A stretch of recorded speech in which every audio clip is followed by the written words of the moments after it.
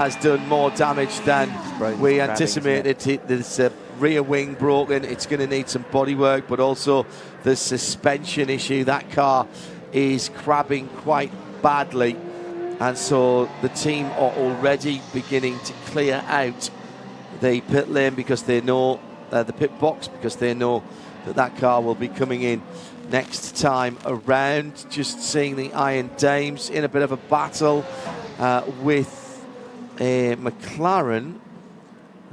Don't think that was for position there. Is that Nick Costa in the 59? Because if it is, was that Hiroshi Hamaguchi? Excuse me, that was for position, and that was for second place. 14 seconds behind Manthey. Still greasy offline. And that's the problem, Jeremy, is the Vista 55 car a moment or two ago. Did you just call me Jeremy? Did I call you Jeremy then? Excellent. Johnny, JMO, 55 Vista Corsa, Francois Herriot going around. See, the GT3 cars, John, I should have said, the GT3 cars, Bob, is that I would have thought now are the best car to be on slicks, because for them to go earlier with the ABS in particular. Well, I was going to ask you that. How the ABS is great, and racing ABS is way better than when it first came in. It's very sophisticated. It's used to working with race. It's designed now to work with racing tyres, which it sometimes got confused about in the early days. And we had some really big accidents because of that.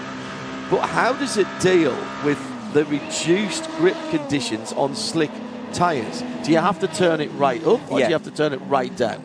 You tend to turn it right up, so you've got wet settings for the traction control as well as the ABS. You'll turn it right up. It means it engages a lot sooner, but it obviously avoids the lockup, so you're never going to fly off the track. But it doesn't mean you can brake as if it was dry, because you'd still go off the track, because although you would never lock up, it wouldn't slow you down enough, and so you'd be going too quick for the corner. But it just takes away that element of making a mistake. So in these conditions, you just turn the traction control right up to wet settings, and the same on the ABS, and it would mean that you're going to have a lot bigger safety net to protect you from making an error.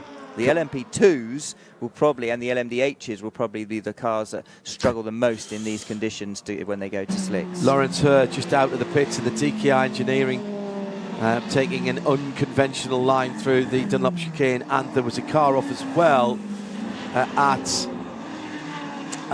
Indianapolis through the gravel and brought a whole load of gravel back on the track. I think that might have been Fred Vesti in the Cool Racing 47, but that's just what's come into my head. Let's check in with Diana Binks, who is in the pit lane for this CrowdStrike report.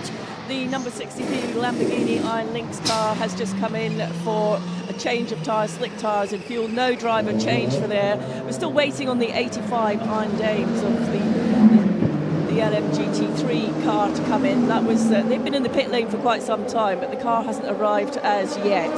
And that's it from the pit out area. Everyone else, I can see the number 50 lining up for a tyre change also.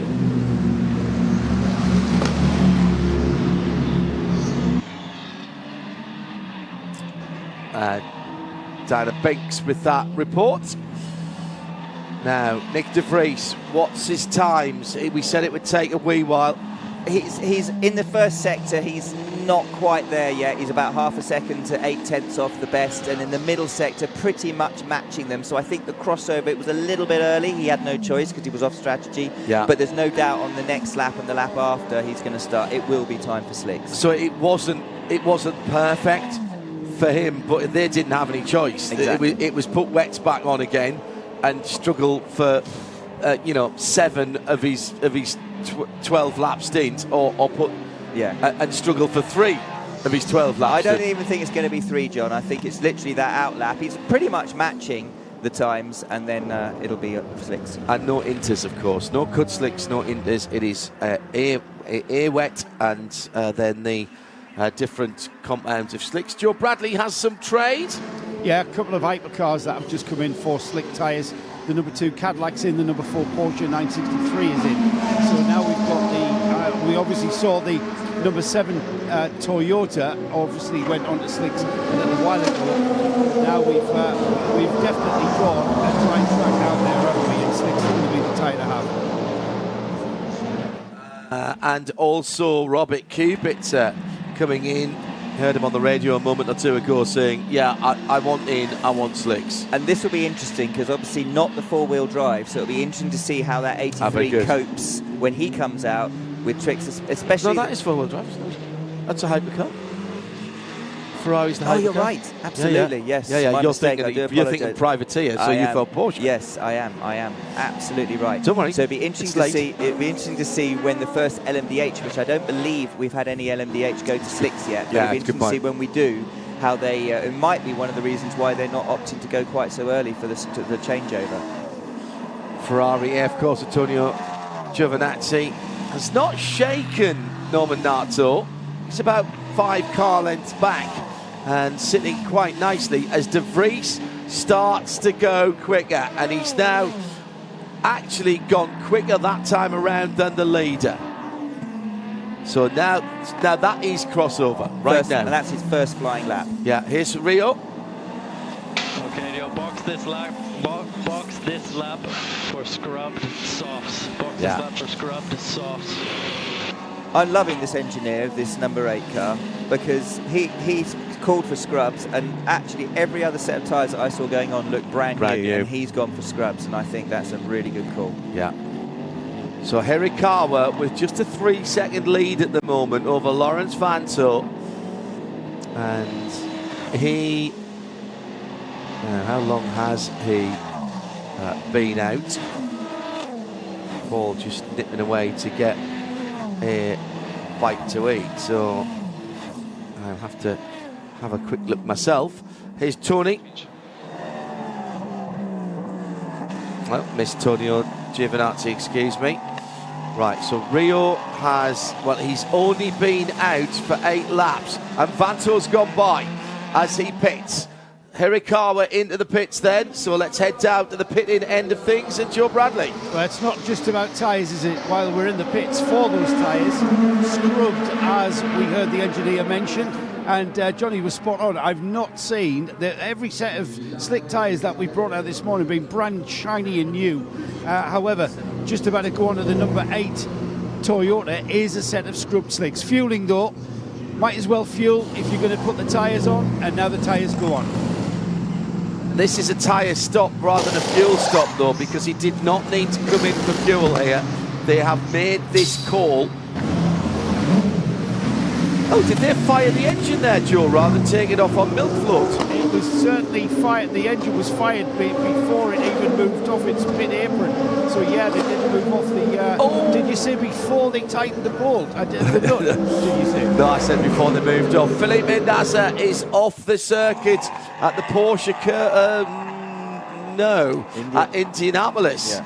It's where the Goodyear branding is on the circuit. He's lost that very early in the piece. Did he have that squat? Did he have wet tyres on, or had he pitted for slicks? They look like he might have had mediums on, maybe?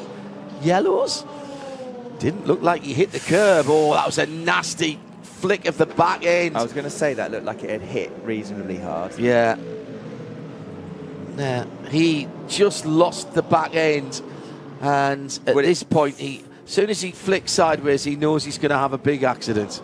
You're just waiting, right, and then the flick left. Yeah, so he corrected, got a flick of oversteer on the wet there, going into Indianapolis. He corrected, and then it gripped up and sent him the way that he'd corrected. He's out of the car. We've seen that a lot. He is on slicks, I think. Yeah, I think he was on slicks. It doesn't make sense if he was on wets that would happen. But with the slick tyre, he was on the damp. It hit the dry section as he was correcting, gripped up, and then just literally flicked him in that direction. That was his 6th lap out of the pits. So in that case, he can't have been on slicks, John. So we'll check that again. I couldn't see the grooves in those tyres. In and out then for Ferrari AF course Antonio Giovinazzi, and he's on the white wall tyres, which means he's on the softest compound available to him. Wet's coming off the number 3 Cadillac, the big white with the S on it. Bit of a giveaway, really.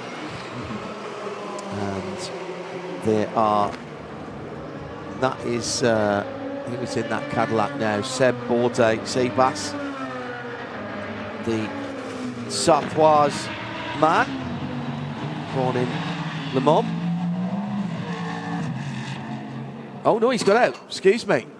He's got out, the timing just hadn't quite caught up. It's Dixie. Oh, thanks very much. Scott Dixon gets in for the first time in a long time onto a drying track with a new set of wets, and they are brand new. You can see the shiny release agent that is... new set of slicks. A new set of slicks, yeah. New set of slicks, brand spanking new, and he is absolutely tiptoeing through the Forest S's. Yeah, you can actually hear, you can hear the engine revs there, and he was probably at about 30% throttle, and I don't blame him. But Scott Dixon, a fantastic driver with a lot of experience, and a lot of experience at Le Mans now. Yeah. So he'll know how to keep this on the road. He's much more than a guest endurance driver. Oh yeah. You know, what's he done? 5 or 6 Rolexes now, and he loves it. Sadly, of course, the IndyCar calendar came out earlier this weekend, and they've got a clash with Le Mans next year, which is incredible, because it's not as if Le Mans moves around. Le Mans isn't going to be in March next year, is it? Well, as far as we know, but incredible. Each championship, though, they all quite rightly they think they're the most important in the thing, and a lot of moving parts. Yeah. The jobs that I never want to do in motorsport is race control or race steward, although, well, obviously we talk about it quite a lot, but still I wouldn't do it. And putting the calendars together. Putting calendars together when you've got to try and make it fit around other championships. Big lot of wheel spin. So that wasn't wheel spin outlawed here?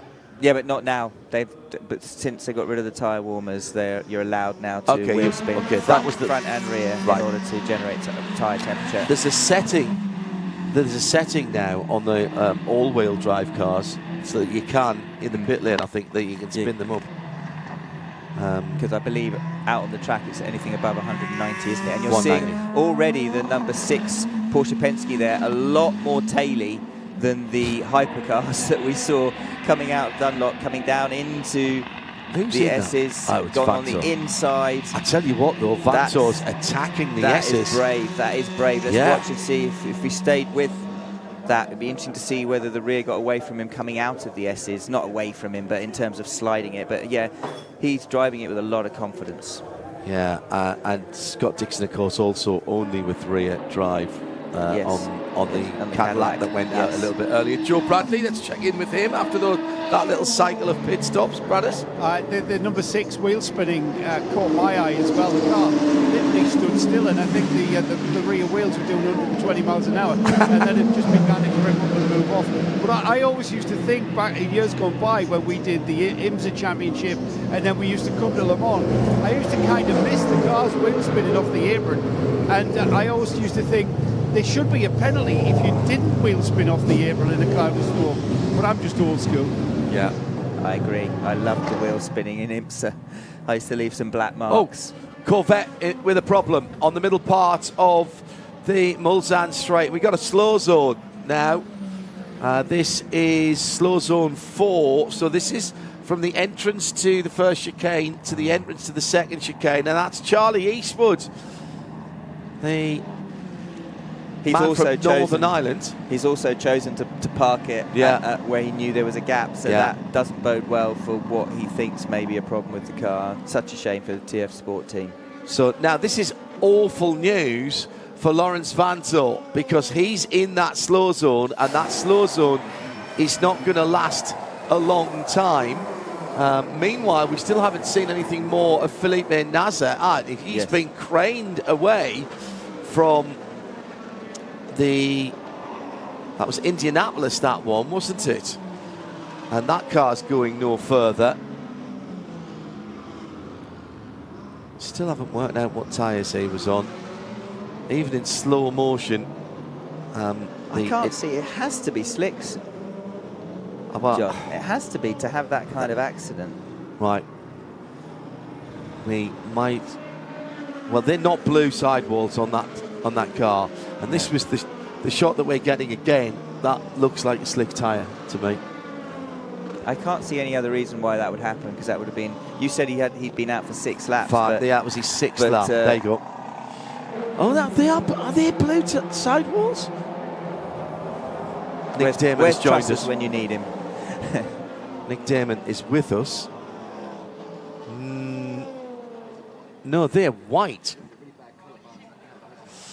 Nick Damon. They're soft slicks, aren't they? Instead of softs. Nick Damon just said there's a really bad colour balance on that camera, but that looks like a white sidewall. Nick, the TV technology man. Studiovision powered by Nick Damon. Don't forget our Omologato racing time at the moment, showing 6:36 and 8:76. 5, 4, 3, 2, 1. If you are syncing up to pictures around the world, our dedicated radio commentary on Radio Le Mans, live from the Ford Performance Studios.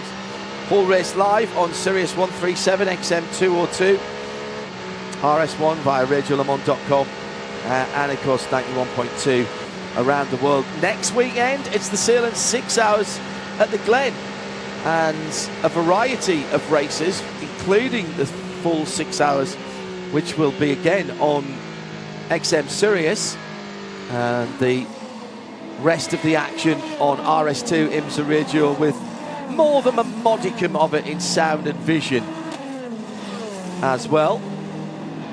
And Shea Adam will be joining Jeremy Shaw and me.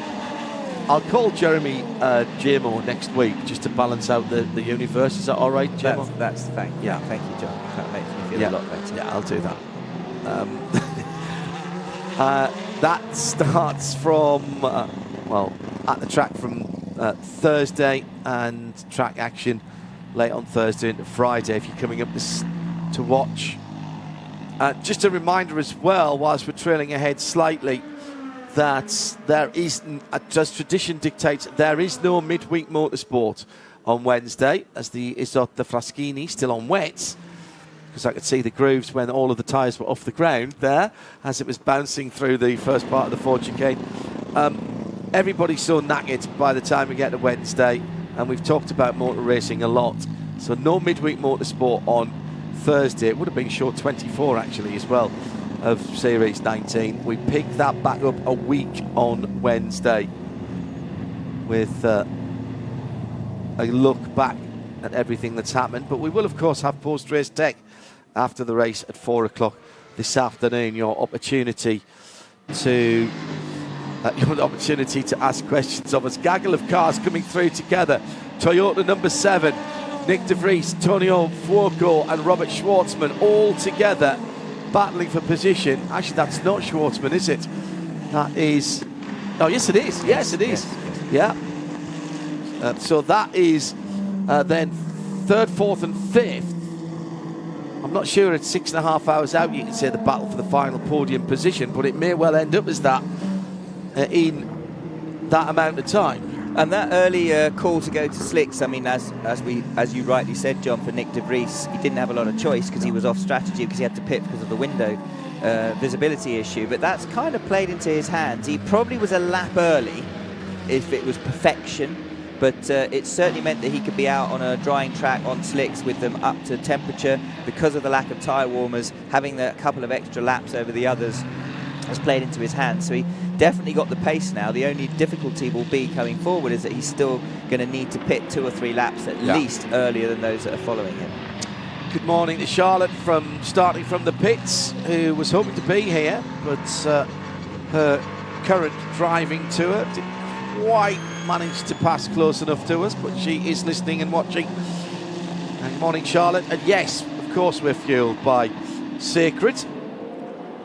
We have almost gone through a box and a half of pods. Sacred Coffee powering our morning shift and the overnight hours as well here on 91.2 FM. And my goodness, did I need that last night before we knocked off at 4 o'clock in the morning. Those last 2 hours between 2 and 4, call it the graveyard shift for a reason. I was just watching Fuoco then chasing down Nick de Vries, and the BMW of Sean Gallel just clearly did not see him. No. And just turned in on him going into Tetra Rouge. Oh, and there was contact, definitely. Side-by-side contact. And Sean Gallel was always going to come off worse in that, so I'm surprised he turned in. I mean, he had to turn in at some point, but he turned in so much that Fuoco and he touched his right front to the middle of the car. How difficult is it, though, for a GT driver sitting on the left-hand side of the car to see a low-slung prototype on the right rear quarter panel? Well, at the point that he's actually on your right rear quarter panel, maybe it's quite difficult, but the whole point is you're scanning your mirrors constantly, so you can see them coming. You should be able to see them coming. You shouldn't be turning into a corner, say at the Porsche curves where they dive, they all head into a slow zone. So you should be able to see them coming. And don't forget they got radar as well. Yeah, good point.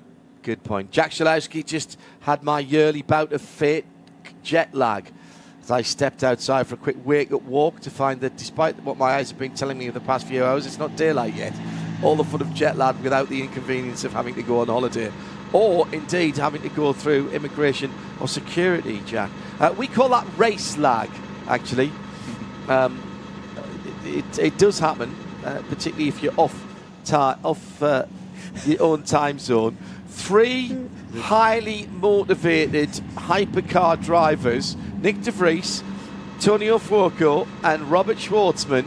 It is like having thoroughbred racehorses right up on the bits. They're holding these cars back. The cars are on the limiter, all set for these slow zones, and they will be looking for the next piece of green flag. We do a Hertz hourly update, but I feel something might happen here, so we're going to just give it a couple of corners as we wait for these 3 to come through Indianapolis. This is. It looks like one of those track cycling races where everybody's going slowly. Who's going to jump? Who's going to jump? Well, of course, they can't go until Nick goes. So he's got the advantage. He can go first. So he will edge out, and they'll all go one after the other. But nevertheless, it's where does that end? A really, really good battle. It'll end just coming out now. Here they go. Just out of honor. Oh no, it's just there. Green flag, and Nick gets his foot down. There's the number. Is that the number 24 that they're going past? Yes, it is. Car's been in the wars in LMP2, but remarkably still running in 12th position for Nielsen Racing. And Nick doesn't have to think too much about defending because obviously it's a dry line, so it's going to be difficult for Fuoco to go past him, because as soon as he gets offline to pass him, he's going to be on the damp stuff. It's slicks. A very dry line, though, isn't it? The line itself is, John, absolutely. Yeah, outside, but there are places like through the middle of the Porsche curve where the line is 2 cars wide. There's other places where it is literally 2.152 metres wide, with whatever the track of the I think it's the slower corners where you aren't having cars overtake, because obviously Porsche curves, there's cars going offline to overtake GT3, so they're helping to dry the track. In the slower corners, the chicanes, that's where you get that little band of dry. Because you're not getting the help of the downforce on the car that will give you a little bit more confidence. Right, well, that has now restarted. De Vries has pulled a couple of car lengths, but nothing much more than that. You'll hear Johnny's exclamation if anything happens, while Paul Truswell does the next hourly update at 6.5 hours to go.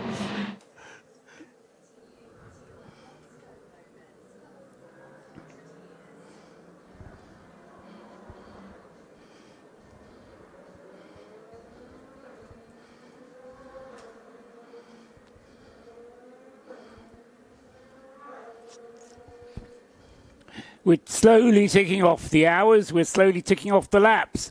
We've had 17.5 hours of the race, 6.5 still to go, and we've completed 217 laps. And we still have 11 hypercars on the lead lap. In the lead is number 6, Lawrence Vantor, in the Porsche Penske Motorsport car. He has a lead of 17.8 seconds over Ria Hirakawa in the Toyota, who is 9.6 seconds ahead of number 7, Nick de Vries in the Toyota Gazoo Racing Toyota. So Toyota's second and third, but we've been observing this superb battle for third place as Nick de Vries tries to open up a bit of a margin between himself, Antonio Fuoco in the number 50 Ferrari, and the number 83 Robert Schwartzman driven AF Corsa Ferrari. As I say, they're all on 217 laps, and those top 5 separated by just 30 seconds, would you believe? In 6th place, number 2 is Earl Bamber in the Cadillac. In 7th is Freddie McAvici in the Porsche 963, car number 5. In 8th place, number 51, is the second Ferrari, James Collado, not having as good a run this year as he did last, but still up there. In 8th place, number 51. 9th is number 12, Norman Nato, at 9th and 10th are the 2 Hertz Team Jota cars, with Norman Nato in 9th place and Jenson Button in 10th place, with that's 12 and 38. Still Scott Dixon, the remaining car on the lead lap. That's car number 3, the Cadillac. In LMP2, the leader there is Ben Barnicoat, number 183. Second is number 37, Malte Jakobsen in the Cool car. Third, number 10, Stefan Riquelme in the Vector Sport car. Fourth, number 34, Vladislav Lomko in the Inter-Europol competition car. And fifth, number 22, is Ollie Jarvis. Sixth is Richard de Garus in the EDEX Sport car, number 28. LMGT3, still Richard Leitz leading for Manthey Racing in the Porsche, number 91. Second is Daniel Mancinelli with the Harder Racing Team Aston Martin, number 27. Now up to second place in LMGT3, 40 seconds behind the Porsche, but less than a second ahead of Sean Galail in the Team WRT BMW, number 31. Fourth is number 95, the fastest of the McLarens. That's Marino Sato, and we'll just interrupt it there.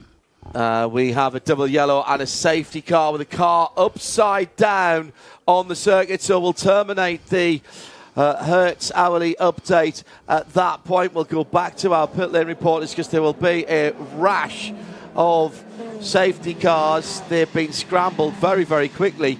I also noticed as well, attention to detail, by the way, by the team that look after the Porsche Turbo S safety cars, the WEC cars. They've all been washed and cleaned down since they were out in the middle of the night with the bad weather. Now, that looked, I think he's hit the tyre. It's the heart of racing. Yeah. It's the heart of racing car. Out. Daniel Mancinelli, he's on the radio.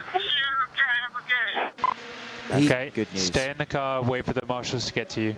Yeah, that was good as well from the race engineer. This is at Indianapolis. He's come round that first part of Indianapolis. Probably had the same accident as we saw the number 4 Porsche having earlier on, and except it's flipped the GT car over. That's game over for Harter Racing, who will be back next year, of course, with 2 Valkyrie AMR LMHs. Completely flat floor on the GT cars now. Yeah, you can see from the edge of the tyres, he's lost it, as you say. We'll probably see a replay, but he goes, in fact... Oh, no. He's just got on the wet. I don't think there was a touch from there. It was that battle, the 51 on down. So that was the Collado now with McAvicky and Norman Nato. And yeah, exactly as we thought, on slick tyres and fairly new slick Goodyear Eagle tyres as well there. Second place, was he, in the class? Second light. And what happened there was that he was trying to give room to the battle coming behind him. He was aware of them coming, and he went on the wide line through Indianapolis and misjudged how wet it still was out there with him being on slicks and just lost it. Really unfortunate. That's a small error that had a bigger consequence than it deserved, really. So it's really good to see him get out of the car and be fine. The angle that he hit the tyre ball at, it literally just brought him round and stuck it. So, but the fact that he ended up upside down made it look kind of more spectacular than it really was. Yeah. But nevertheless, that was still quite a big impact initially with the tyres. And whatever anybody thinks, absolutely the right thing to get the safety car out immediately. Yes, you have to neutralise the race straight away to allow the marshals to get to that car and find out the condition of the driver. Now, as it was, Daniel has extricated himself once he saw the yellow flags and the marshals told him that the race was neutralised. The car actually in pretty good nick, other than the fact it's upside down. The tyre barriers are going to have to be repaired. I've got to say that this is a... that was, I think, race control working absolutely brilliantly well. They had to do that. I was going to say, though, and I'm not blaming straight away, I want to say this, I'm not blaming Daniel for this, but sometimes it's just better to stay on your line when you've got faster cars coming. It's difficult, though, John, it's because tough, isn't it? In that situation, he couldn't get in on the dry line because they were already coming. There was a train of 3 of them. So in his defence, I can see how he ended up out there. So, I'm not criticising. Yeah, I just think that But sometimes trying to be nice. He wasn't even trying to be nice. He was kind of trying to protect himself as much as anything. And I think he just underestimated, because he won't have been out there up until this point, probably. He underestimated how wet it still was offline at Indianapolis. What we'll do is, with the cars packing up behind the safety cars, there'll be a rash of pit stops. So let's go back to Paul Truswell and we'll recue the hourly update and give you a snapshot at least before things start to change, so you can see what's happening in the race as it develops over the next 6 hours and 20 minutes and 40 seconds. Back to our hourly update with Hertz.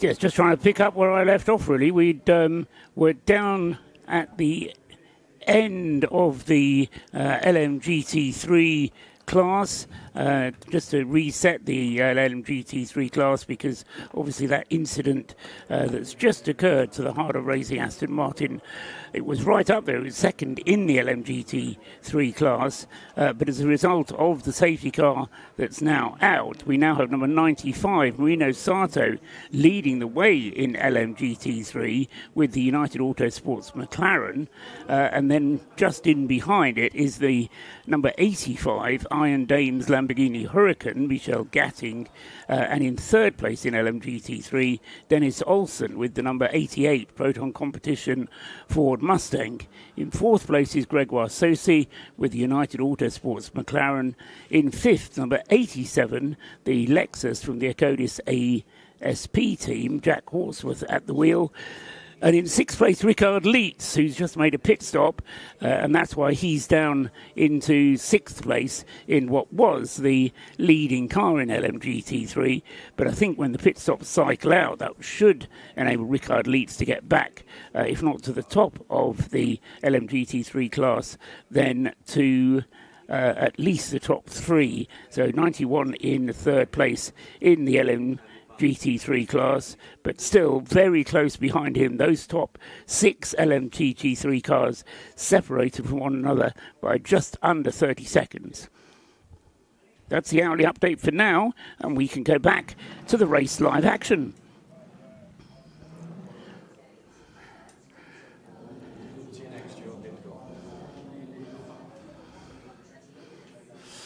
Well, brilliant stuff by our track services and marshals. The Aston Martin Vantage looking a little bit pre-loved there. Johnny and I, with the benefit of being able to see a number of replays and indeed the CCTV footage, which of course not helping on radio, but the science of where you put retaining walls, where you protect those walls.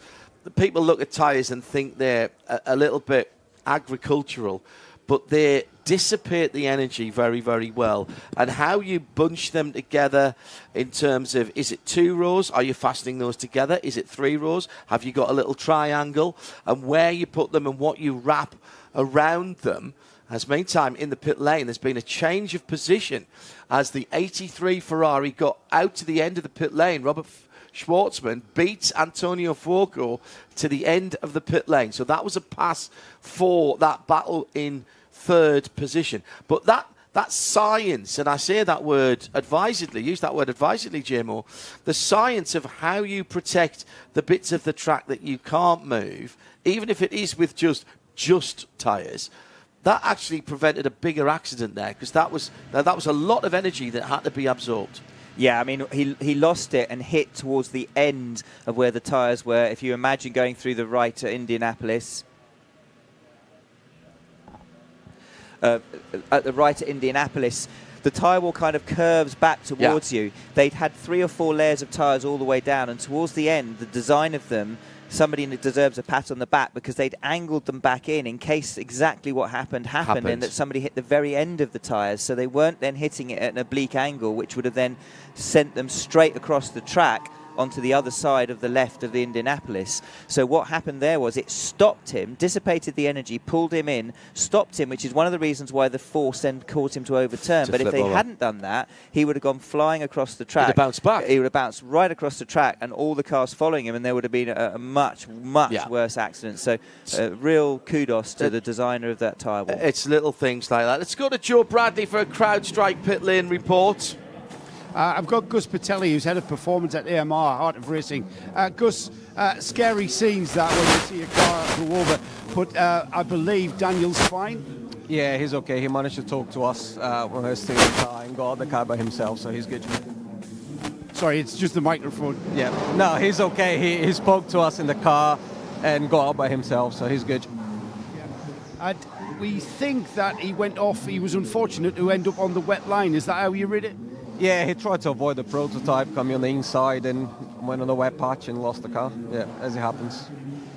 Gus, at moments like this, we always, all right, it's racing, so you're already thinking of the next one. But as a reflection of how this Le Mans has gone for you guys, what can you say? Really good. I mean, the car is reliable, competitive. For a new car, if you look at all the new cars that come to Le Mans, it's always tough. And we had a new car in second place fighting to win. So, yeah, happy with that, but we'll be back next year. And, of course, that massive announcement that the Valkyrie Hypercar will be here for next year. 2 Valkyrie Hypercars. You must be very excited about that. It's great to see the brand. We've always been a Le Mans, and we'll try to win overall as well as GT3. Give Daniel our regards, please, Gus. Thanks for talking to us. Yeah, excellent stuff from the team and Gus to come out and talk to Joe Bradley. Here's Rio Hirikawa. You must be becoming very good at the smooth safety car driving. So I'm a professor promoted. Yeah, PhD. Professor of what could the H stand by? PhD, something H driving. Safety car out again here. Good news that Daniel was fine after that incident. It'll take a wee while to get that sorted, and of course they are going to have to rebuild that tyre wall. Just some news from the number 92 Porsche that came in a long time ago out of the lead in GT3. It was Klaus Bachler who was at the wheel from memory. That car with gear selection issues, the gears can't be changed, and so they tried steering wheel and various stuff. They are now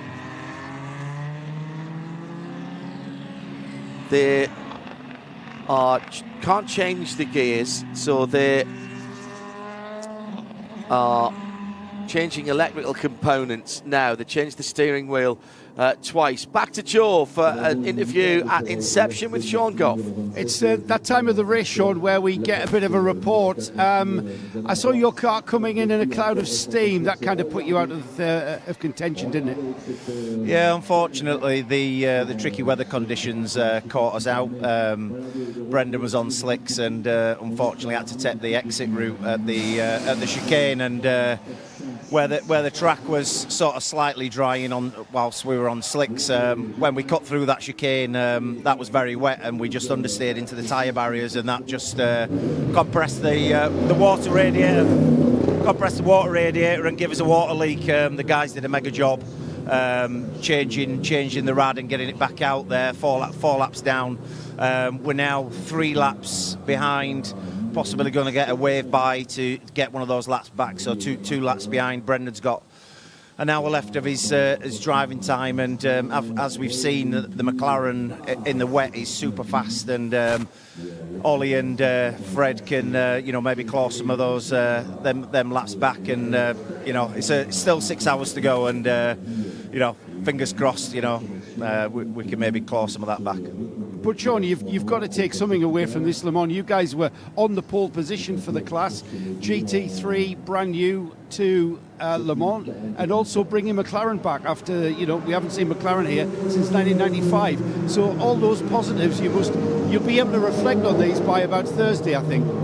Yeah, for sure. I mean, that we go down in history books as the first McLaren to be on pole position. No one can take that away from us. That's there for life. But we're here to win the race, and if we're not going to win it, we're rooting for United Autosports to get that McLaren home in P1. Thanks, Sean. I'll leave you alone. Very good, Joe. Thank you very much indeed. Klaus Bachler has just left the pit lane in that Mansai Pure Racing car after, Paul, I think you said 25 minutes, did you not? I did indeed, yes. So a long pit stop, but not a disastrous one. They've been having some issues with that gearbox for quite some time. In fact, since we went back to racing, they came in out of the lead of GT3, as we mentioned. 5 laps now down on the race leader in LMGT3. Yeah, that's going to be hard for them. Very unusual for those cars to have those kind of issues. Exiting the pit lane under the same safety car. Right, out in one and out in one for Kuba Smikowski. That will give him a fairly punitive penalty. His maybe people. There's Chen that they might need to fit. All of the leaders might need to fit so that we can get the lap back. Yeah, just save everything you can right now. Save everything you can, because you never know what's going to happen. Yeah, and that's good advice as well, Johnny Morlam. Pipo Derani reading the race. It always impresses me that drivers out there, they've got enough mental capacity to work out what's going on around him. Now, all right, we're under the safety car at the moment, but we've heard drivers do that when they're still absolutely flat out as well, looking up at the screens, did you used to look at the screens when you went across the start-finish line? Actually, sometimes I did, I must admit. It's not that difficult. It sounds like it is, but it really isn't that difficult to look at the screen and see what's going on. Maybe not necessarily all the time during the race, because there's not that many tracks where you're actually able, aside from the Grand Prix, where you have screens everywhere, to actually watch yourself on the screen. But certainly I remember back in the day doing Porsche Super Cup and stuff, you could look up on the screens quite a bit and see what's going on. And in particular, straining to see at the end of qualifying, or when you did a qualifying lap, where it actually put you overall. And that was before you got told on the radio. We're used to timing towers in the States at a number of places. Yeah. There used to be one at WeatherTech Raceway, what's now WeatherTech Raceway, Laguna Seca. They've got one, of course, on the start-finish line at the Rolex at Daytona. And you'd look at those to see, again, your position. There's a lot of information being given to you, like just going every time you go across the start-finish line here, you've got the clock. Yeah. So you can see how much time's left, what's going on. So there is a lot of information, and the drivers are just executing the driving part of it because it's just in their DNA. That's what they do. And then that gives them spare capacity to think about the race. And the more experienced you are, and Pipo Derani is a very experienced driver, you do get a feel and an instinct to the race, but you can't see everything that everyone in the pits can see, so you still have to be led by the pits. Here's another significant investigation going on for Kelvin von der Linde. This is the car that got nailed this morning yesterday morning, in warm-up by one of the Toyota Hypercars. Kelvin was at the wheel of that, the Acodis Lexus, and that's another car that's exited the pit lane under the same safety car. They've been having a great run. But can I just say, I don't see how you can be investigated for exiting the pit lane under the same safety car. Surely you're just running a red light. So if that's correct, so, and it doesn't say running a red light at the end of the pit lane. But you're not running a red light. You are. No, you're not, because it's not a red light. It is a red light. It's not red. Please. So we had the conversation with Johnny and John earlier on, because this came up with the last safety car. Yeah. The problem is, if you do a very quick pit stop, get to the end of the pit lane, the light has turned green for to anybody enable else the who's there. queue Yeah. to go out. Yeah. If you arrive at the tail end of that queue, you're not allowed to just follow the queue out and join the queue at the back of the safety car. You have to sit and wait. Even though there's a green light? Even though there's a green light. So what happens is, you're trundling forwards. Oh, the light's turned green. It's exactly as you would do if you're coming up to a traffic light. It turns green and away you go. But you're not allowed to do it because as the rules say you have to wait until the following safety car. So what do? Pull over to the right-hand side and wait? This is exactly the problem that Johnny had. No, you just wait anyway. You don't have to pull over to the right-hand side because anybody behind you will also have had to wait. Not necessarily. There could have been somebody doing a longer pit stop. Yes, somebody who comes in who is allowed to leave could then be disadvantaged. So the fault lies with the car controller who's let the car go. Right. He shouldn't have let the car go in that time. Now, it happened to Simon Mann. Mm-hmm. It happened to Nick Tandy, possibly. I can't remember. There was another... Nick de Vries. Nick de Vries, it was. That's Our right. Nick has just shouted. Thank you. It happened to Nick de Vries in the previous safety car period.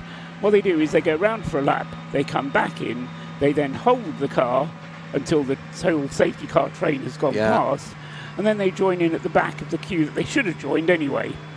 Yeah, yeah. And what they do is they then maybe lose 2 or 3 positions in the queue, but nothing more than that. You'd have to have a really quick pit stop though to be able to join up onto the back of the. Not if you're right at the front and all you're doing is getting fuel. Mm. Yeah, and there's a long tail of cars. You know that it isn't necessarily just a third of the field, is it? It could be. And if it's not quite packed back up again because it's the safety cars just come out, so you get in. The key point there is not being able to wait at the line, because somebody else, you might have come in and somebody else who's been on the previous safety car has got a problem and they pull out and they should be allowed to go, and you're sitting in the queue going, right, green, oh no, hang on, I can't go, I'll just stop here. And of course that disadvantages the guy behind. They almost need to split the lane at the end, Correct. don't they? Correct. So that you queue on the right if you're in that safety car and you queue up. What? We have a vehicle going wrong direction into the face of the safety car train at the Ford chicane. I've never seen anything like that at all. Here comes the Toyota number 7 out of the lead. This is Nick de Vries. Here's the radio. Place. Kenny, what's the most dangerous place currently with wet patches? 15, 16, 17. But it's okay, it's okay. And that's for the incoming driver, Joe. There's going to be a driver change here. Yeah, Kamui Kobayashi is now just inserting his seat into the car. Nick de Vries already out of the car. Kobayashi slots himself into that very small aperture. And the car being refueled while we change the driver. The passenger door, so to speak, is shut. The driver still being strapped in by his crew member. And the strap's being done up as the car goes on to jacks. I'm just going to wait and see what tyre he's going to put on. The softs have come off, and it is softs that's going back on, and they are unscrubbed. So brand new Michelin softs on the car, gets the go-ahead. And again, powers up, does not use the electric to pull off. Maybe is that so they can spin the wheels? Because the wheels are certainly spinning all 4 there. Yeah, that's a good point, Joe. Yeah, spinning the wheels is allowed this year, and indeed it's encouraged to try and get some heat into the tyres, yeah. Whilst you were grabbing your sacred coffee breakfast, we had a little chat about that, and thank you for that. So he stopped very short of the red light. Yeah. Is that to allow... It's been the procedure so far. They don't go all the way to the red light. They have been stopping there. Mega job by the track services crew who disappear back into the woods to drivers right at Indianapolis. Not only have they replaced all of the barriers, but the banding that goes around it, the dressing, the front dressing, if you will, that's all has been changed as well. Leading LMP2, Ben Barnicut is behind the wheel of the 183. Of course, exactly as we said in our first tickets previews about the potential in LMP2 for a Pro-Am victory. They could win overall, but Ollie Jarvis, he's trying to get back on terms with him in the number 22. It will not have been that difficult, Paul Truswell, for the Pro-Ams in LMP2 to get their bronze drivers through their lap times, because there was 4 hours where they could have been sitting in the car. Absolutely, and it hasn't really been a problem, which is why we've got a Pro-Am car actually leading the race. The Pro-Am car leading the LMP2 element of the race. The AM in that car, who's that? Francois Perrodo. Perrodo, that's right. Has done all his driving time. Yeah. So he doesn't have to do it anymore. He's done his 6 hours, and as you say, the problem of getting your AM into the car was really taken away, because it was obviously going to be a long session, long safety car. And it was necessary to make at least one stop during the safety car. It really didn't disadvantage you at all to bring the car in and get the AM in. We are still under the safety car. We've not yet changed from intervention mode. I suspect that will do. In fact, here we go. We are going in to the merge. Let's take a look at the weather as we move into the last quarter of the race in 2024.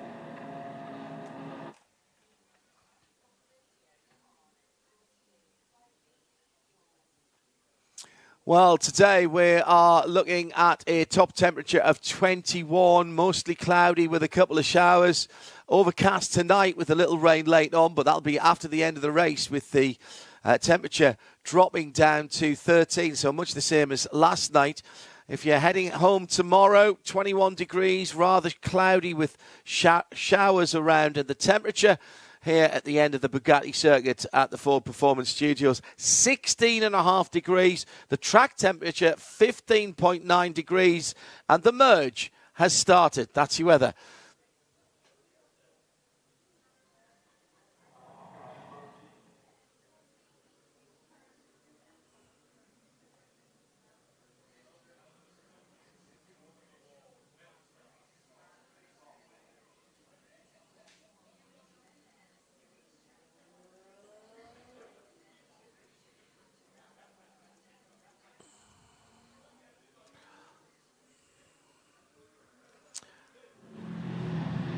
It's the breakfast show. It's kind of a late breakfast with Sacred Coffee. Coffee, not just to get you through, but a coffee company that supports motor racing as the official coffee of Porsche Racing. TF Sport, Charlie Eastwood has had an issue. Didn't we see that being pushed behind the wall? Yes, earlier, we did, John? on So the Mulsanne straight. Yes, they must have got it back out. But only as far as the Porsche curves. So the problem has reared its ugly head again, potentially. Yes, he's not completed another lap since he was pushed behind the wall. So he's now 8 laps behind the class leaders in LMGT3. Fair play for still trying. Yeah. So, Paul, I take it that we were talking about LMP2, Ben Imparnico leading, albeit in the Pro-Am class in LMP2, and Oliver Jarvis was just behind him, but he was due a pit stop and he's come in. Yeah. Indeed. Under safety car, that means it was emergency service. Yeah. So he can only get 10 seconds of fuel. He'll have to come back in again when it goes green. That's really unfortunate. Obviously, you don't want to run the car out of fuel on the circuit. It's going to take a little while for us to get back to green. Here's the race director. We have marshals working at MP33. We have marshals working. I know I did fade that out now. That disappeared on me. I just don't understand why the United car didn't come in the lap before. Why they waited until the merge to pit. They could have pitted when it was under the 3 safety cars. Yes, and correct. So that seems a bit unfortunate, the timing of that, but there must be a good reason for that, because they're normally switched on at United, so they know. Yeah. So maybe it was just the safety car was so slow and they got caught out. Right, I am going to, in fact, we've gone back to safety car 1 of 4, intervention. So the merge has been cancelled then in that case. And we still have 3 safety cars out. Safety car C has got the leader, which is Lawrence Vantour, ahead of Ryo Hirakawa, Porsche number 6 from Toyota Gazoo Racing, right up his tailpipes now in second. And the Cadillac in third is that of Earl Bamber, although he's not in that safety car train. Now, and we've got those cars coming at the pit lane. Here's Charlie Eastwood. Yeah, just kept shutting out the whole way through Porsche cars there, but I'm not in fifth. I have no idea how I'm going to get down to first to go. Right, so gearbox problems for that. So because we've gone back to intervention, the pits have reopened. So that's really, really unfortunate for United. I'm not sure whether the pits actually ever closed, because although we saw it on that screen, pointing up one screen, we didn't see the message on this screen, which I think holds the official messages from race control. Yeah. And all it says is that Charlie's found a gear, possibly not first, but he's got it back. That's all he had to do. The leaders go back to the end of the pit lane in the same order that they went out, and they will therefore drop into the safety car train that Earl Bamber is in when he comes around. He's in safety car A train, I reckon, that number 2 car. Sorry, Paul, go ahead. No, I was just saying that the beginning of the merge, in other words, the message that comes up on the official race control, merely said, or only ever got to say, the merge is commencing. It never said, prepare for merge. This is the last lap of safety car A before we start merging. This is the last lap of safety car A before we start the merge exercise. Right, the merge exercise will start as safety car A comes across the line. So the pits is still open. The pits are still open, so here comes the safety car out of safety car A. Now, it took 29-30 minutes last time. I'm going to ensure that it doesn't take that amount of time this time. Okay. And the reason I'm going to how I'm going to do that is on Friday, just after the announcements from Ford Motor Company, Mark Rushbrook, who is the head of global performance for Ford Motor Company, head of Ford Performance Global for Ford Motor Company, sorry, it's late in the day, came to the studio to have a chat with us about various things. Some have been talked about already, and I think it's a good opportunity as the Peugeot's gone off under safety car, so we will go back to intervention possibly here for Nico Müller, and that is at Indianapolis again. Yep. He's gone straight on. Looks like he's had a jam throttle there as he's come in, because that's bounced across the gravel trap. Right, extraordinary. I would have to see a replay of that, John, because that doesn't make any sense to me behind the safety car. Had that safety car B just pulled in? No, it hadn't. No, because we hadn't started the merge. Yeah. So there's no excuse for going quickly. So actually, the safety car A crossed the line, but they didn't start the merge this lap. It's going to be the next one around.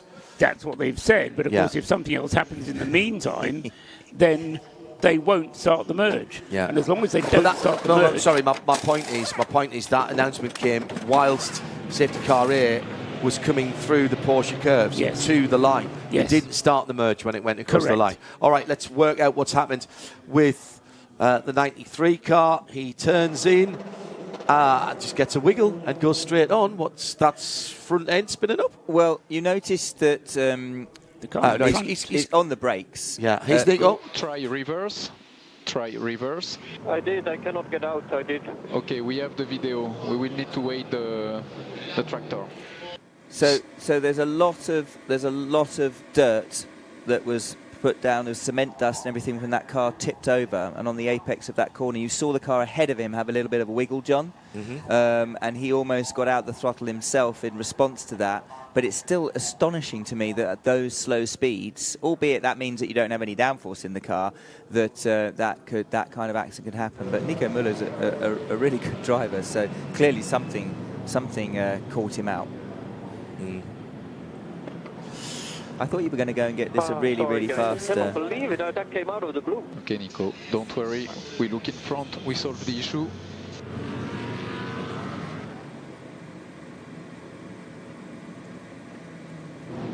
Yeah, Nico Müller got into the car at about 3 o'clock. Let me do that some again. Right. 1 o'clock in the morning. That's the last time he drove the car. But he just got in then, hadn't he, Trussers? Is that right? Yeah. Yeah. Yeah. Yeah. Right. So Nico Müller is turning in. The car just had a tiny little wiggle. The car in front had a tiny little wiggle. Exactly the same thing, but the car in front got away with not Ferrari, wasn't it? Spearing off to the right. And it's just that moment again where you turn, correct, and go. It's a Cadillac. I said Ferrari. Porsche. Paul said to me Porsche, and it actually was a 311 wheeling car. Right. So we're back to intervention. This is going to take a while, so you will not be missing any action. But we were talking earlier on about Ford Motor Company and their commitment to Le Mans. Mark came in, the global Ford performance head, on Friday after the announcement, and we spent 10 minutes or so having a chat about Ford at Le Mans. There's some really interesting stuff in this, and I was meant to send this audio to John de Geese so he could have a listen to it as well. I will send it to you, John. Sorry, I got busy with going back to green flag. So first of all, I asked the man at the head of Ford Performance globally whether he was happy that the brand was back at Le Mans this year.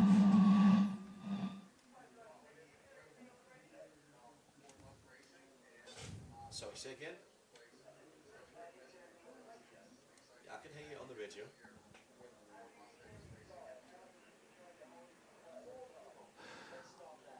Right, okay, this is 14 minutes long.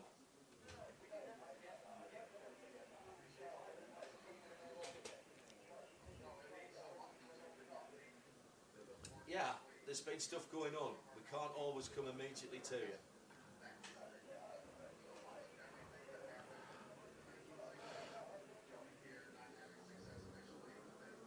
We'll come back to you after this. We'll still be under yellows.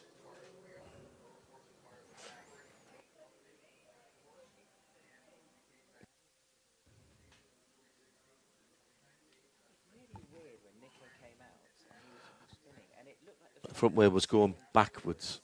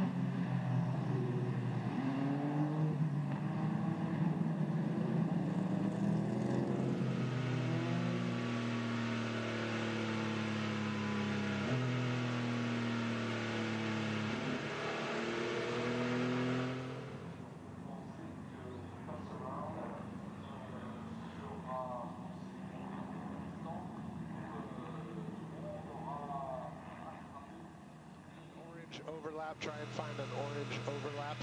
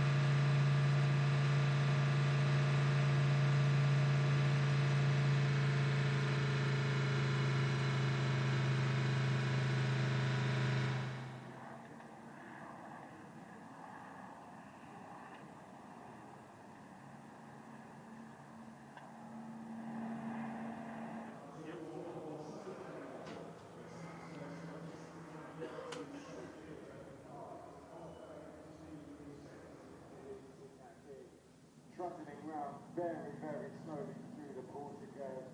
There's a deep issue in that car that he cannot fix out of himself.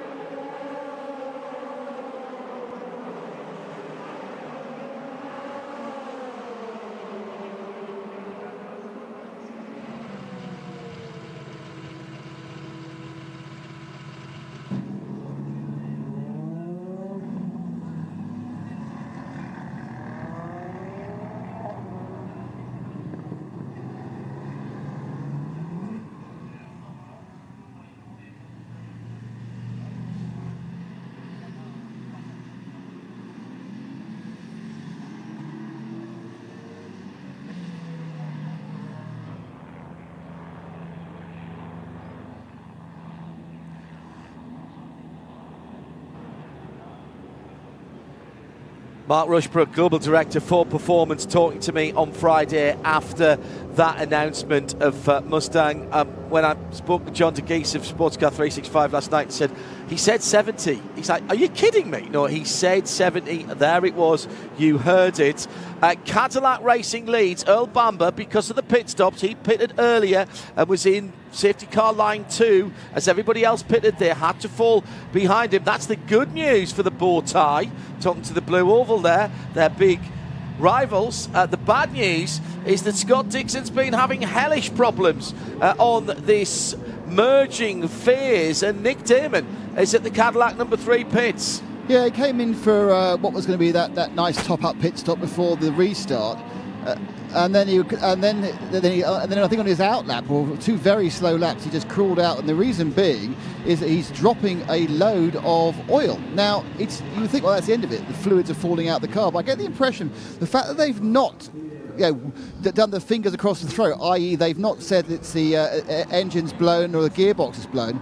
I would say my guess is it's a line that's come off. They've had a line that's broken or has come off, and that's what's actually junked the oil. Because obviously if there was a hole in either the gearbox or the engine, they wouldn't be in any way interested in getting going again. As it is, they're pouring in about they're up to 4 litres of Mobil 10W40. They may get the 5th one as well.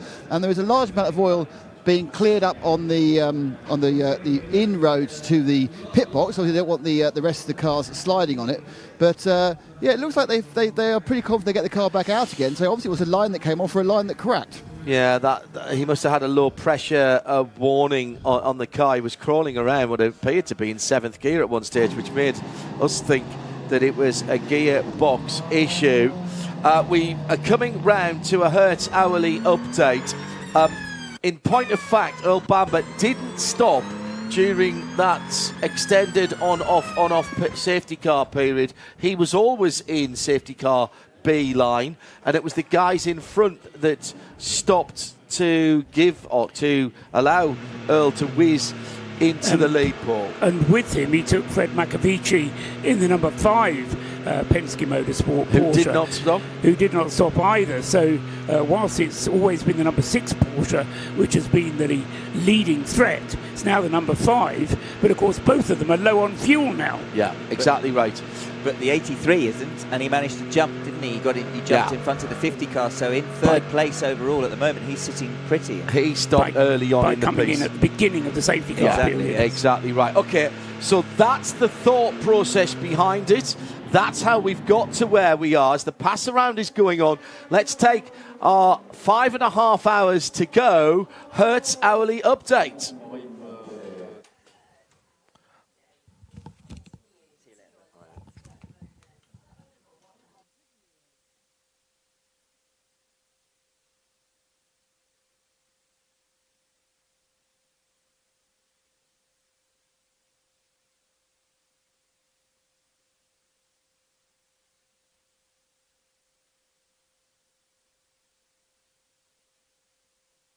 While we wait for the order for the safety car to be brought in, we'll just give a quick update, because then the cars will be released from behind the train of cars, but they need to do one more lap to catch up with the back of the safety car. Leading the race is the number 2 Cadillac racing car, and by so doing, he becomes the 7th different car to lead this race. Earl Bamber at the wheel of the number 2, 224 laps in the book for him. But right behind him is Fred McAvici in the Porsche number 5. In 3rd place is number 83, Robert Schwartzman in the yellow Ferrari. He's also right behind Earl Bamber and Fred McAvici. And then in 4th place is Antonio Fuoco, car number 50, the official Ferrari entry, and those 4 cars absolutely together. 5th is number 7, Kamui Kobayashi in the Toyota. In 6th place is number 6, the Porsche with Kevin Estre driving. In 7th place is number 8, Sebastian Buemi with the Toyota. In 8th place, number 51, James Collado with his Ferrari. 9th is number 12, the Hertz Team Jota Porsche. And 10th is the other Hertz Team Jota Porsche in the hands of Phil Hansen. As the positions in Hypercar, but they're also close together. It's bound to change as soon as the safety car comes in, probably at the end of this lap. In LMP2, Patrick Pilet leads the race again for Vector Sport, number 10. They were early leaders and they've spent the last 7 hours trying to get back on terms. They're now back to the front. So Patrick Pilet leads in number 10. Second place is number 37, Lorenzo Fluxa for Cool Racing. In third place, 183, Nicola Barona in the AF Corsa Orica. In fourth place, number 22 is Ollie Jarvis in the United Autosports car. Fifth, number 34, the Inter-Europol competition car with Clement Novalak driving. And in sixth place is number 28, Job van Outert with the EDEX Sport car. LMGT3 being led by Jack Horsworth's Lexus now, number 87. Rickard Leitz with the Manthey Porsche back into the podium position now, but only up to second place. But again, those two cars absolutely together on the road. So 87 Lexus, 91 Porsche are the first two. And then third in LMGT3 is number 31, Sean Galaile in the BMW M4. Fourth is Marino Sato in the McLaren. Fifth is number 85, Rahel Fry with the Iron Dames Lamborghini. And sixth in LMGT3 is a McLaren, and that's the second of the United Autosports car, Gregoire Saucy, with car number 59. That's your top six in all three of the categories, and we've got just under 6 hours to go, 5.5 hours still to go.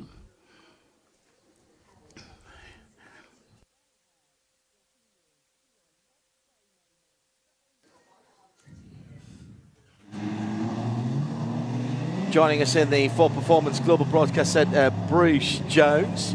And, well, it's turned around again, Bruce, to be honest.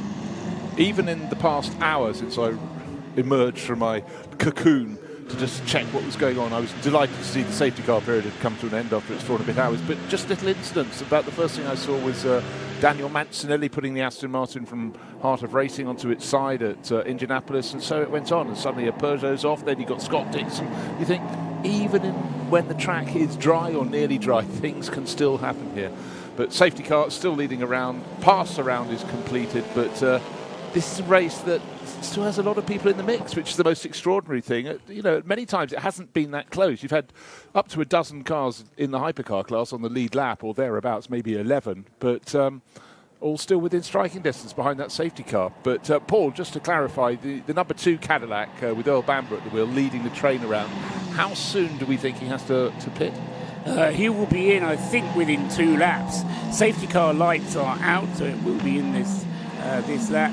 I think we've got... I don't think he'll be in at the end of this lap. He'll have one more for sure, possibly 2. It all depends how well he was able to save fuel whilst the safety car was out. In terms of his stint time, he's coming up to the end of his 12th lap now, so he'll certainly be able to do this one.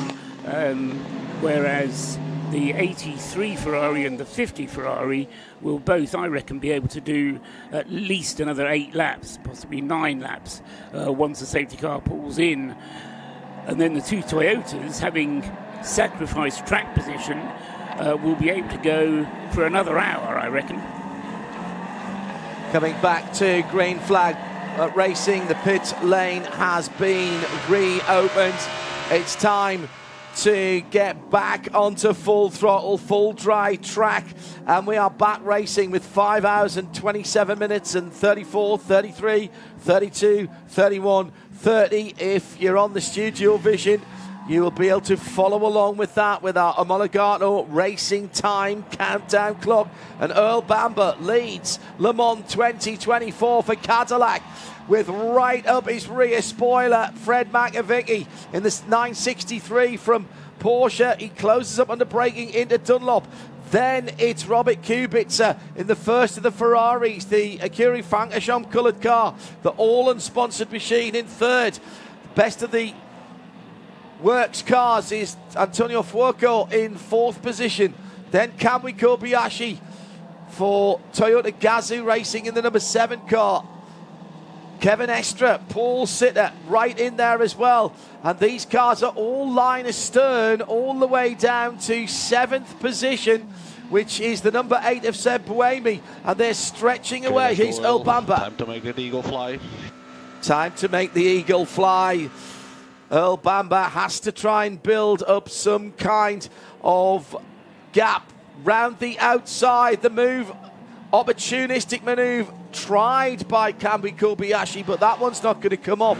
In the background, Pipo Tirani, I think, has got past Phil Hansen and Will Stevens, because that was the next car I could see in line behind this this set of leading cars as they head down the middle part of the Mulsanne Straight. I'm looking in the background as well. Down the inside, Ferrari on Ferrari action, and Fuoco takes Robert Kubica. That was a brave move, because Robert was very feisty early on when he had Works Ferrari there, but he's right back in the slipstream now as they come out of the Mulsanne corner and drags up alongside. They're side by side. These two Ferraris need really to be working together.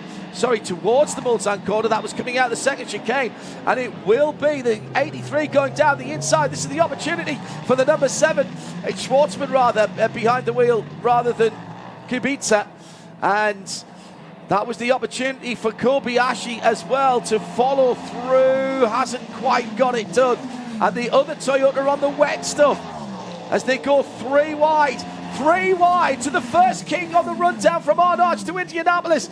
This is the last lap of Le Mans 2024. No, it's not. It's 5 hours and 25 minutes to go. And how have they all got through there without there being a bundle of carbon fibre behind? Somebody did go off. Somebody did go off deep into the gravel trap and pretty close to the edge of the tyre wall where we saw Daniel Mancinelli going over. But 3 wide doesn't really work, particularly when the line off the racing line is damp still. The track itself is absolutely dry. What a battle. But when all 3 commentators in the commentary box lean back in their chairs and breathe in, you know something's happening out on the track. The instructed to settle down. We keep the position and attack the others. It was the Pipo Tirani car who was indeed moving through the field, and Pipo's gone into the wall backwards at Indianapolis. Paul Truswell actually put his hands over his eyes at one stage, as I used to do behind the sofa when I was young, watching Doctor Who, and when the Cybermen were on, watching through my fingers. That was an incredible restart from all of those drivers. I have never seen anything like that here from the top class. Never, ever. It was just that your description, John, was actually even more vivid than looking at the picture, so I wanted to listen. Pipo Tirani, having overtaken 2 cars on that opening lap, obviously just overdid it a little bit. Can't imagine that he had a contact with anybody, but I think he was driving the wheels. Fuoco being told to hold position now behind Schwartzman. So these Ferraris working together. I did say that that's what they needed to do, Bruce, if they're going to go forward. Well, absolutely so, but when we were coming out of Tete Rouge, you had the charge from Kamui Kobayashi. I thought that was occupying Fuoco, but then he edged out to the outside and was off the tail, and that allowed Fuoco to attack. 3rd accident, identical accident at Indianapolis 1. This time the 311 has been able to drive away. He was a little further to driver's left up the tyre wall there, but undoubtedly he just got caught out, maybe half a car's width offline. Pipo Tirani into Indianapolis 1, that first right kink with the swapper on, went sideways, right hand side of the car into that newly rebuilt tyre wall. I think he'll be okay. I don't think they'll need to rebuild the tyre wall. It's maybe 15, 20 metres away from the edge of the track to driver's left. So I think that will be all right. In the meanwhile, as we are on lap 227, the gap is 1.2 seconds. He's Pipo Tirani. Stay offline with all the gravel. Okay, just give us a rundown what you feel out there, if anything's broken, straight, other than the bodywork, obviously. Looked like Toyota going past the Porsche there. That's Seb Wamey going past Kevin Estra as they go back to the scene of Pipo's accident. They've dropped a little bit further back, but we've still got what is the collective now for Hypercars. A hive of Hypercars, I'm not sure. Side by side going into Porsche curves this time.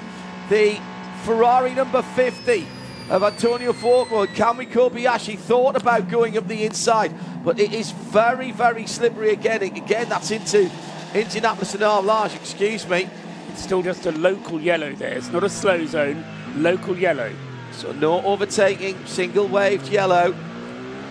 But the pressure we're getting in this battle for fourth place, Kamui Kobayashi is really shaking Antonio Fuoco, who got very loose when he approached Indianapolis, got it all back together. But I think the Toyotas, we've seen Buemi gain a position as the Cadillac escapes at the front of the race with Urban, but it's slightly being caught by Fred Machiavicki. It's under a second between first and second. But this 6-car train, this is epic. This is classic sports car racing. Top drivers, top cars, all look brilliant, but with the sort of frisson, the excitement of having a damp line off the racing line.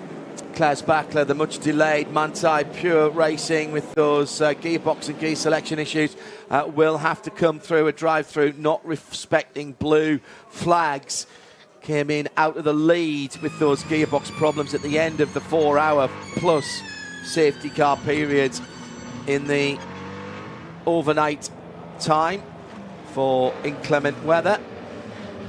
And we're waiting now, the 311 being told to stay out the racing line. That was why we had the message. Now the two Toyotas have changed position. That was, I'm sure that was concocted from the pit lane, as Buemi, are they on a slightly different strategy at the moment? And that's put the Kamui Kobayashi car slightly offline, and no second invitation required by Kevin Estres that came down through the S's. I'm beginning to wonder if there's a slight problem for the number 7 Toyota, because he was looking really, really feisty on the first 2 laps of the restart, and now just the way, it wasn't just a ceding a position, he actually just didn't seem to be able to turn into the first part of the Forest S's. I wonder if he's picked up a slow puncture. Don't want to guess, good. But yeah. It could be possible, because he's really dropped back, not a few car lengths, he's dropped back several seconds. Yeah. So, and the Pipo Derani car continues to come back. There's a lot of bodywork damage. In answer to the question of the engineer, right rear suspension is absolutely gone. That was part of the first big hit. That's another big hit there in the same part of the circuit. I mean, the most fortunate thing, if anything can be fortunate when a car is slammed into a tyre wall, is it was completely side-on when it hit the tyres, so it wasn't a front end, then a whip around, which doesn't do car or driver any good. You're going to have to watch your engine temps here. That was Pipo's radio. Schwartzman then ahead of the AF Corsa Ferrari of Antonio Fuoco. AF Corsa and Ferrari AF Corsa. The Ferrari ahead of the AF Corsa signifies the works component. As Pipo Derani comes in, Nick Damon has this CrowdStrike Racing pit lane report. Well, all credit to Pipo for getting this car back, because the rear right is running at a camber angle of 407 degrees. The front right is just about on. Realistically, yeah, he's got it back and they can repair it, but not overly sure of the point, to be honest, because it's 97% broken. The front left was completely holed as well, so he did it with a flat front left, a broken front right, a completely broken rear right. But in good news, the rear left looks fine. Take the pictures for Auto Trader from the rear left 3/4. Thanks, Nick. That is not a full season WEC car, so points are not an issue for this. Remember, the top 10 score points for WEC, and it is double points at Le Mans. Yeah. There's an awful lot of pride and hard work going into the last 18 and a half hours, John. Yeah. The main issue. Yeah, absolutely. I suspect they may have to do something to the conveyor belting, which holds the tyre wall in place, because that did come detached in the impact, so that may be work that's going on at Indianapolis. Whether it will need a slow zone or whether they're content to do it. That's Kamui. Kamui, we are checking. We see something with turbo. I keep you posted. Turbo. Driver default 213 on. Driver default 213 on. And here is the first stumble, perhaps the first issue for Toyota. We know how good they are at solving problems. They've won Le Mans they should never have won before. They've lost Le Mans that they should have won before. They've run the gamut of Le Mans emotions, the cruelest of cruel mistresses this race, and they've been at the very high and the very lows of this race at Toyota Gazoo Racing. And now Kamui Kobayashi, as Bruce Jones surmised, has got an issue, and he's not got to full engine power. Already been spotted on the telemetry. Oh my goodness me. Drama piled upon drama. Earl Bamber leads by 2.1 seconds from Porsche Penske Motorsport. Fred McAvecchi in the number 5. Robert Schwartzman in the number 83. AF Corsa is third. Then Fuoco for Ferrari AF Corsa in the 50. Seb Buemi is now the best of the Hypercar Toyota Gazoo Racing entries, with Porsche Penske Motorsport's Kevin Estre hanging on in 6th position, 7.5 seconds away from the lead. Kamui has dropped 5 seconds back from Kevin Estre in a lap or so. In 8th, it's Ferrari AF Corsa's James Collado, who's battling with Phil Hansen and Will Stevens. Both the Hertz Team Toyota cars dropping places there. Pipo Derani went past the pair of them, and so now has James Collado, I think. Actually, no, he restarted ahead of them. My apologies. Yeah, Collado's about to overtake Kamui Kobayashi, so he'll move up into 7th place, but not with the train of cars. It's the first 6 together.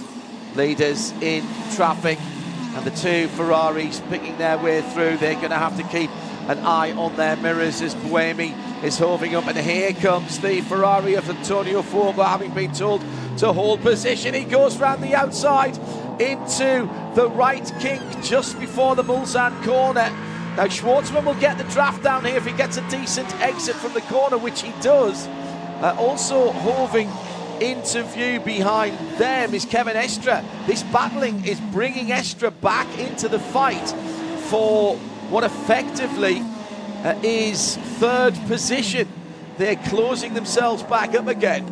Yeah, but whenever there's the battle is the only way that Kevin Estre is staying with them. In terms of natural pace at this point in the race, he's dropping off their tail. He's 2.5 seconds back. They are slightly delaying each other, and that's allowing him not to drop any further back, but it looks a bit of a struggle at the moment for the Porsche driver. Still yellows for debris on the circuit at Arnage in Indianapolis. That's bits of Pipo Derani's Whelen Engineering Cadillac. Vector Sport, Patrick Pilet by 7 seconds in the number 10 car leads Lorenzo Fuchsa for Cool Racing, the 37. Then it's 1 second back to Nico Varone in the 183 AF Corsa. Ollie Jarvis is 12 seconds further back in 4th in the 22. LMP2 for United Autosports, all Orica 07 Gibsons, of course. Clement Novalak is now behind the wheel of the number 34 Inter Europol competition, and he is right up the tailpipes of Ollie Jarvis, and he's got Job van Uitert behind his rear wing for EDEC Sport. That's your top 6 there, separated by 21 seconds in LMP2. In GT3, it's the remaining competitive Porsche, Richard Lietz in the number 91, Manthey EMA from Team WRT's 31, the red and white swirly car, 5 seconds further back. Then United Autosports Marino Sato in the best of the McLarens. Iron Dames is right there, Rahel Frey right behind Marino Sato at the moment, and battling for position for the 3rd step on the box. United Autosports Gregoire Saucy in the 2nd of their McLarens. 2 McLarens from United in the top 5 in GT3. And then Kelvin von der Linde, the car that took the hit this morning in warm-up, yesterday morning, 2nd time I've done that, sorry, the number 78. And the top, again, top 6 there, only separated by 30 seconds. Here's Schwartzman on the radio. We defend against Buemi as hard as possible. So there will be no after you, Claude, then, in that case. Slow zone, as the marshals, as Paul Truswell suggested, are taking a good look at the banding where Pipo Derani went off. And it's a double slow zone, John, because it starts at Mulsanne corner and goes all the way down to the exit of Arnage. Earl Bamber needs to pit now if he needs to pit. Well, yes, and I think, in fact, both Earl Bamber and the 2nd place car, that of Fred McAvecchi, are low enough on fuel to make this worthwhile a pit stop. For Fuoco and Schwartzman in 3rd and 4th places, I don't think they've got enough space in their fuel tank to make it worthwhile stopping for that top-up. at RLM_24H. It's the Sacred Coffee run to noon here on 91.2 FM through one of the most awesome parts of the circuit, 80 kilometres an hour, and then they are released at the exit of Ornage, and then they go back into another slow zone up towards Porsche Inn. That's been added as well, so that's all the way from the exit of Mulsanne to Porsche Curve's entry. Super move by the two Ferraris, and round the outside into that area of the circuit at Mulsanne before the slow zone came out. That forecourt netted third position. Schwartzman then being told to defend stoutly against Sebastian Buemi coming through. Schwartzman, by the way, just did his best sector 2 of the race, a 19.9. That's the run down to that slow zone from Tertre Rouge to the braking area. Oh, actually just round the corner, isn't it?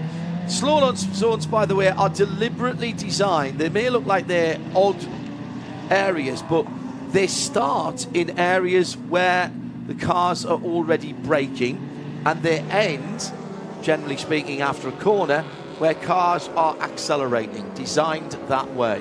Don't forget, of course, John, that the end of one slow zone is the beginning of another. So you have to satisfy kind of both of those requirements. You know what really strikes me? Whenever I look at Antonio Fuoco, particularly in a battle with a teammate, he doesn't ever want to come second, does he? Absolutely, sort of, you can always feel he goes, oh, don't hold me back, I'm just going to do it anyhow. So yes, the other Ferrari who's fighting with Robert Schwartzman on board is yellow, his is red, his is the works car, but he listened for one, and the next lap, round the outside, down to Mulsanne corner, got the move done. He'll argue about that later, won't he? I just think that's how he is. He's a real tussler of a fighter. I should have had Mark Webber when he was in here yesterday, just, say those immortal words. Multi-21, Seb, multi-21. Yes. Thought best not to, because I've been friends with him for a very long time. That scab, that wound was nearly healed, and out you came with your jar of salt. Yeah. So waiting for the battle for third position to be released, and Fred McAvecchi is right in this as well. So it's now the battle for second. It's the 5 Porsche, the 50 Ferrari, and Ferrari number 83 all together, waiting to be released just onto the entry of the Porsche curves. They're getting there about now, and it's the Inception McLaren that's right ahead of them. No opportunity for either of the Ferraris to overtake. They'll hit the traffic in a moment or two, which is Brendan Iribe in the Inception McLaren. We're just waiting for Earl Bamber to come in. I think Nick said down in the pit lane that the number 2 crew were getting ready, and indeed the Kiwi is pulled in. Across the line then, the battle for the lead. And McAvecchi's come in, and well, no, they haven't. Sorry, they were showing stop because they were going so slow. McAvecchi stays out. Fuoco stays out. Another lead change. Porsche lead Le Mans 2024 ahead of 2 Ferraris, and brought back into the mix Seb Buemi right there as well, who's made the best of the slow zones to get right on the back. 4 cars with 18 hours and 54 minutes gone. 4 cars on it for the lead at Tertre Rouge. Coming down through the S's first of all, and the leaders absolutely together. Nick Damon has the erstwhile leader, the blue number 2. Yeah, massive contrast at the Cadillac Racing pit. We've got the number 2 coming in for the lead. We've got the number 3 that's spilled all its guts onto the ground, and the number 311 that's been bashed 3 corners up by Pipo Derani. But Earl Bamber's staying on board. Alex Palou is looking on, but the car has gone away full service and no tyres, so just the fuel for Earl Bamber. Nick Damon with that CrowdStrike Racing pit lane report. Oh my goodness. Oh my goodness. We've been talking about what potentially this Le Mans could deliver. We've been talking about being slightly disappointed by the lack of racing in the overnight hours, when many of you will have left the circuit, maybe had a few hours sleep, you've come back and we've turned it up to 11. It's absolutely incredible what we're seeing now. And what I absolutely love, John, this is maximum attack driving. Yes, these it is. hypercars look just so loose. They're so dynamic. It's a brilliant time having all these manufacturers here. But the fact the cars are so exciting to watch, and right here, right now, they're being pushed in a way the top level cars could never have been pushed 20 years ago, and they're right on the ragged edge. And they can race. I was saying, talking to Jensen Button on Friday, a week past Friday, a week ago on Friday, and he was telling me they look like aero cars. They're not really aero cars. The wing at the back does a little bit of balancing, but there's so little adjustment on it, there's not much you can do. Side by side for the lead of the race, and Ferrari goes through into Indianapolis 1 on the wet side of the track. The all-wheel drive Ferrari, although it wouldn't have been all-wheel drive at that point, it wouldn't have been going quick enough, I wouldn't have thought. And down into Arnage, and the lead changes once again. Ferrari, number 50, the AF Corsa. I think it was you who was sitting in the far chair there, Bruce. I still am. You still are. We were talking about this late last night. As the night fell, the speed superiority of the Ferraris went away. The daylight has come. The speed advantage of those Ferraris seems to suddenly have come back. A reverse vampire then. They actually like it when the sun comes up. Something like that. But, I mean, Fuoco is a great driver. I'm not taking anything away from him.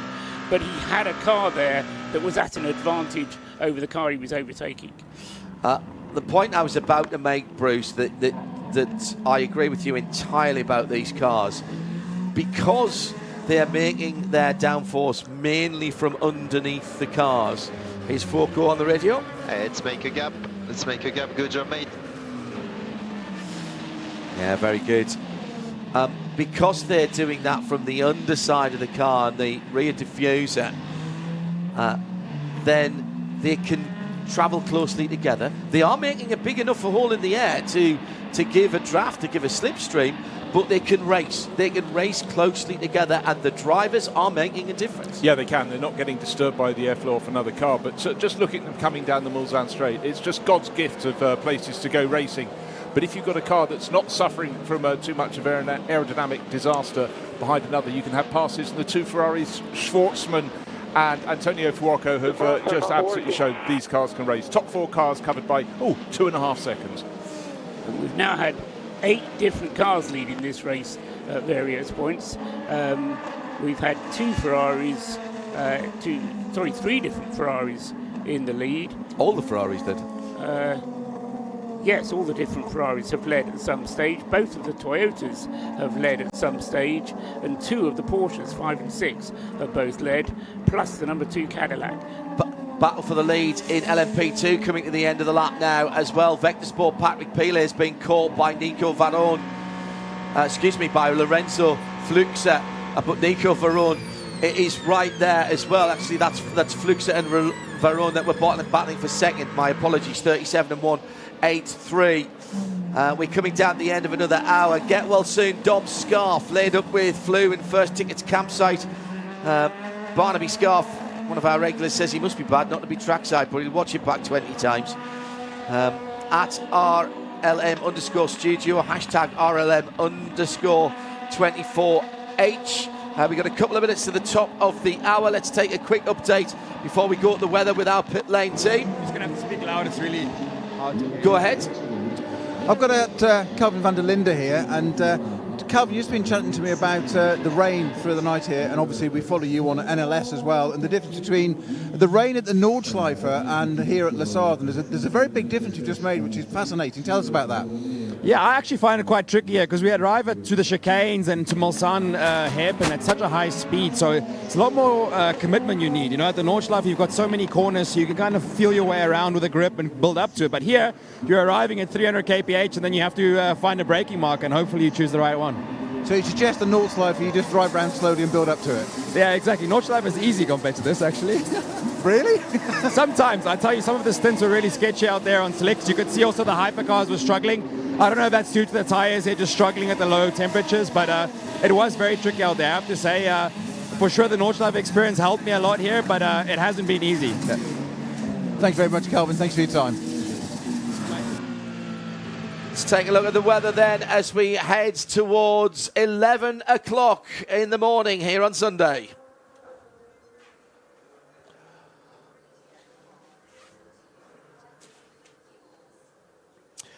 It's almost nice to take a breath from the action as the leading Porsche does peel into the pits. This is Fred Makovecki, who will give up that position on the road. 15 degrees at the moment. Actually, it's not. It's 17.3 degrees here at the moment against a high forecast of 21. Maybe a couple of showers before 4 o'clock this afternoon. If you're celebrating tonight, there will be a few showers around. It'll drop down to 13 degrees overnight. Tomorrow, Monday, bit of cloud and a few showers in the morning, but 21 degrees. We are inside the last 5 hours on 91.2 FM and around the world on RS1, as well as XM Sirius and listening, of course, on and watching on Studiovision. This is Radio Le Mans.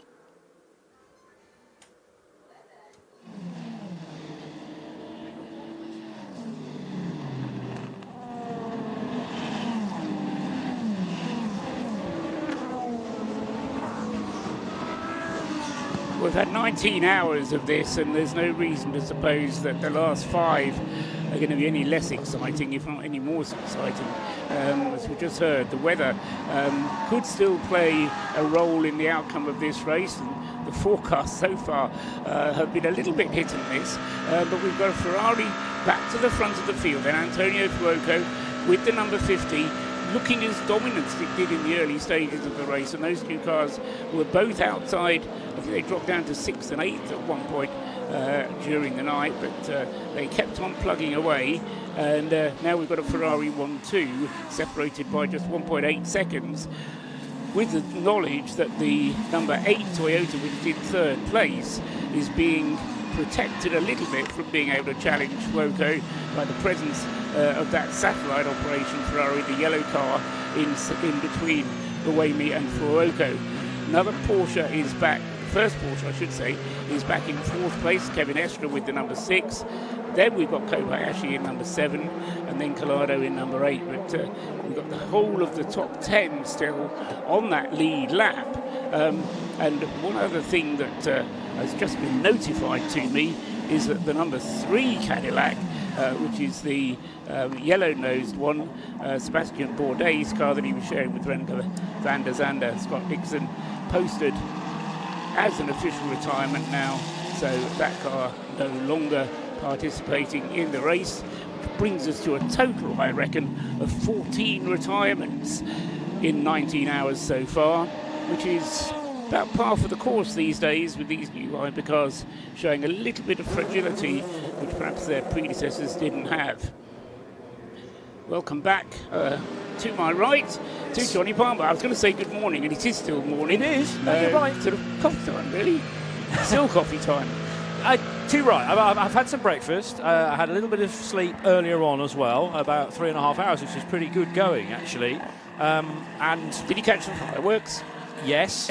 Yes, I'm still convinced they set those off slightly earlier than planned as well, but we were in the middle of a safety car, so that was absolutely fine and extended the display. We're live from the Ford Performance Studios. Paul Trustwell, Johnny Palmer, and delighted to be joined for the next 30 minutes by Mark Lieb. Welcome to the sprint 24 hours of Le Mans. It's turned into a crazy race, hasn't it? It's a proper motor race, and it's so good to watch. I mean, we lost a few hours in the night with the safety car. I tried to stay awake for the whole night because I really wanted to see the night battles, which didn't work out well. But no, it's just making up, the last 2 hours for the night, because it's just such a cool race to watch with 4 manufacturers battling for the win. It's so cool. I mean, it's just amazing. Unfortunately, we're in one of those years where an awful lot of Western Europe is getting so much rainfall. we were at the Nürburgring 2 weeks ago, and that was affected by massive fog and cloud, and actually there they red flag it for, I mean, Joe Bradley, a good friend of mine, and I, when we know there's not going to be any racing, we're quite grateful that the race is stopped, because you then go back to wherever you're staying, get some sleep. But that doesn't seem to be the Le Mans way. It's very rare to get a red flag here, and I quite like the purity of that, in that you keep pounding round until it's suitable to race again. Yeah, I mean, it's at the end, it's a real 24-hour race, and cars at least were running through it. So I also think it's not a great idea to stop like with a red flag.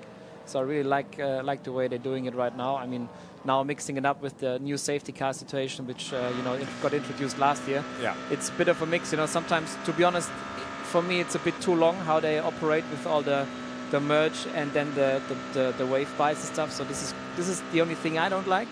But at the end, it makes up with the proper racing, because the field is packed up again, and then it's just all the restarts are just completely crazy. Just hit away me. The rain won't amount to much. We think the rain won't amount to much. Don't use the wiper. Don't use the wiper. Yeah, well, one of the Porsches, which is now sadly out of the race, it was the 4 car, had the windscreen wiper locked in the central position, didn't it? And you've got to be so careful when you use a wiper around this place, because it gets smeared with grime and you can make the whole thing worse. Yeah, you have to, especially be careful at the beginning or in dry conditions, that you really have to stop it, because then you just it gets stuck on the foil, with the tear-off foils and stuff. So it's quite tricky. The motors are quite small, quite lightweight, so that's tricky, and that's why you have to be careful. That's why we always get these calls from the engineers not to use the wiper. Yeah. We're in for a flurry of LMP2 stops now, but the 183 car that leads and is also the Pro-Am leader, Nicolas Varrone, in his 183 car, staying out, but the 5 cars behind him have all decided to pit on this lap, including Lorenzo Fluxa in the 37 Cool Racing car and Clement Novalak. And watching some of those stops is Nick Damon with a CrowdStrike pit report. Yeah, I'm sandwiched between the 34 and the Clausen Racing car. Interestingly, they are both going through the fuel-only procedure, it appears. Just again, clearing everything off. I mean, I think there's been a couple of people talking about rain. It was very lightly spitting in the pit lane about 30 seconds ago. It's already stopped, so there's not really much precipitation. The 37 leaves after the 34. Those two pieces of contenders. Also, thank you, Nick. Just hearing about some drive-through penalties once again for slow zone procedures, one of which is a Porsche Penske Motorsport 963. That's the Fred Makovici car that sits in 10th position, the 19 Lamborghini, and the 38 Hertz Team Jota car for Phil Hansen. So they have all been struck with a drive-through penalty after that was being investigated. But Ferrari are leading by 1.4 seconds over another Ferrari, which has had its turn out front for Robert Schwartzman, and the Toyota in 3rd position. So at the moment, I mean, Porsche has looked strong, mainly with the number 6 car, Mark, but we're in a position now where it's dropped back to 4th. But the great thing is, I mean, one of the joyful things about that safety car is that at the end of it, once they've done all the wave bars and everything, it condensed the field, and we've now got a true motor race between certainly that top 4. Can't really discount the second Toyota either, nor the third Ferrari. So, a great mix of manufacturers, which is what the ACO wanted when they brought in this new hypercar rule set. Yeah, exactly. I mean, this is what the fans want. This is what the manufacturers want, to have close racing. And also this year, I think, to balance it out so good, I think it's a great job what they did, because, we all had, there's some big battles in GT going on. Just a bit. Oh, okay. And Lexus on the inside of a BMW. The 44 Mustang was involved as well, although that's very much in contention in 6th place. And pretty much at the end of that lap, the top 5 in LMGT3 all pitted together as well. Nick Damon will be close to some of those, but 1st, 2nd, 3rd, 4th and 5th in LMGT3, all in Nick Damon. Yeah, I just watched the 91 pit stop. I'm sure Mark Lee would be interested in that, because some bloke called Ricard Leitz got out, and they have some history in the past. The Leitz Axis of many years ago. The Manthey car's looking particularly good. I think that's a full service. They're swishing around the fuel at the moment and tyres, so they'll be good to go for a while. Does Mark still follow Richard's career? Absolutely, Richard is a good friend of mine, and you know, we did a lot of races together, and we all raced together for almost 8 years. Shared some good victories here at Le Mans, 2 class wins with Richie. So it's good. I always follow him. We still keep in touch, and it's good. It's very cool to see him still, you know, driving it very hard, going into the battles, and still going for 24 wins at Le Mans. So 2010, that was the back end of the GT2 era. 2013, which was the GTE Pros. And I want to get your take on LMGT3 as well, because that's been a significant step change in Le Mans rule set. But we'll hear from Peter Snowden first of all with another CrowdStrike pit lane report. Yeah, the two McLarens from United Autosport are just pitted together. That's the 95 and the 59 cars. They came in that order, the 95 first. Routine, fuel, no tyres, just a simple service. But the 95 absolutely refusing to restart, and they're having to, they've gone into the inside of it and had a look in the cockpit there, and now they're taking the bonnet off and gone into that area. Now that bonnet won't go back on, and it's just turning into a drama down here for the 59. Sorry, the 95, apologies. The 59's already back out on track, but they just can't even get this bonnet back on now, let alone get the car started. It's finally in place, I believe. No, they're still struggling with it, so they've got to send the car out with the bonnet loose. Obviously, that can fly off. The catch has just failed. No damage anywhere around that for some reason. Just what you don't want in a pit stop is the bonnet catch not to work. So they've done some adjustment and then tried to put some of the body panels back on, and strangely enough, even though they came off the car a few seconds ago, now weirdly they don't fit again. But some brute force may well prize that opening. So, yeah, I wasn't sure when I first heard that we were going to go the GT3 route. It's Le Mans.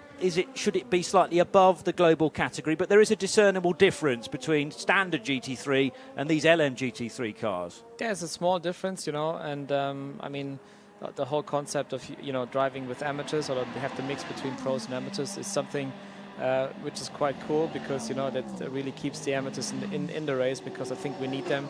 They're just the essential of this race, you know, gentlemen drivers. It's just why we have this race here. So it's very important to keep them happy and to have them in the race.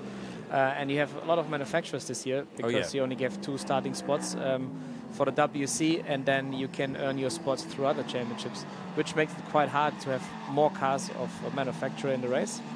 And but yeah, it's good, I think, for fans, for spectators, for other manufacturers to be in there.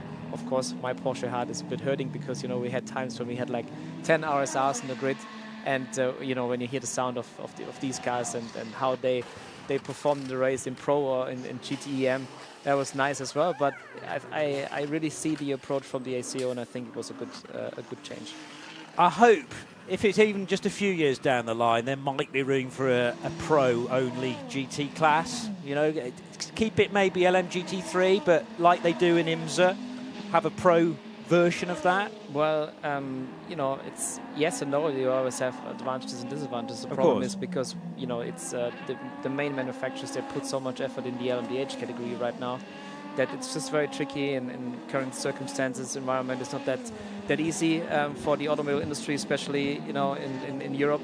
So, you know, they have to look at their budgets, and a pro category is always expensive. It's always a lot of effort, and then the whole thing starts again. It's just, you know, mixing it up, development of cars, and then I think the GT3 category in the way it is a good balance at the moment. But of course, fans would like to see 3 proper pro drivers on these cars, and then you have the old GTE times back again. But yeah, this is the decision. I think it's a good balance between LMDH or hypercars, LMP2s and GT cars. There is an argument when you go IMSA racing, of course, they call that category GTP, so GT prototype, and they're meant to be sort of majorly souped up, crazy, not road-going counterparts necessarily, but there are styling cues on those cars where you can recognise that that's a Porsche or that's a Cadillac, you know, and therefore you can identify that a car that you may have driven to the race meeting in is represented, but this time in the top class. And they've been slowed down compared to LMP2s. They're also, I mean, this is the thing we're really enjoying. They're heavier, there's less aero, you can see the things moving around on the road. They're difficult to control, particularly in the trying conditions we've had this year. Oh yeah, there's definitely, I'd say, we call it from a driver's side a bit less of a racing car than the old GTE cars. So, and you also have ABS, which is a big change. You have some more driving aids, systems like, for example, just to help the driver a little bit with traction control and ABS. And this is a bit easier for the gentleman drivers, and that's why cars are a little bit slower, easier to handle, and they're also a lot cheaper to maintain and to run them through the season. And I think that's a big difference. But when you look at old budgets, GTE M or GTE Pro, it was quite massive and not far away from a proper prototype budget. We're trying our best here on 91.2 FM Radio Le Mans to get the old 2010 band back together. We got Mark Lieb in the Ford Performance Studios, and we got Richard Lietz talking to Nick Damon. Richard Lietz, are you aware that you are the most experienced driver here this time with this your 18th start? I mean, what's it like to be the grandfather of the race? I'm not the oldest, I just want to say. I was surprised as well at the scrutineering. I heard it the first time. I wasn't aware about it, but it has been an amazing journey, I have to say. I'm factory driver since 2007, and every year I drove ELMS or WEC, so Le Mans kind of was always the highlight of the year, and so I was there. I'm here now the 18th time, and I have to say I enjoy it every year more and more, and all the Frenchies are crazy, the race is crazy, and it's really a nice atmosphere. Unfortunately, the weather was a bit, bad this weekend, but you can't change this. Still a lot of fans were here, so Le Mans will be still the highlight every year, as long as it's possible for me. First year with the GT3s, how are you enjoying it, and how do you think they fit into Le Mans? Well, so far it's not too bad, I have to say. I mean, I miss the sound of the GTEs. Our car got some noise cancelling, if you want, like this. So, but the racing is the same. You want to overtake the guy in front of you or the woman in front of you. So the racing is the same. We still have understeer, oversteer. The car drives nice at the moment. So at the moment, I can't complain about the GT3 LM.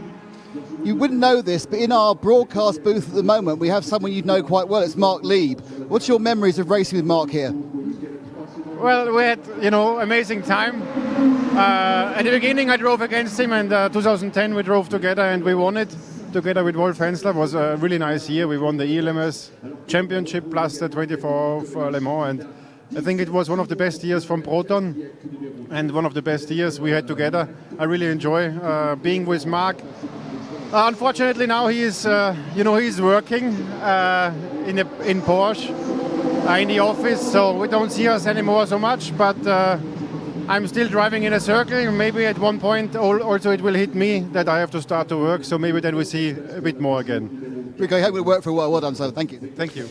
Richard Lietz talking to Nick Damon as part of that CrowdStrike pit report. So Richard still thinks he's stealing a living. This isn't proper work, as it were, and he considers what you do now, Mark, almost a bit boring by the sounds of things. Well, for me, it's not boring. I'm quite happy. I think I'm happy with my decision I made at the end of 16, going out on top. Maybe some people say it's quite early, but I was 37, won Le Mans, won the World Championship in WEC. So for me, it was the right time. I went to university, studied while I was racing still, and I always had a plan. And now it's time for family. It's time for my sons, for my wife, and I really enjoy that on the weekend. Yes, I work during the week, but also this work I don't consider it work because I work for the best brand in the world. They helped me to be a racing driver. They helped me to be, to educate as an engineer and to make now a management career. So this is something really special, and this bond is cool. And that's why, for me, it's not work. I really enjoy what I'm doing. The end of 2016 was almost like one of those mic drop moments. You'd won Le Mans, you'd won the WEC with the Porsche 919, a little bit like Nico Rosberg winning the Formula One Championship and then saying, you know what, I'm off now. Yes. What a way to sign off. Yeah, it was funny. It was actually the same year, I decided to stop, and then we didn't communicate it yet, and then suddenly he announced his retirement, so it was quite funny. And also when we met in Vienna at the FIA prize giving, it was a good moment to share this with him. But yeah, similar situation. He's also a family man, and I think he made the right decision for him as well. Yeah. Since they put less fuel, so they will have to stop before. That's the 50 Ferrari, talking about the number 2 Cadillac of Earl Bamber. needing to stop a tad earlier. Yeah, the pit stops last time around there was 6 seconds difference, Paul. Yeah, and it's interesting because the number 2 Cadillac is now exactly half a stint ahead or behind, depending which way you want to look at it, glass half full, glass half empty, of all of the rest of the field. So it's going to be 5 or 6 laps more that Earl Bamber has to go in the Cadillac, then he'll refuel, and then Fuoco or Schwartzman, whoever manages to get to the lead, will be in a position to lead the race for another 6 laps. So unless we get a safety car or a slow zone or something else to jumble things up between here and the end of the race, we then just need to plot out those pit stops to work out who will get the kind of final pit stop to be in the right place at the right time. But it's an interesting battle now between Cadillac, Ferrari, and, as Mark said when he came in, between the 3 manufacturers, because Toyota is sufficiently well placed to pounce should they need to, and the 4th manufacturer, which is still in the mix, is Porsche, with Kevin Estra's car number 6 there, still close enough to benefit. I mean, these cars are all so closely bunched. It's only going to take the slightest fumble in the pits, and I mean, one assumes they're going to be reliable to the end of the race, but that's not a given either. We need to triple stint this tire. Second stint for this tire. Sorry, what is it?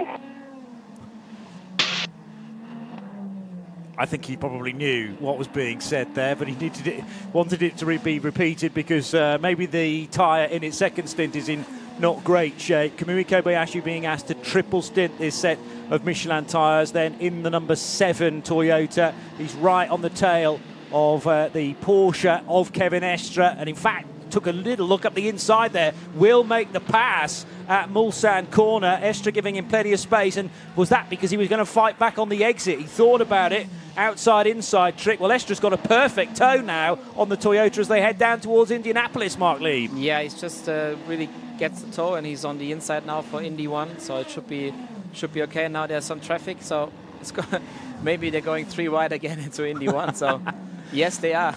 No, not really. Okay. Either side almost of the... Yeah. Oh, and the Toyota has to wait because it can't get underneath the number 70 Inception McLaren in time. That's Frederick Schandorf, who's just about the fastest driver in that LMGT3 car. Now, just before the braking area for Arnage, the Toyota gets through, but it has been delayed by about 5 or 6 car lengths there. Yeah, it worked well for Kevin there. Just a bit lucky with the traffic there, but that's what you need. But now you really can see the different strategies from the manufacturers, especially the Cadillac, you know, with the short fueling and trying to stay ahead with track position, and then hoping probably for another safety car at the end to stay in front. This is pretty cool to see now, because now it's just it's proper racing now. It's time. It's 4.5 hours. You know, everyone has their strategy right. Let's say until hour 14, 15, it's just like, you know, driving around, keeping it on the black stuff. Trying everything in place not to damage your car, but now they're really going flat out. You can see the guys are running more over the curbs. They're really pushing, and now the small little tiny tactical stuff is coming into place as well. Paul and I heard comments earlier on in the week from 1 or 2 people saying this race is all about being in the mix until the final 2 hours. I have to say, that's normally a Rolex 24 methodology, less so applied to Le Mans, but it does seem like that's the case. Partly because we had such a long safety car and that bunched everybody up. They couldn't do anything during that period of rain. Yeah, there are 2 reasons. One is the safety. It's the safety car procedure, but also because all the manufacturers are so close together in terms of lap times, and therefore, you know, you just nearly try to. Yeah, you got the pace. You'll get them back. Don't worry. Yeah, Buemi struggling a touch, as he said, through the traffic there, wanting to stay in touch with Robert Schwartzman in the 3rd place Ferrari. Will get some clean air this time as they both exit Terre Rouge, but not that far away is this Estre Kobayashi battle as well. So yes, there's sort of extraneous circumstances in that we wouldn't know if it has been dry, let's say, for the whole of the race. It may not have been this close, but then again, with the new rules and the balance of performance, you could argue perhaps it might have been. Yeah, I think it's just, for me, it's insane how well they did it, and you can see, it's a replay of the. Yeah, now that was traffic. That was Estre on the inside of Fred Schandorf. the games up at Mulsanne, though, it felt to me that Estre didn't want to defend on the way in because he knew then he was going to be slow out of the corner. So even if you give up the place for a few metres, you know then that you can get the power down coming out of the corner and get the place back again. Yeah, exactly. He could, place the car early, a straight line speed, so he could really go on the throttle early, and that's why he had a better exit. So it was well done with Kevin, not blocking the Toyota on the inside. So really smart driving by Kevin there, just to defend, and he got him back on just before Indy 1. Let's, and again the Toyota thought about the same. I thought that was actually revisiting the action from a lap ago, but it's not, because Estre stays ahead at Mulsanne this time. They're trying to work together, I would have thought, as well, to latch onto the back of Sebastian Buemi, because the danger is they come too distracted in this one-off battle 4.5 hours from the end of the race, and that will just delay the two of them, the 6 Porsche and the number 7 Toyota. But the Toyota again well in the slipstream, charges his way down the inside of the King at Indianapolis, but Kevin Estre's not going to allow him through, and does slow just enough, as we hear Kevin's team radio. Quite some movement from the rear with his tires.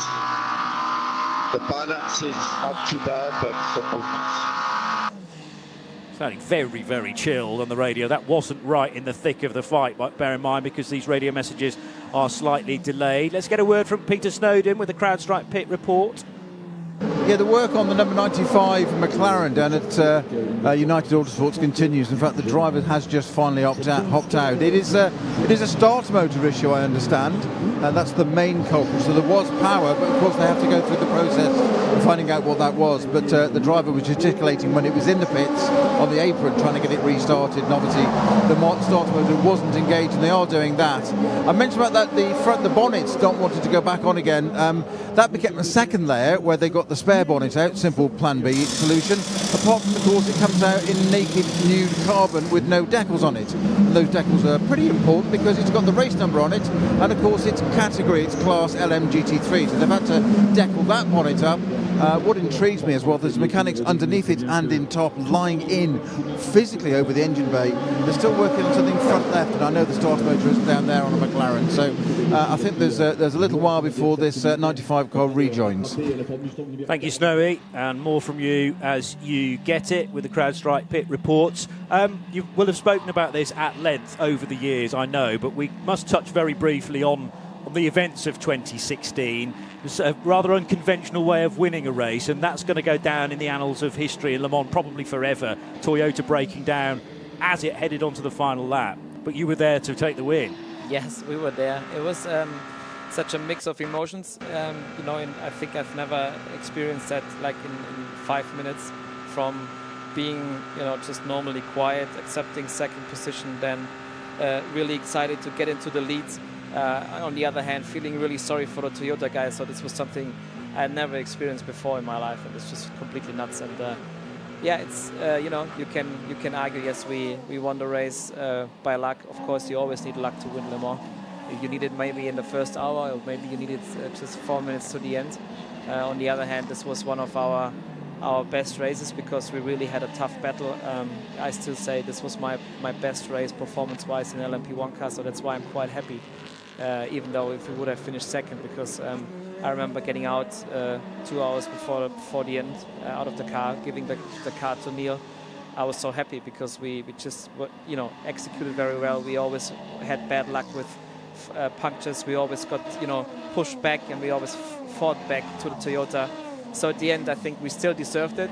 It sounds a bit weird for some people, but I think it was a great race, and also to see the reaction from Wolfgang Porsche after the race going into the Toyota pits, which is poor classic, and that's why he's such a cool guy and such a humble man. There's this phrase in tennis called scoreboard pressure, though, and I think there's a thing in motor racing called timing screen pressure, as in if you're not leading the race, you can force the race leader to go a little faster than they might want to in terms of reliability, and you've got to keep applying the pressure because you never know what that final 10 minutes can bring sometimes. Yes, and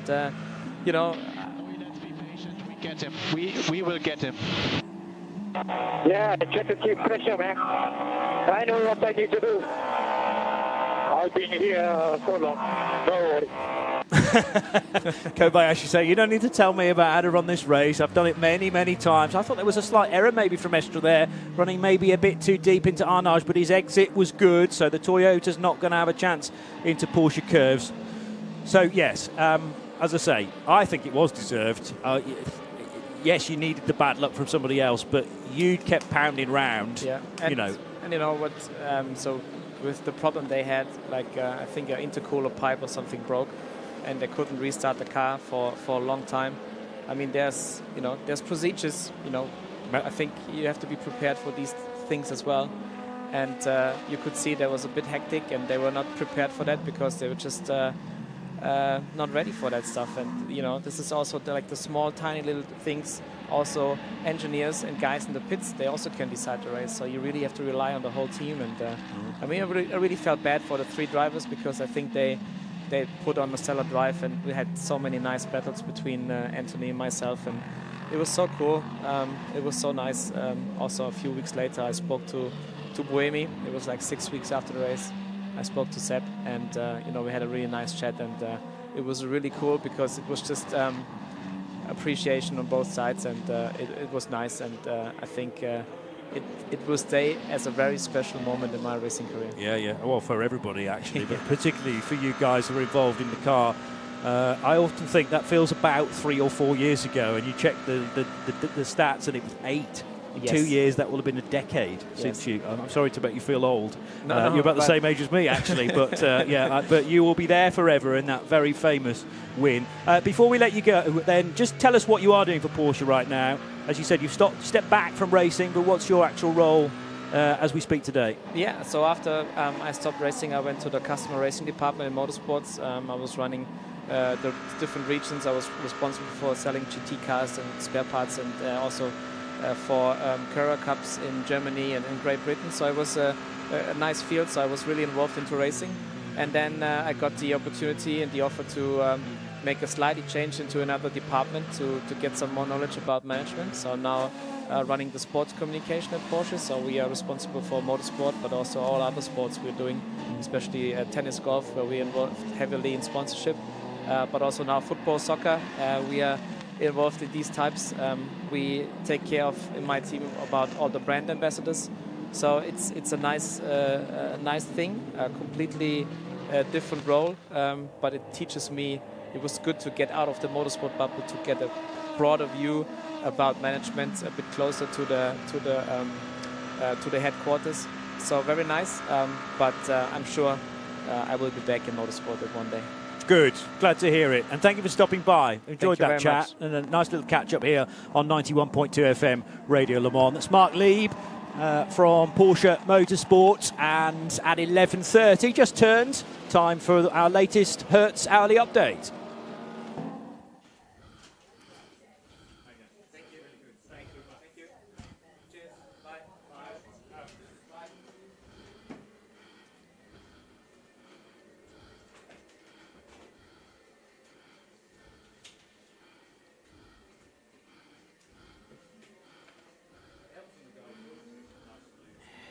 We're getting there, we're getting there. It's now 11:30 in the morning. Seems like only a little while ago I was having breakfast, but coming up towards lunchtime on Sunday, and we've got 240 laps now on the clock. The race being led by Earl Bamber, who I reckon is now just about on his in-lap. He's just coming up across the start-finish line now, so he'll go up and click up 241 laps as he does that, and he'll be coming in, I reckon, at the end of this lap for his out-of-sequence pit stop, which, although he's in the lead at the moment, he won't be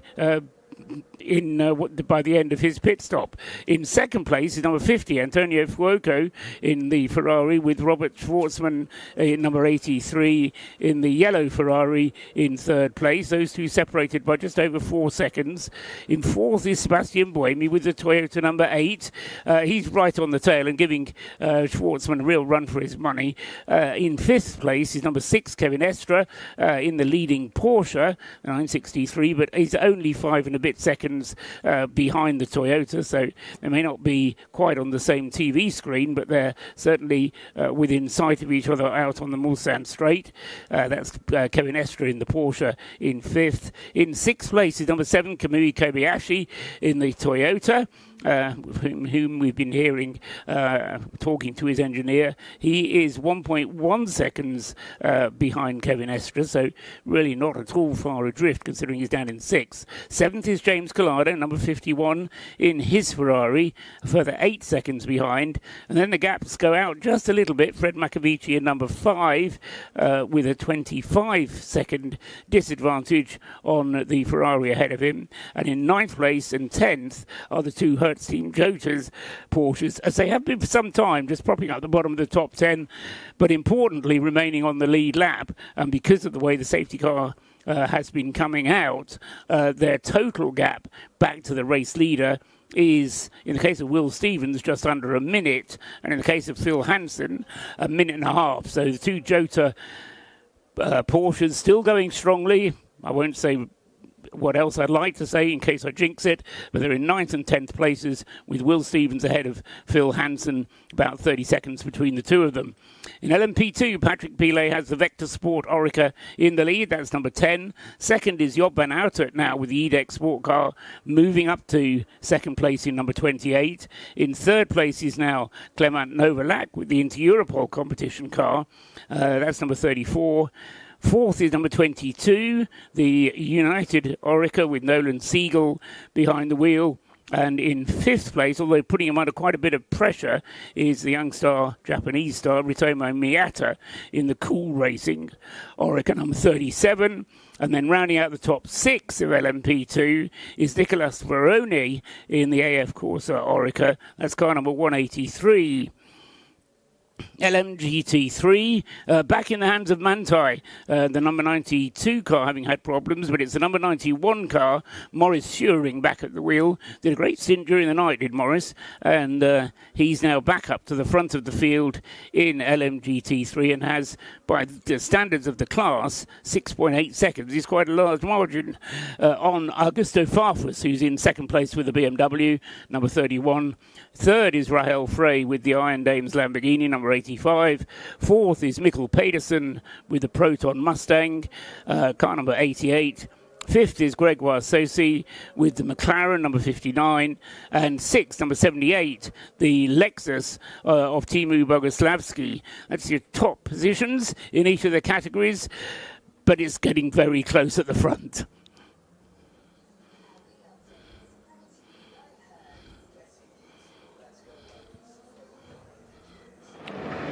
91.2 FM, Radio Le Mans around the circuit and around the world on radiolemans.com. We're live from the Ford Performance Studios, bringing you the whole race live on XM202 and Sirius 137. Johnny Palmer, Bruce Jones and Paul Trustwell, with pit lane reports still being fired up from ground level with our CrowdStrike pit lane updates.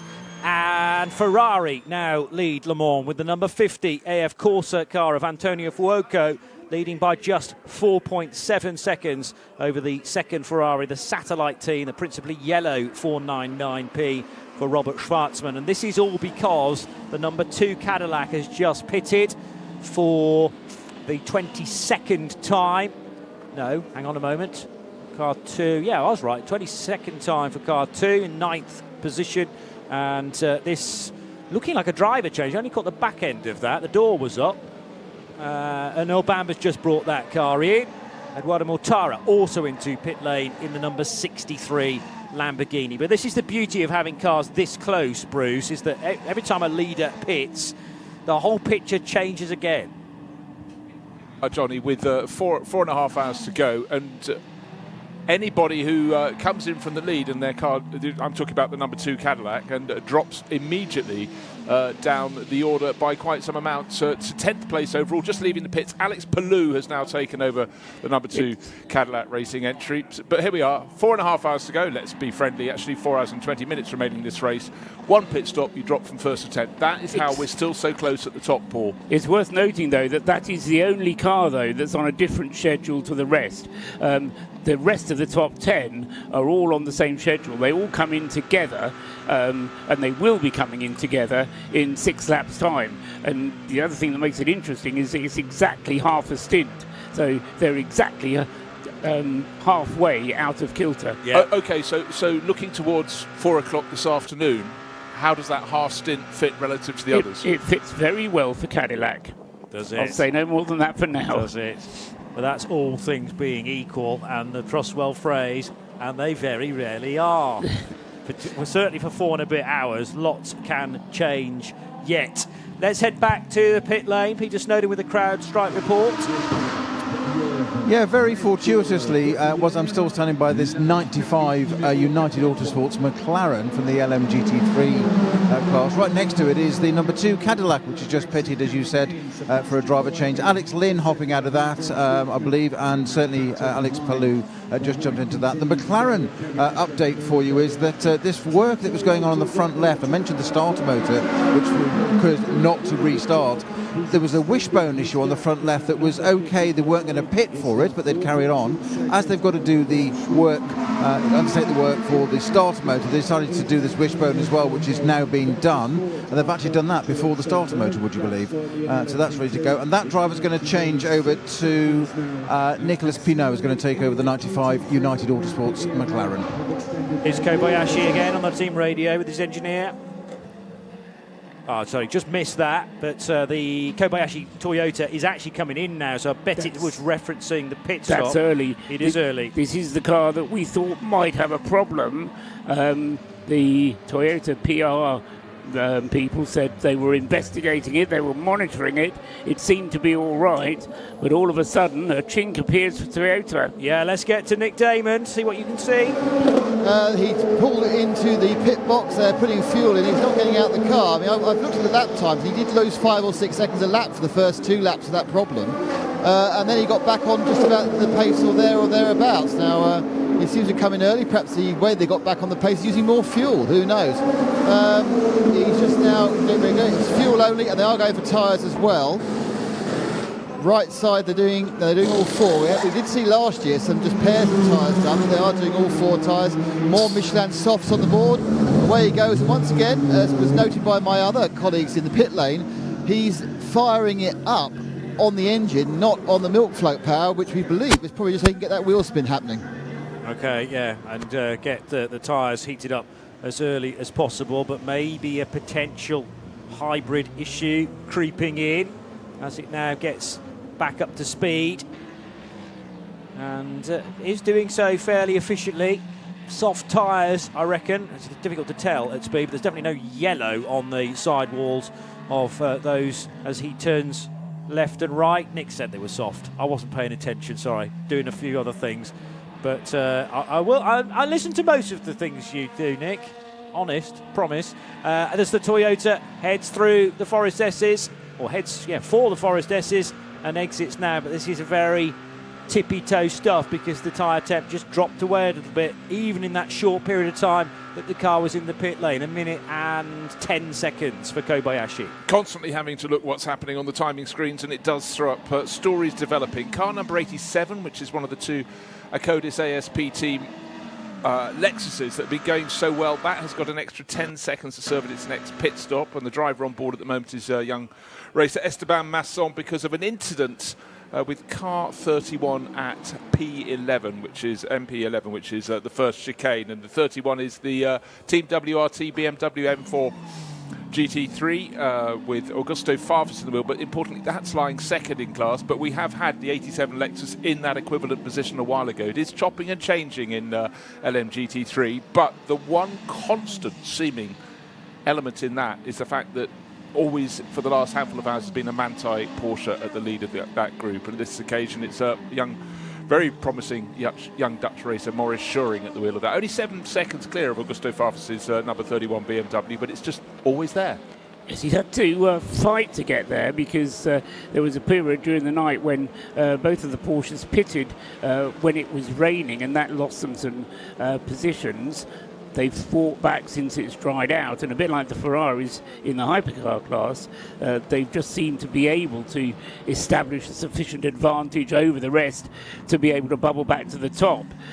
Talking of fast Ferraris, the fastest car on the circuit for the last 7 laps has been not the leader, Antonio Fuoco, but James Collado in the number 51 Ferrari. He may be back there in 5th place, but he's actually lapping quicker than any of the cars ahead of him. So don't write the Collado Ferrari out of this one yet. James Collado, of course, with history to repeat if he can, and 4.25 hours in which to do it, but nevertheless, he's, as I say, the quickest car on the track.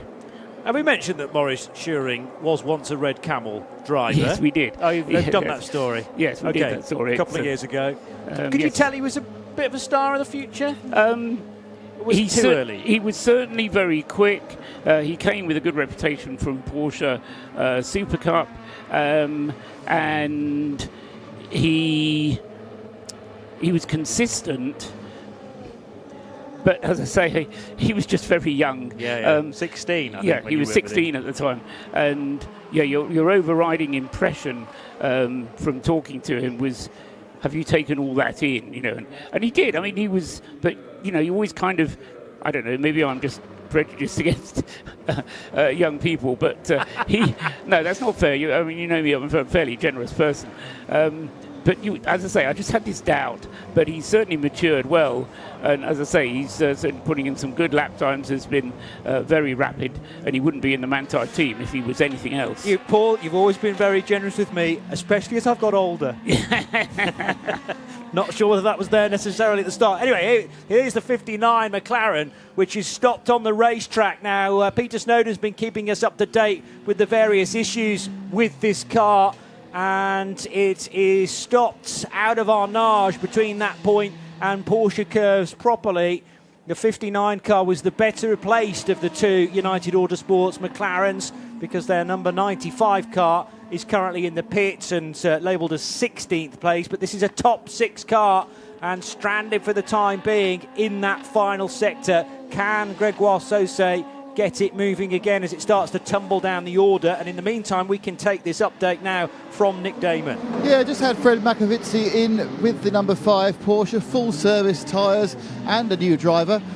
50-50 which one it is, didn't see, to be honest, whether it was Michael or Matt.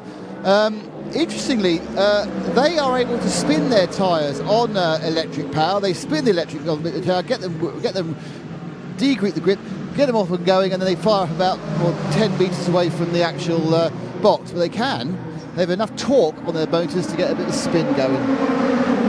Thank you, Nick. Another CrowdStrike pit report there. And Peter Snowden at the other end of pit road will bring us any news that he has as well. But he's been keeping us in tune with these difficulties for the United Autosport McLaren. And they bite now for Gregoire Sauce. Not being shown as stopped on the track, although the yellows are still there, so must still be in the vicinity of Marshall Post 28, Bruce.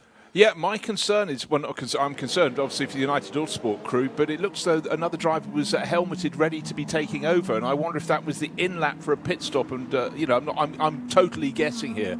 Could it possibly be that it's run out of juice? Paul, what do you think? Where is the number 59 McLaren in its cycle? I'm just trying to work it out. I think it's getting towards the end. Just check again. It's going to be a full course yellow, chaps. 8, 7. Here's the countdown. 6, 5, 4, 3, 2, 1. Full course yellow. Full course yellow. That is AI Eduardo, because the countdown can be done electronically, and it means that those in race direction can concentrate on other things that take a little more skill than counting from 10 down to 0. He was on his 9th lap, is the answer. Previous stint for the 59 had been 11 laps, and Gregoire Sauce was on a triple stint at the time. So he should have stayed out for about another 2-3 laps. But one wonders whether perhaps there was a problem somewhere down the line. Okay, I think that sort of lifts the veil that perhaps it wasn't what I was considering, that it might be a shortage of fuel. Right, looks like we've got a few pit stops coming up for the leading runners, and here we are with nearly 20 hours complete, and it's just 5 seconds between the first Ferrari and the second. It's number 50 from the yellow number 83, which is, so it's Antonio Fuoco, who's been a real star in the last couple of hours from Robert Schwartzman, but Sebastian Buemi right on the tail of the 83 Ferrari in his number 8 Toyota. There is a complication for those needing to pit, though, Paul, because we're under caution, effectively. Full course yellow means pit lane entrance is closed. I mean, you have to be on the ball with your rules and regulations, because on the spur of the moment, you may do exactly as Bruce just did and go, let's get some fuel, We're down to 2 bars or whatever it is on our energy usage. But no, during the full course yellow, and as soon as the full course yellow is announced, so you can't even anticipate it if you're just coming through the Ford chicane or just coming into the Ford chicane, then as I say, you're not allowed into the pits during the full course yellow unless you are replacing a damaged tyre. If you're going to do that, you have to call race control and say, I am going to pit with a damaged tyre, please may I have permission? Or you can come in and get 10 seconds of fuel. Obviously, if you desperately need the fuel, you're not going to get around another lap. They'll give you that 10 seconds of fuel. But 10 seconds of fuel will hardly give you more than a lap and a half anyway. So you do pretty much have to come in almost immediately when the full course yellow is removed. The one thing that race control doesn't guarantee to do, but almost certainly will do, is to ensure that the full course yellow will be less than 10 minutes. So it'll be a very short, sharp affair. So you may not even pass pit lane entrance whilst the full course yellow is out. So you may not even miss an opportunity. 30 seconds for that to be removed, and actually that timing's slightly out because it's due to be gone at 11:50. 7. Oh, here we go. 6, 5, 4, 3, 2, 1. Full course yellow removed. Now, they had planned to remove the full course yellow a minute before that. We got a message to say 11:49 would be the time that it was withdrawn. Then a quick message to follow up saying, no, it was going to continue. So there was a bit of a hiccup in the recovery process. But a minute later, we are green again. And it may well be that if the cars on the certain parts of the track needed fuel, and they hadn't made their way all the way around to the end of the lap, and they could still pit now because the pit lane magically reopens as soon as the green flag comes back out again. So Ferrari, Antonio Fuoco leading, number 50, not stopped on track. It's just they've been slightly delayed to the next sector point, and this could be an overtake around the outside for second position in the race. Sebastian Buemi trying to be later on the brakes, and he can, because there's a huge squirm from Robert Schwartzman, who could barely stop the yellow and red Ferrari. Very nearly ran into the side of the Toyota, but the Toyota looked rock solid, I have to say, as Buemi hit the anchors and gets second place as his reward. Yeah, I think Buemi's having one of his best races for years. You know, so many times there have been little problems here or there, but he's very, very quick, and it doesn't seem to matter wet or dry. A load of overtakes for him. But, of course, Robert Schwartzman is fighting back as they sweep their way into Indianapolis. But Antonio Fuoco just clear. Get in there, Seb. Go, go, baby, says his race engineer. And he's been waiting for that opportunity as we grab a quick CrowdStrike pit lane report from Nick Damon. Yeah, the leader of GT3, the 91 Manthey EMA car, really lucked out with that. It needed to come in under the full course to get some fuel. But just as he arrived at his box, so he had actually stopped, the full course yellow was called off. So he then took the nine elephants worth of fuel, 9 seconds of fuel. But that, of course, was done while everyone else was at full speed. So he's effectively had a huge amount of extra time added for just missing it by a few seconds. That's going to definitely cut into his lead. He's going to come in again for a full service in about 2 laps' time. Yeah, and under full green conditions has to be, because otherwise, the safety car brings its own complications. But as we know, a full course yellow, should we go into another one of those in a hurry, but he'll be locked out of the pits again. So the purpose of this is to make sure that you don't buy a massive advantage whilst the track is under full course caution, or full course yellow as the ACO call it, and speeds limited to 80 kilometres per hour. We are back to full racing speed now, and we could be about to see LMGT3 really spice up, Paul. Yes, so if Morris only got 10 seconds of fuel, as I say, he'll either be in next time around for more, possibly 2, as Nick suggests.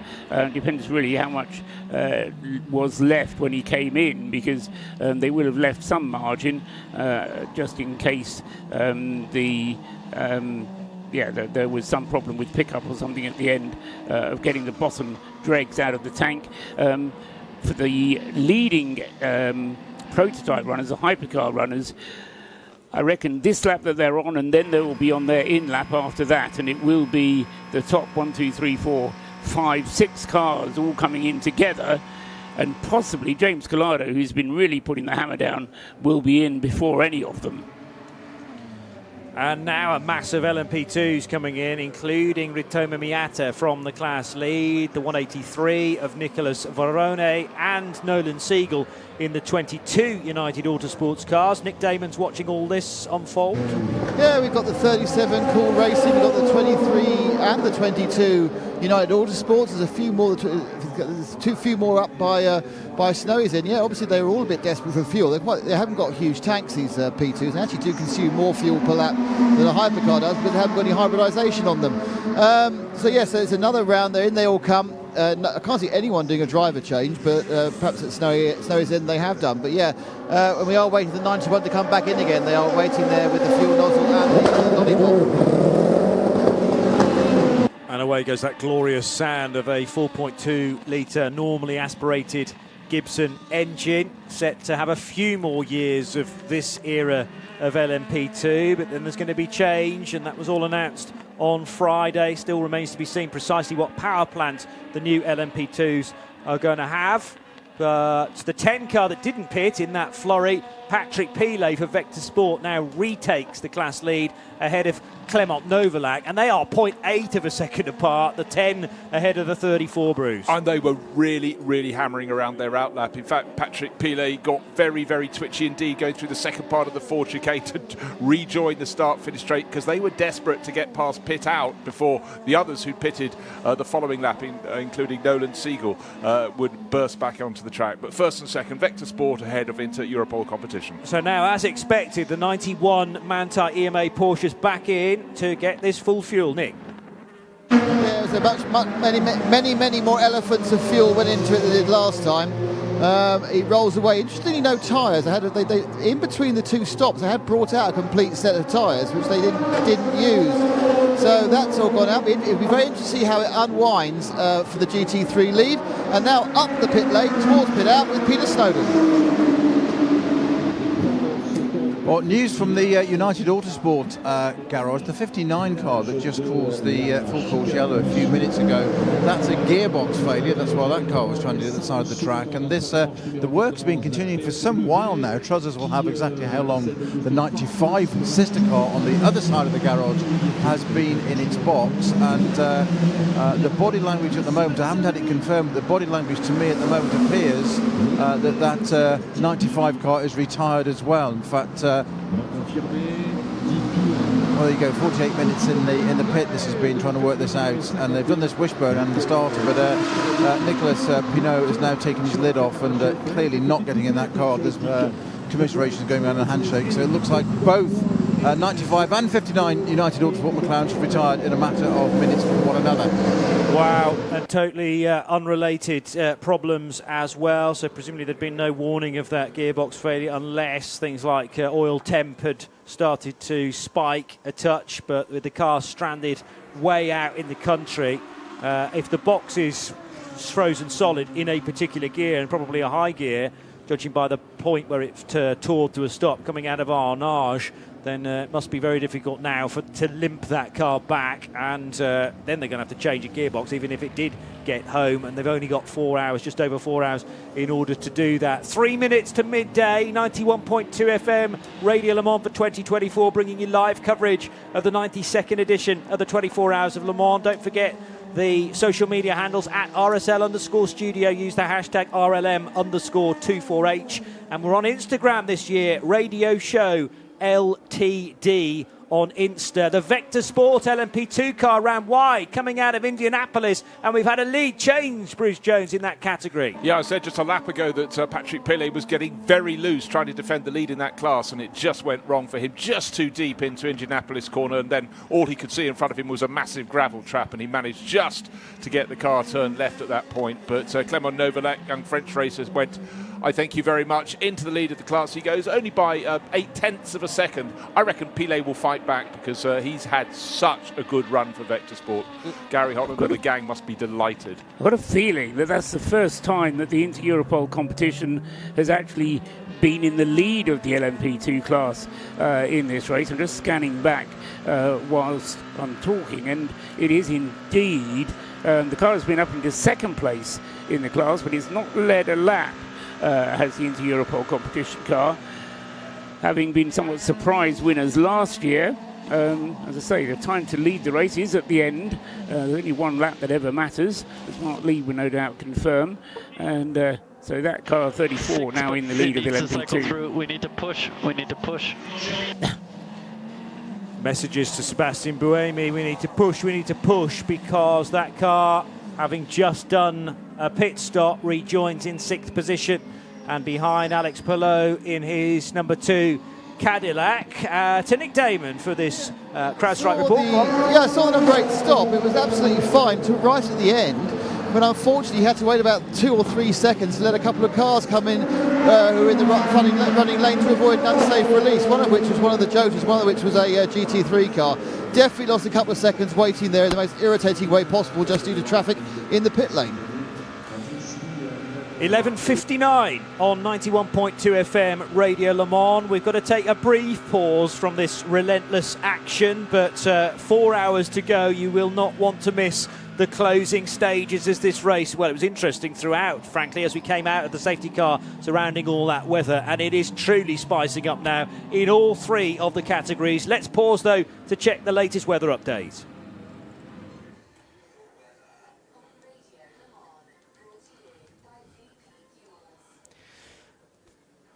Now, the first line I read is that rain will be starting in just over half an hour's time, so that'll make things even more dicey, potentially. 18 Celsius in the air, and the track temperature steadily rising a touch more than that now. Considerable cloud with a couple of showers around for the rest of the day, and a high expected of 21 Celsius. So what are we, 18 at the moment, a couple more degrees to climb before we get to the peak. And tonight, considerable cloud again, with rain expected, the odd shower late on, and a low of 15 Celsius.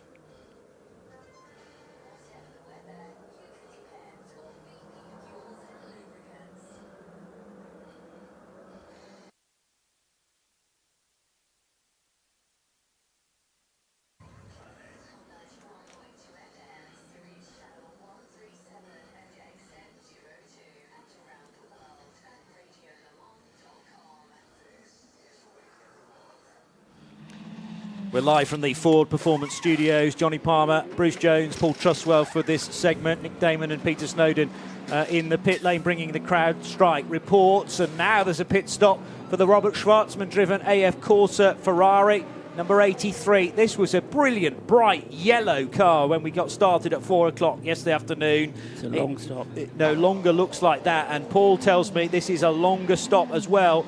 Certainly longer than we would have expected. It did fuel, they did tyres, and now they've got a problem by the looks of things. They've had a lot of smoke coming from the brakes of that car at the front, and it's funny coloured smoke as well, brownish sort of coloured smoke. So what that's coming from, one can only imagine brake pads getting a little bit too hot, but it's been in the pits now for over 2 minutes. At a normal pit stop would get to the pit exit in a minute and 12, a minute and 13, thereabouts, a minute and 16 at top.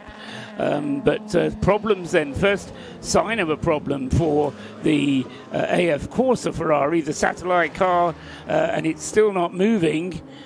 And that's a driver getting out of that car now. And that was Robert Schwartzman, who I think was handing the car over. It looked like it's charged maybe with electricity because the Yifei had got in, being given firm instructions by his crew to make sure he made the big jump from the car to the ground and didn't straddle the two for fear of earthing himself. So is it hybrid related? But then you saw that big belch of smoke from the front of that car as well. But they're putting the special fire. They're putting the special hybrid gloves on now that protect from electrical charge, it looks like. And, well, Rob Luypen thinks the 83 car's out of the race. He's put his hand across his throat. He's the Toyota man, remember. But maybe one of their big rivals in this race has dropped like a stone now. Well, just before the pit stop, of course, was a fantastic battle with Sebastian Buemi. And, in fact, a little message on screen says, warning, not anything else, but a warning to 83. That's the Ferrari that Robert Schwartzman's just jumped out of for driving behaviour right at the end of the lap into the forward chicane against Sebastian Buemi, Toyota number 8. But right now that's the least of their concerns. The yellow Ferrari, well, we call it the yellow and grey and black Ferrari now. It's covered in so much filth. Looks like someone's emptied a coal scuttle over it. But that is at a standstill and being pushed backwards now into its garage. So I'm afraid this isn't a quick fix. Was Rob Luypen of Toyota correct? Well, we'll find out. He certainly has a good weather eye on these situations. I was going to say I'd rather believe him than anyone else on the matter. But, yeah, absolute disaster then. It may only be the satellite operation, but it's the car that's led more laps than any other in this race so far. So the number 83 car pushed back into its garage, taking over in the lead of the race, therefore, whilst all the other leading runners have had their pit stops, is once again the number 2 Cadillac, Alex Palou. Porsche 99, the Proton car, stopped at pit exit on the straight. There's just been a message on the screen about that a couple of moments ago. And now we can go to Peter Snowden for a CrowdStrike interview with Darren Turner. Darren, you're a former winner of the GTE class here, three times if I remember correctly. Yeah, I mean, it seems a long time. You got the number right then. Yeah, you've got the number right. Yeah, I mean, it's 2017 was the last win with the V8 Vantage. It was an epic year. GTE Pro, it was fantastic. We had such a great time that year. But yeah, it's really nice being back and enjoying the buzz of being here at Le Mans. I wish I was out on the track though. I was just going to ask you, wish you were driving. Of course you do. Yeah, of course. But you know, to be fair, it looked at difficult conditions overnight.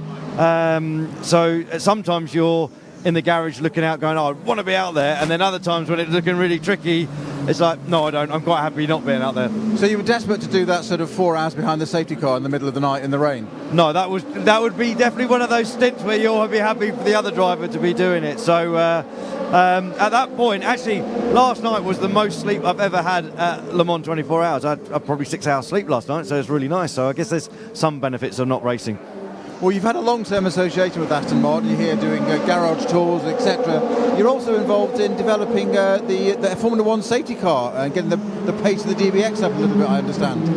Yeah, I've had some involvement with that. I'm generally doing more and more work for the automotive side of Aston Martin, so like heavily involved with the Valkyrie program, the road-going Valkyrie program, and I get to have days with like the F1 safety car and just help a little bit with the development on that. So I get sort of moved around from different projects, but it's really great. No week is the same. You know, this week I'm here at Le Mans. Next week I'm testing with Michelin for one of the next products that's coming with Aston Martin.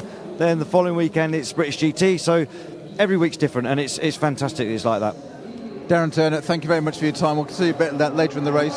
Johnny, just very quickly, that 95 United McLaren, if you remember, about an hour ago it came in and it said it was a starter motor it required. It wouldn't restart on the apron. Well, there's a very good reason it wouldn't restart. Would you believe when it was switched off for the refuelling, the engine seized, and that's why they couldn't get the starter motor to rotate it? So the 83 Ferrari, that's the F Corsa one, the yellow one, as we've been affectionately calling it. It's in the garage, still nobody touching the car. We've got mechanics with rubber gloves. They've taped off both the front for obvious reasons. I'm here with a bit of a media cluster at the front of the garage, everybody intrigued as to what the problem is. But they've also tensor barriered the rear of the car. So that means none of the crew allowed forward to anywhere near the car. And we haven't even got a laptop plugged in for any sort of download for any diagnostic. So at the moment, it looks like some sort of hybrid issue on that side of things, because the car's still not approachable, so to speak. Yeah, I just noticed that the Cadillac has a sort of green light just above the windscreen as I look at the car. I wonder whether the Ferrari has a similar light, because it should either be red or green, I think, as to whether it's safe to touch the car or not. And if there's a red light visible anywhere on that 83 Ferrari, it does need to be sort of decharged before they can approach the problem, Paul. Yes, but I think if it's switched off altogether, it can still be under charge. Yes. So, as I say, with possibly a power burnout of some sort, may well be that there's no power running to the hybrid at all, but it is all charged up with static or something like that. Say these things are all far too complicated for me to understand. And for me, yes. Now, remember we had an extra pit stop from Kamui Kobayashi a little while ago. He did a short stint and came in, and that's put him on a very close fuel program to the number 2 Cadillac. So Palou, by counting up to 12 and assuming he'll do 12 laps, is due in 3 laps at the end of the one he's currently on. The number 7 car, Kobayashi, is due in 4 laps at the end of the one he's on.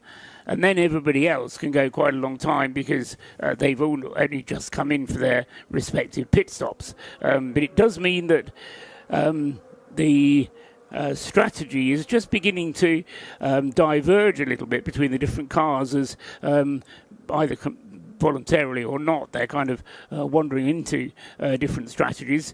James Collado is heading towards a quadruple stint in the number 51 Ferrari, and is now the leading Ferrari. For a long time in this race, it's been the 50 Ferrari which has been setting the pace, or challenging the 83, which has been making the pace as well.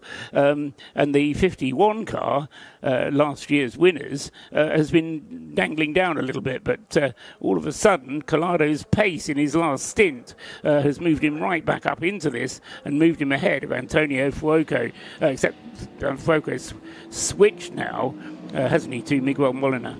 Now, Paul, there's a question I want to sort of consider here. We're talking about Kamui Kobayashi in the number 7 Toyota going sort of closer to the strategy of the race leader. It's running in second place, but the race leading number 2 Cadillac is out of kilter with everyone else. But we had a couple of laps, you remember, in the last stint, where suddenly Kobayashi seemed to lose speed, and he dropped about half a dozen seconds. Mendoza probably a dozen seconds over a couple of laps. But here he is running faster than Sebastian Buemi. You know, we still haven't got to the foot of what exactly was going on with that number 7 Toyota, because you don't voluntarily give up about a dozen seconds.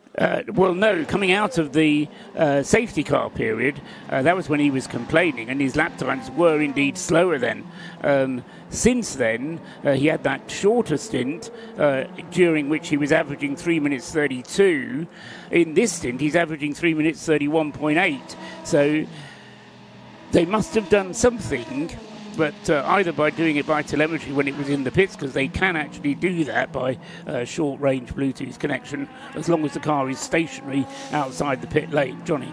Let's get to Joe for another CrowdStrike report focused on this number 83 Ferrari. Still no activity on the car, still nobody this side of the tensor barrier, apart from one crew member. He's got a crash helmet, and most significantly, he's got a fire extinguisher pointed towards the cockpit of the car. I think that says it all, really. There is an issue with this battery charge or whatever, but he's standing by with an extinguisher of some sort. The Inception Racing McLaren, the car 7070, that had a delayed pit stop because its left-hand door mirror, as in the driver's side, being a left-hand drive car, was the glass was coming out of it and it was actually loose, and they were able to actually tighten it up on the mounting bracket. But the adjudicator as to whether that car could that was allowed or not was the WEC official that was standing next to it to say when it's no longer slack enough, it's tight enough to go out. It was then sanctioned to go out. And just a very quick look up at the Podium, because I'm down at the pit in garage here. There's a bit of a throwback on time. I've had to take a double take here, Johnny and Bruce. I've looked up at the Podium and I thought, why on earth are Derek Bell and Tom Christensen both standing on the podium at the same time? It's because they're having a photo shoot with the Le Mans Trophy. Excellent. Yeah, well, why not? Because they have an immense amount of history with this race, and both love coming back here to witness as many 24 hours races as they can now as spectators, but also very much associated with certain brands as well. Now, Andrew Cotton of Race Car Engineering rather suspects the hybrid problem as well for Ferrari number 83, with all that smoke and the fact that no one wants to touch it. But also, Andy has a question for Paul. Is the Ferrari going longer than Toyota? Looks like a lap, but not sure. We've kind of speculated around that, and also the hybrid issue. But and the answer is not always, but sometimes. Okay. The answer, which was the speculation that we made, is that we decided. Next stop, driver change to Jose. So driver change. I try, but very easy to catch up Cadillac. I think there's a mention of 4 laps there. Would that tie in with the number 7 Toyota to pit in 4 laps, or maybe 3 with the delay to those messages? Yes. Okay. Yeah, so 3 laps at the end of the lap that he's on now. So yeah. There is a short delay, but when he gets to the end of this lap, it'll be 3. And Palou should be in the lap before that. So the question of whether Toyota, as I say, Ferrari seems regularly to be able to go to 12 laps. Toyota has sometimes only done 11, and if we get a safety car or a slow zone or something, then Ferrari seems willing to push the envelope a little bit.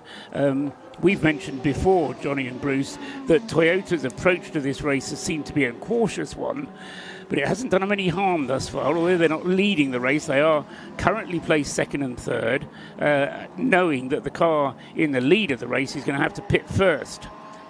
Yeah, it sort of comes to them, and in fact on the current lap, Kamui Kobayashi banged in the fastest first sector of anyone. Now we've got a fantastic scrap in LMGT3 because it's almost nose to tail. The Manthey EMA number 91 Porsche Morris Schuring on board is being hunted down by Augusto Farfus in the Team WRT BMW. It's down to within a second, so this is really shaping up very nicely into the final 4 hours very soon. But not quite yet. I was drawing your attention to some of the tyre information that we sometimes get, courtesy of various graphics packages that then we can describe to you. And the graphics reckoned that the BMW, the 31 WRT car, had a front right which was a wet tyre and medium slicks all the way around. That's not the case. We don't expect much, but thanks for the info. Copy, Drizzle. So, I guess newer tyre in the drizzle is better. And if it rains after, would not have brought much.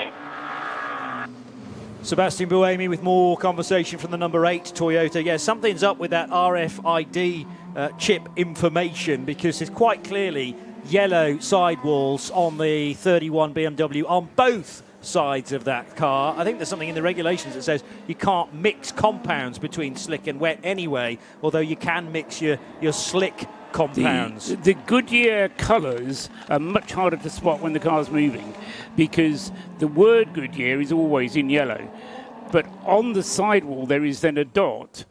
Good point. Which says M or... Yes. Maybe that is right then. But I didn't think you could mix your compounds. That I don't know. Well, maybe they only expected light rain, so just one rain tire to do the job. Rear-wheel drive car, and it said 7 laps on the front right, which was wet, and then the other 3 tyres were yellow medium. There's no soft within Goodyear, remember. But yes, Paul's right. But I was pretty sure that they changed. I think for a wet Goodyear tyre, the lettering is blue. Okay. Pretty sure that they changed the lettering to blue. So I'm still sticking with the fact that that's got mediums on all the way around. Joe Bradley agrees with me. Well, first of all, it makes no sense, Joe, and also I think it's against the rules, so that must be incorrect data, Joe. That tyre would be shredded by now. That tyre would not exist. That tyre would be punctured by now. Yeah. That is not correct. Fine. Thank you for clearing that up.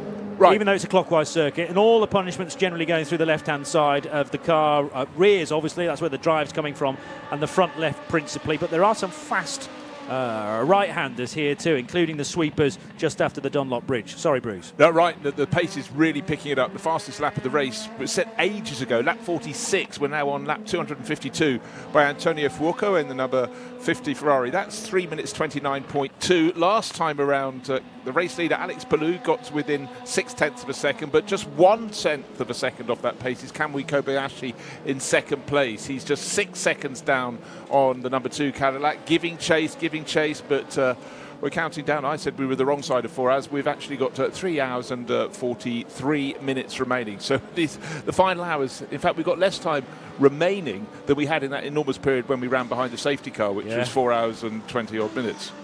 Yes. So that's encouraging to know how close we are now to the end of the race. But you kind of, when we're back to racing speed, we don't want this to end in a hurry. For sure, 37 is the Cool Racing LMP2 car, pressurising the red visor of the number 22 United Autosports. So driving that car is Nolan Siegel, and behind him Ritomo Miata. The battle for 4th and 5th within LMP2. Class is led by Inter-Europol Competitions' Clement Novalak, and the Vector Sport car making a very slight mistake to provide that opportunity for the 34 to get by. Great to see Zachary Robichon still pounding round in the number 77 Proton Competition Ford Mustang. Sadly, that was taken out of contention very early on. They had a steering rack failure in that car, and that took several hours to try and fix. But Joe picked that story up brilliantly, and very honest, actually, summing up of the fact that they'd never had one of these components go before, but they were determined to fix it in car 77 to treat this as a very public test session. But it's track time that you really do not want to give up. No, and entirely they really learnt, as Joe pointed out. If that happens next year, you'll have a new rack already built up rather than having to assemble it in the back of the garage before putting it on board. But I must say, I really do like the look of these Ford Mustang GT3 cars. They sound magnificent as well, which is, in my book, a very, very big bonus. Alex Palou due in at the end of the lap that he's currently on, by my reckoning. And then we'll get Kamui Kobayashi. That should be staying in for a double stint. Kamui Kobayashi will be coming in, as we heard, for a driver change to switch to Jose Maria Lopez. And in fact, we were talking about how the fastest lap of the race was being challenged, just been beaten, because Alex Palou in the race-leading number 2 Cadillac has got down into the 3-minute 28s with 3 minutes 28.938 seconds. And so after about 210 laps since the previous fastest lap was set, it has been beaten by the race-leading car. But certainly Kamui Kobayashi is taking chunks out of that advantage on this lap. It's down to 5.5 seconds between the race-leading Cadillac and the leading Toyota second and third, with Kamui Kobayashi nearly he's about 8 seconds clear of his teammate Sebastian Buemi, but running obviously different cycles. Yeah, the fuel load coming down, of course, on the leading Cadillac and the second place Toyota, and that's enabling them both to go quicker and quicker, and the conditions getting better and better. What's happened, of course, is that the happy hour that we normally have around dawn was postponed due to the weather, and we're having the happy hour now. I think may not be quite as cool and fresh as we would normally expect it to be, but nevertheless it is. We are seeing improved conditions at the moment. How about the lap times that also Kobayashi's producing? You can tell he's on an in-lap. Jose Maria Lopez raring to go for the number 7 car. He's just done an absolute best through Sector 1, a personal best through Sector 2. We've been saying how crucial it is, these in-laps during a sports car race, particularly in this modern era. The last couple of years, so important is the in-lap, and for that matter, the out-lap as well. The car's nice and light on fuel, but it's no doubt got pretty worn tyres. But the Ferraris now are thinking about maybe even going 2 abreast. The Lamborghini from Iron Links, number 60, was the fly in the ointment there. But no doubt about it, Miguel Molina's very, very close. And here he is on the team radio. Let me go. Let me go, he says. I am faster than James up ahead in the 51, but at the moment they are not switching places. But the Spaniard wants to get by, waiting for Kamui Kobayashi to finish this lap. Alex Palou is heading into pit lane. He's just set the new fastest lap of the race, a 3:28.938. and Kobayashi does not come in. So, I was calling that the in-lap. Close to it, but as you've explained, it's the Cadillac that's off kilter from the rest of them. Yeah, but because of the earlier extra pit stop that Kamui Kobayashi came in for, he will be coming in next time around. Okay. So Kamui Kobayashi is 1 lap different from Palou now, and what Molina saying that he's faster than Collado, he's absolutely right. To the tune of about half a second a lap at the moment. Molina on new tyres, Collado on certainly triple stinted tyres, which have come through a safety car period. So Collado's tyres very much older than Miguel Molina's, so it makes sense for Molina to get past. Yeah, but James Collado will very much be saying, catch me if you can. And it was very, very tight indeed. Molina has got past, swept around the outside in the Dunlop curve. Actually, it looked as though the message, the call came through to Collado, move over. Yeah, well, Molina in this phase of the race does appear to be a tad quicker. So that's the Toyota trick. Just allow the cars to switch positions and see whether Molina can build a gap. We'll head to Joe Bradley for a CrowdStrike pit report. Cadillac number 2 in from the race lead. Yeah, and being very quick about it as well. Just fuel and the car left. So they are shaving time in the pit stops. And as we expected, Alex Palou staying at the wheel to feed back in behind the Ferraris and in behind Lawrence Vanthoor's number 6 Porsche, the Penske Motorsport number 6. Certainly not out of it. I'm trying. So Collado admits he's trying, but he's not as quick as Miguel Molina, who is starting to open that gap up again, although running a tad wide coming out of the second chicane. You aren't permitted to do that because although there's a dotted white line to delineate the edge of the public road from the hard shoulder, that's all considered the racetrack. Turning in, though, to Mulsanne, you've got to be a bit more neat and tidy, careful to not go over the curbing too much, and then Mulsanne corner itself. So careful on the approach to there to make sure your exit is good as you power your way down towards Indianapolis. Right, one thing we haven't discussed in the recent couple of laps has been the pace of Clement Novalak. Has taken the lead a few laps back in LMP2 in 17th place overall, but he's put quite a gap over Patrick Pilet. He's opened it out to 3 seconds. They were really matching each other. There was a little slip from Patrick Pilet for Vector Sport, dropped him back, but since then, little by little, Clement Novalak is making the team in yellow and green smile, and of course they were up on the podium here 12 months ago, so they've got high hopes of getting there again. But P2, what have we got left? We've got the same amount of time as we have for every other class, just over 3.5 hours, but a good battle. But actually, talking of battles, having ceded 3rd place to Miguel Molina, James Collado is now, as he said to the team boss, I'm trying, and he's hanging in there. So if there's half a chance, he's going to try and go back past. But Molina did seem to have just that little bit more speed. New fastest lap of the race last time around to our race leading Kamui Kobayashi. And Paul, you reckon he should probably come into the pits this time around in the number 7 Toyota? End of this lap, would be the end of Kamui Kobayashi's stint. In fact, he's done a triple stint, and standing by ready to take the car over should be Jose Maria Lopez. And into the pit lane comes the Toyota. Parks. Lopez comes out of the box, and the team sets to work. A lot of checking going on all around the car, wiping of windscreens. It's a 6-man job just to get the car without actually changing any tyres.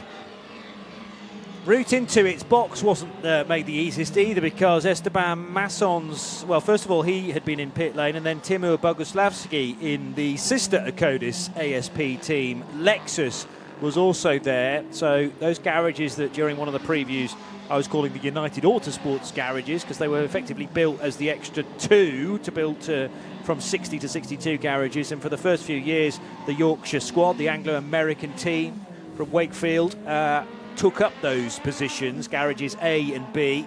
Well, they are this year home to the 2 Acodis ASP team, Lexus. So it's very much a Toyota / Lexus, same company in effect, tribute at the start of pit lane. And Timur Boguslavski will now rejoin. So those 2 Lexus have actually switched positions now. Masson going into 6th, and the 78 car of Timur slotting in behind in 7th place. The 7 Toyota, though, now with Jose Maria Lopez at the wheel, is into 6th place on this outlap. Notice at least one of the sort of dipped headlights, the side lights of the Ferrari, is out on Miguel Molina's car. A little bit more weather on its way, potentially going to be affecting Dunlop curves after the Dunlop Bridge itself and approaching the Forest S's and Terre Rouge as well. Let's get another update from Joe Bradley with this crowd strike report. Well, it's a bit of a good news story, as good news as it can ever be after a lengthy repair for the number 311 Whelen Cadillac. We saw the car, I don't know, Paul will tell us how long ago it smacked the barrier out there on track. It's just had that repair job finished and it's back out, just being wheeled out the garage and back in the race. Thank you for that. It's only one small light that's not working, front left of that Ferrari, and I'm sure we would have had a message on the screen to say that there was a problem from the race officials, because it's got plenty of other lights working on the front of that car, and crucially, when it flashes a light, everything lights up perfectly, Paul. Yes, but the rule does say headlights, and I'm not sure whether that car actually qualifies for headlights, but I'll let the race direction judge that. I would call the headlight the thinner strip, which are both illuminated on both Ferraris, and then there's a sort of LED square beneath those, and one is not on the 50 Ferrari. Yeah, keep pushing, mate, keep pushing. 4 laps to go. That's a message to Will Stevens in the Hertz team. Jota gold Porsche 963, and Will Stevens is currently in 6th place. But yeah, there's more of a Ferrari side light than a headlight. We haven't heard anything about that, and I would imagine that that's been an issue for a little while yet. Hearing, though, now about a drive-through penalty for Porsche number 92. That's not the one that leads the LMGT3 category. It was well up there not too long ago, but Alex Malikin is going to have to come in for not respecting blue flags. There was also another message on the screen concerning a couple of cars and the safety car procedures. 78 Lexus and the 155, which is the Ferrari, isn't it? The Lawson Ferrari. Yeah, and that's currently running 11th in its class. Spirit of race entry, as you quite rightly say. Just going back to Joe's point about the Whelen Cadillac racing car, as it is now back out on the track, although a long way back, but it is still running, and it's done. Its last pit stop was 1 hour 45 minutes, so 1 3/4 hours in the pits to get those issues sorted on the Whelen Cadillac.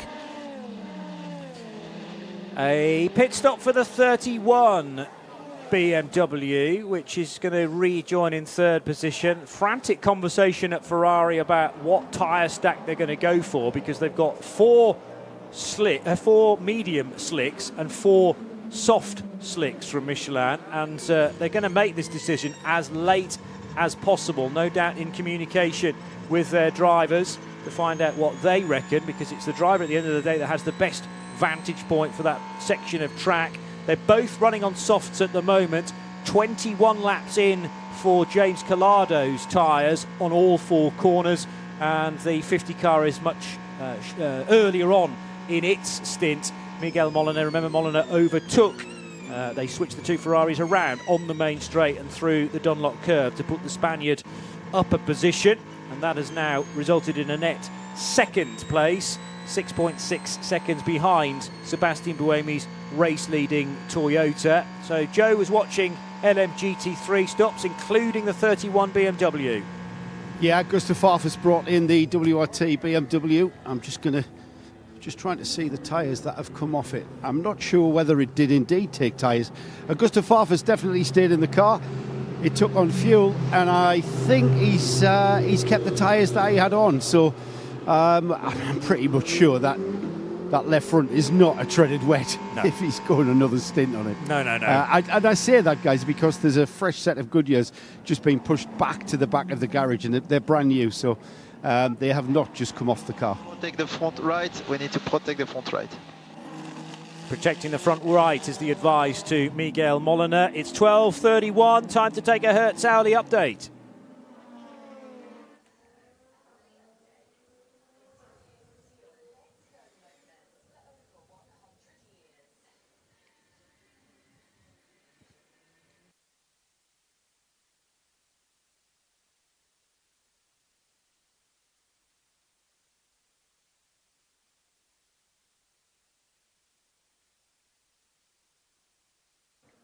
So, good afternoon. It's 12:30, and we've got 3.5 hours of this race still to go, and we still have 9 cars on the lead lap, and the top one of them is Sebastian Buemi with the Toyota. 256 laps completed for car number 8. Miguel Molina is 6.5 seconds behind in the number 50 Ferrari, having just overtaken James Collado in the number 51 Ferrari.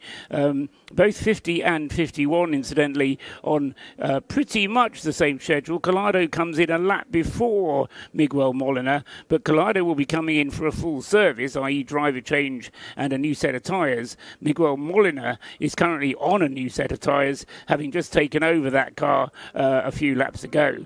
So Molina in second, Collado third. In fourth place is number 6, Lawrence Vantour, in the Porsche 963. He is just 12 seconds behind those 2 Ferraris, and is on a very similar fueling schedule as well. Then next up in 5th place is Alex Palou in the Cadillac. He's 36 seconds behind, but is on a very different refueling schedule, which means that he won't have to do, by my reckoning, a splash and dash at the end of the race. He'll just go through on his normal refueling pattern, and he'll get to the end of the race just in time, without having to do an extra stop. So possibly a bit of an advantage there for Cadillac. But as I say, if we have any slow zone safety cars, rain, then that calculation will have to change, of course. But anyway, Palou then currently 5th, but strongly placed in many ways. Car number 2. In the 6th place is number 6, Will Stevens, now moving up to 6th in the Hertzheim Jota car, ahead of Jose Maria Lopez, who's just had a pit stop in the number 7 car. And that's why it's now Jose Maria Lopez rather than Kamui Kobayashi, and a slightly longer pit stop for the Toyota, which is why it's dropped behind the Hertzheim Jota Porsche of Will Stevens. Phil Hansen is the next one up, so it's Stevens in 6th, Jose Maria Lopez in 7th, and then Hansen in number 38 in 8th place. And then Michael Christensen is the other car that's on the lead lap, car number 5, and then completing the top 10 is Loic Duval, car number 94, and he is just off the lead lap in the leading Peugeot. All of those cars having moved up as a result of the problem for the number 83 Ferrari, which was in the top 10 when we did the last hourly update, but has, I don't know if it's actually retired officially yet, but it's been pushed back into the garage with what we suspect is a hybrid problem, some electrical fire at that car's last pit stop.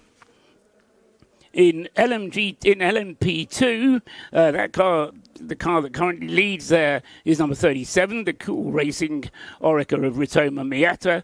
Second is number 22, Nolan Siegel for United Autosports. Third is number 183, Nicolas Verona.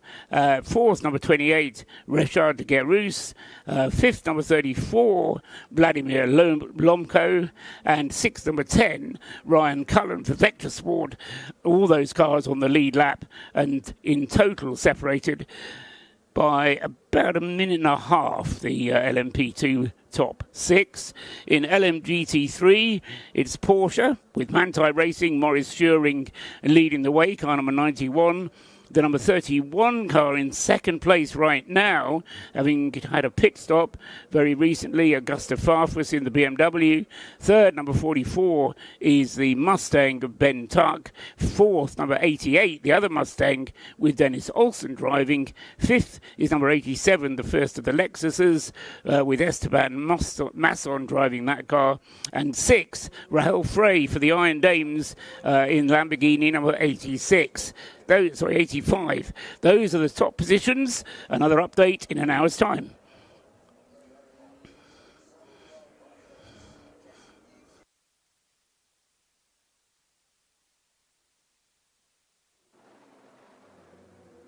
91.2 FM, Radio Le Mans for 2024, the 92nd edition of the 24 Hours of Le Mans. Let us not forget that this is also round 4 of the FIA World Endurance Championship for this year. And for those cars eligible for that championship, if you win, you get double the normal amount of points for a 6-hour race. So it's 50 on offer, plus the Hyperpole point as well. So potential of 51 in each of the categories, which could really get you on the right path with 4 races still to go in the WEC. It's going to be 8 races for next year as well, with Pierre Fillon, who is the president of the Automobile Club de l'Ouest, aiming for stability in this very healthy scene of sports car racing. The 51 car was held a bit there in the pit stop to make sure that it wasn't released into the path of the 6 Porsche Penske Motorsport 963. That 6 car, there was a driver change. Laurens Vanthoor got out and Kevin Estre got in. Estre back into the race,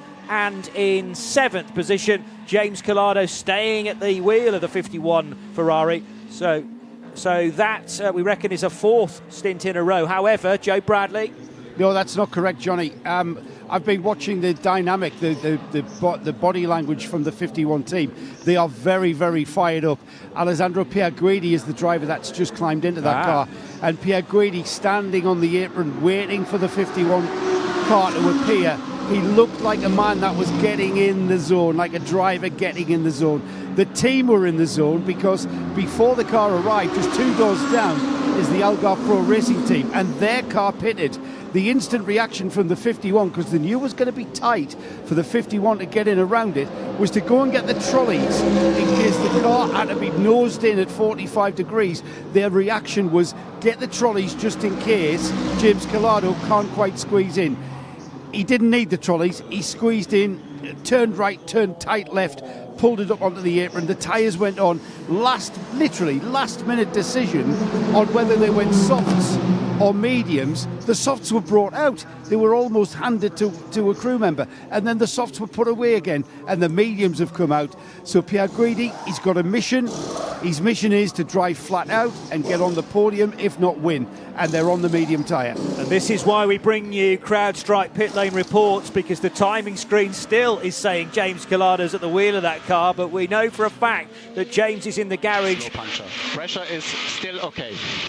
Taking a slurp of water. Joe saw the driver change, and now Alessandro Pierguidi will have to make sure that the driver ID is set correctly, although I thought it was all done through RFID or barcodes or whatnot. You plugged in your systems and that identified you as Pierguidi, so maybe something not quite right again electrically with that Ferrari. It was the 83 that we think had a pretty major hybrid problem.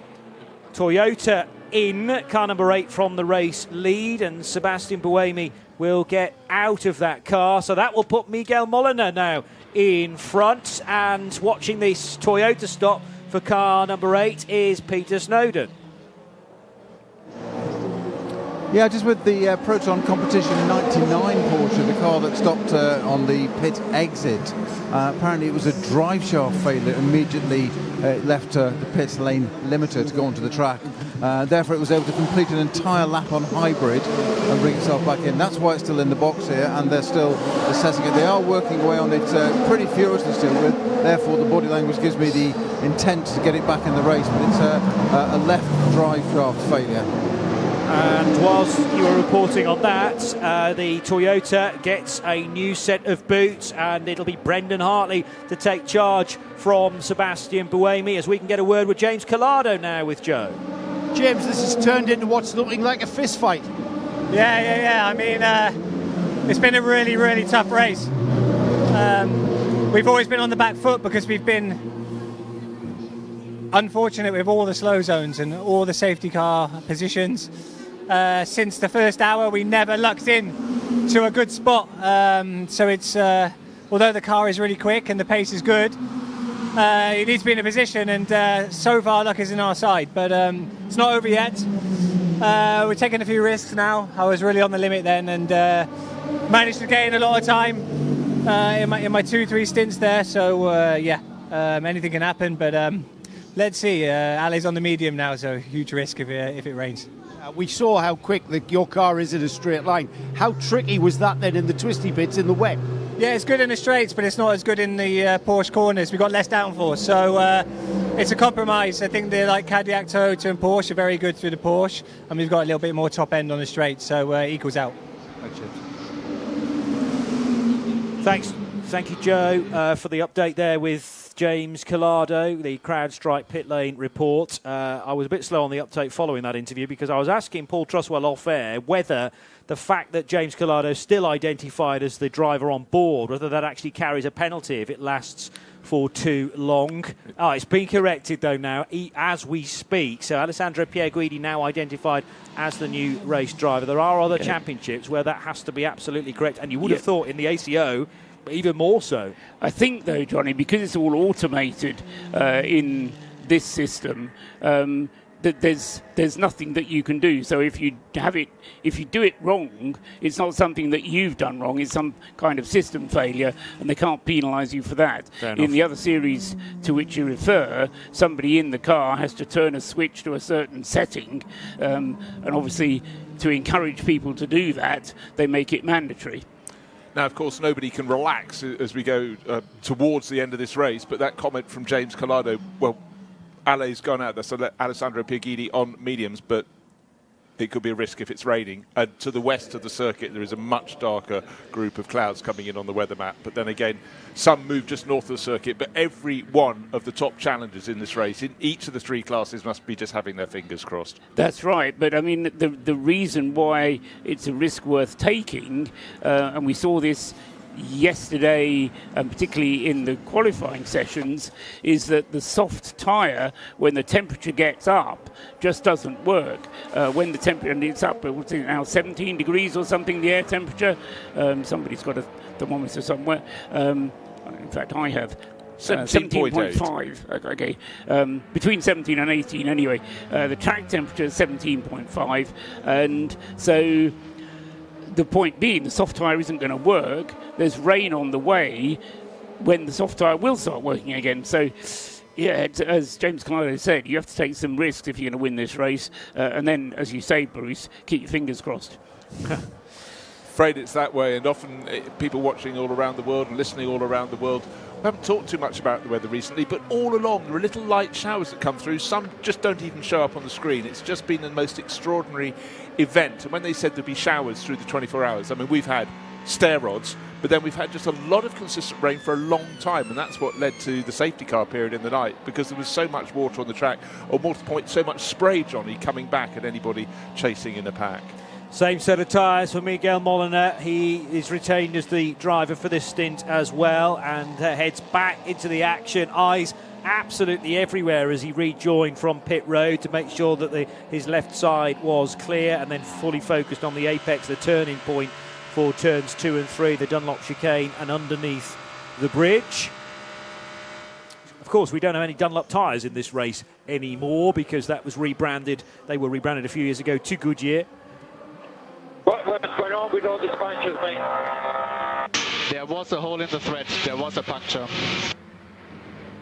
Jose Maria Lopez, what's going on with all these punctures? There was a hole in the thread or the tread, and they've now been able to investigate that tyre, of course, now that it's off the car.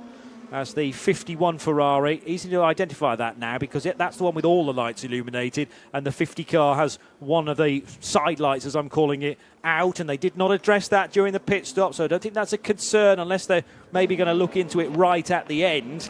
Should the car need to be scrutineered, but I don't think it's an issue, frankly. If it would have been a problem, they would have notified them by now. Yeah. Very often with these kind of things, and particularly, I mean, the WEC, yes, it's difficult, but it's not impossible. If you notify race control and say, look, there's a slight problem with our car, this is what's happening with it, is that okay? Then you're going to be better off than if you just wait for the penalty to arrive and hope that the scrutineers don't notice it. There is a Discord channel now, direct to race direction, direct to the stewards, and it's an open channel of discourse, if you like. As you say, you can raise things and you can get a reply, and if you've shown willing, if you've shown initiative, to make sure that certain things will not manifest themselves into a serious issue later on, then that can often give you points as well. Yeah, anybody who's done iRacing will be familiar with Discord. I don't include myself in that, but I know people who are. Yeah. I've never used Discord either, but I do know that it can be particularly useful for crews, teams to be in touch with the authorities at a lot of the time.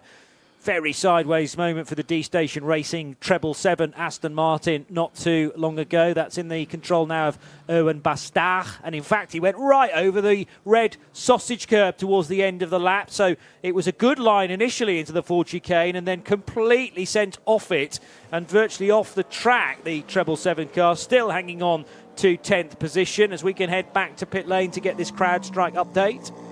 Joe? Yeah, guess what? I can feel light rain on my face. Can't feel it on my head because I've got a helmet on, but it's certainly blowing into my face. It's very, very light. Arguable whether it'll have any effect whatsoever on track conditions, but if it continues and increases in density, then it certainly will. And it was predicted that it would arrive at 1 o'clock. It's a little bit early. And are you sure that that's your helmet, Joe? Has it got your name on it? Because it was a bit of a mix-up earlier on in the day. Sorry, Johnny. Yeah. No, I've realised what you're on about now. I've definitely got my helmet on, mate. It fits snugly. The other one didn't at all. No. He's getting old though, isn't he? Well, yeah, the other guy that does the pit lane reports from now and again picked up Joe's helmet and put that on and hadn't realised until halfway through his stint, but it's all been resolved now.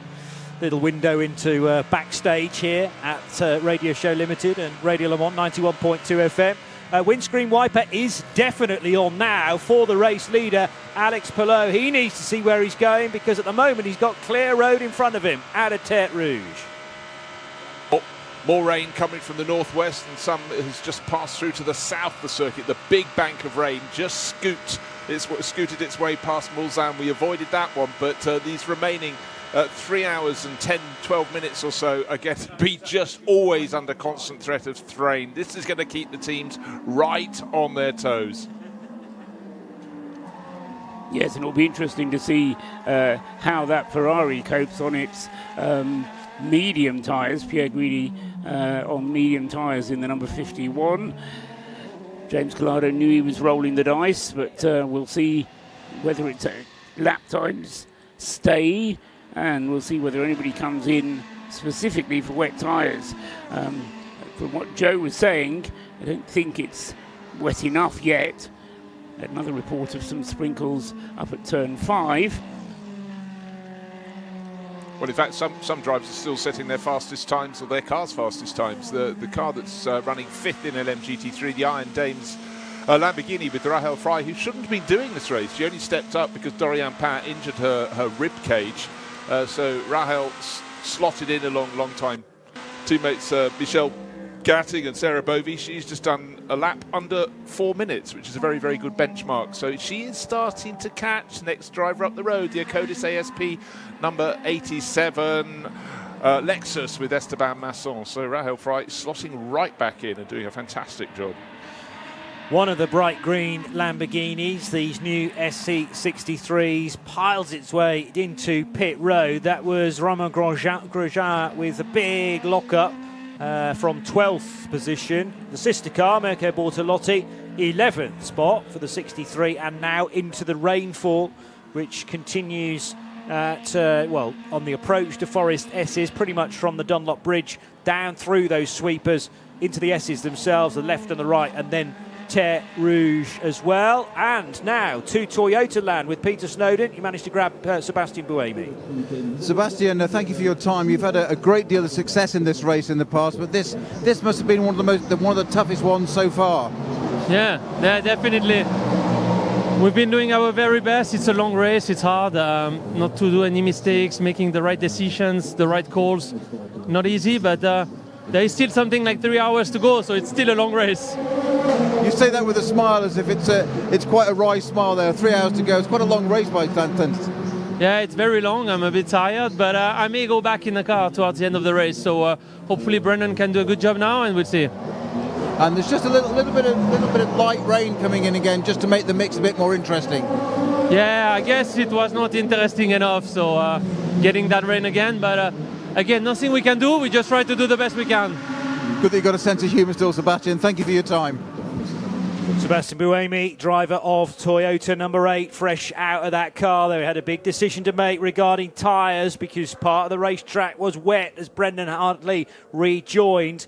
And we'll have to see how they weather through the course of the stint and whether their prediction for how the track's going to evolve goes in their favour. This is, again, very similar to the race 2 weeks ago at the Nürburgring 24 hours. You've only got a very small sweet spot of, is it going to be slicks, and then is it going to be mediums or softs, or do you go the treaded tyre? And you have to then swallow that for the next 50 minutes or so. Around a very long circuit, which is going to change all the time.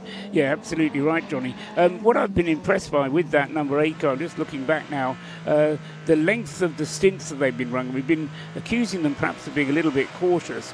But in terms of the length of time that the drivers have been driving, Sebastian Buemi's first stint was over 3 hours. Brendan Hartley then got into the car for 2.5 hours.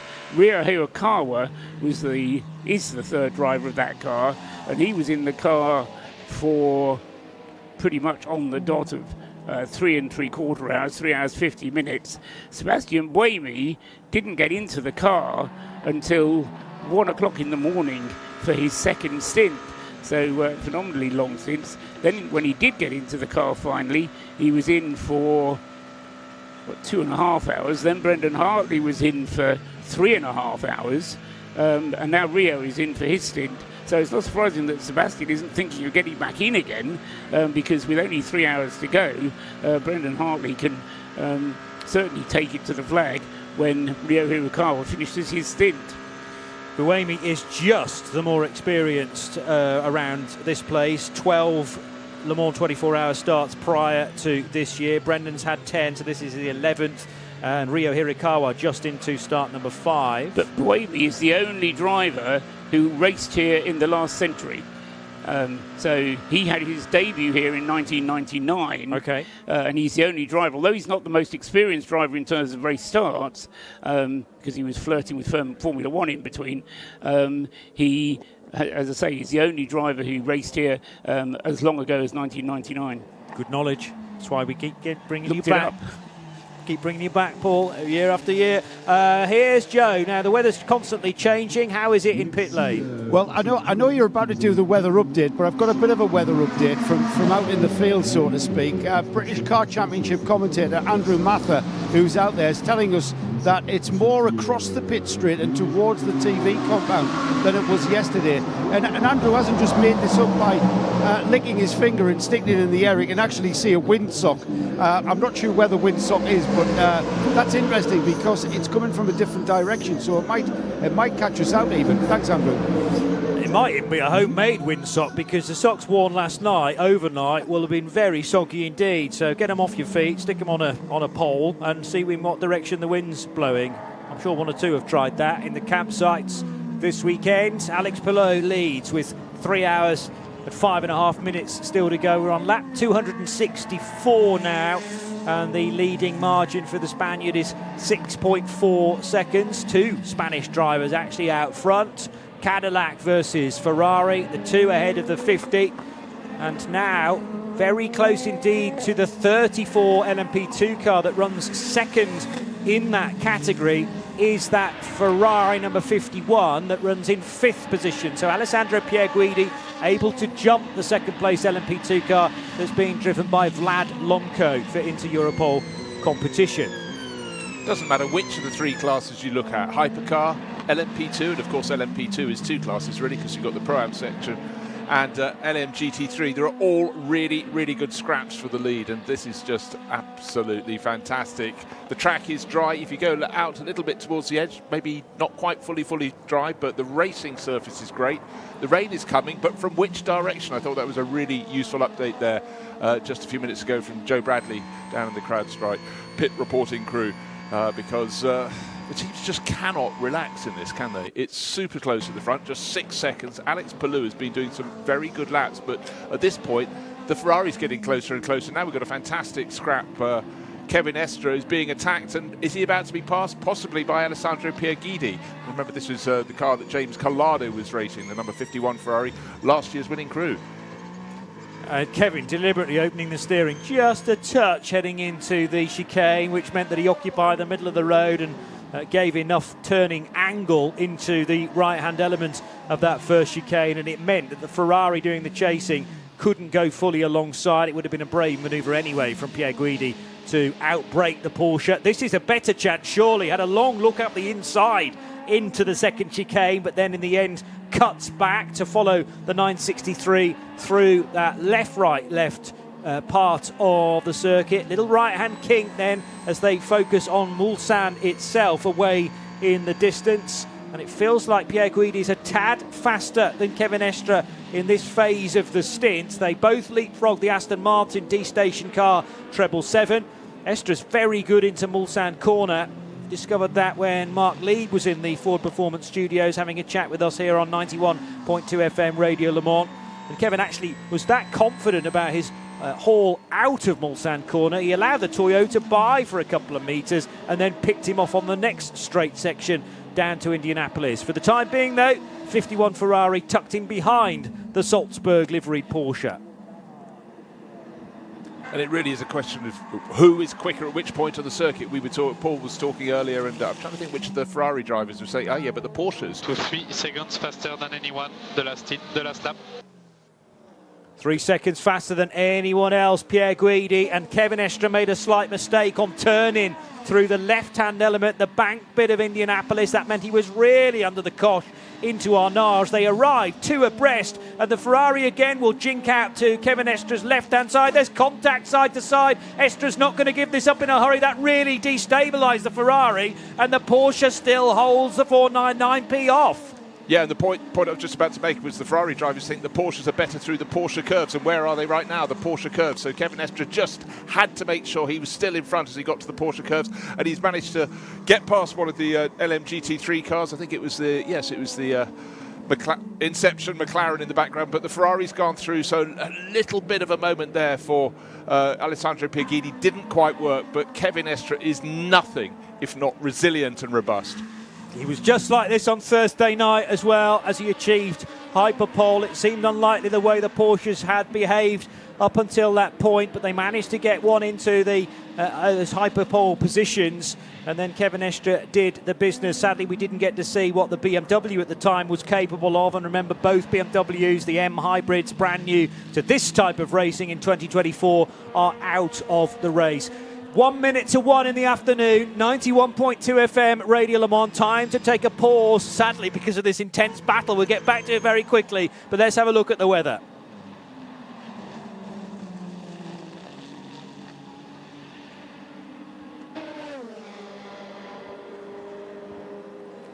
So it's 17 degrees Celsius right now. Feels a little bit more than that, maybe a degree higher at 18.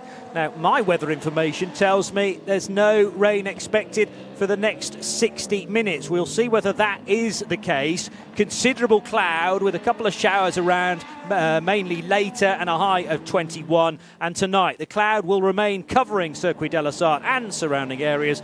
Bit more rain later, and a low tonight of 15 Celsius.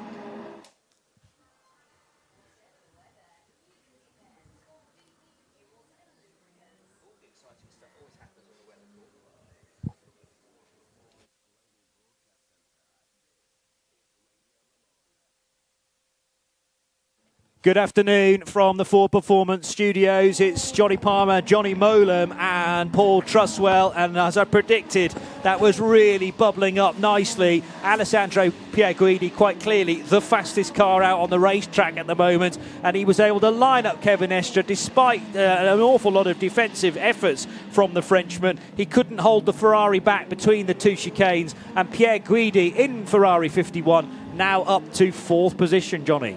Yeah, fantastic little battle. Kevin Estre on the absolute limit of defensive / blocking driving there. It's difficult when the car behind you has got such a straight line speed advantage, but he sort of eased him out of the way a little bit at Indianapolis, going down towards Indianapolis and then into Porsche. I honestly thought Pierre Guidi had it done around the outside, but Kevin Estre really got his elbows out and managed to keep him behind. But it was only a matter of time until Pierre Guidi got ahead of him. Obviously now they're going into the area of the track where the Porsche is stronger, but he'll eke out and he'll just pull away down the straights. Yeah, it was an interesting battle between different tyre strategies as well, because the Ferrari is on relatively new medium tyres, whereas the Porsche is on quite old soft tyres. Yeah. So, you know, the one was working better than the other, clearly. And at this point, the newer mediums are working better.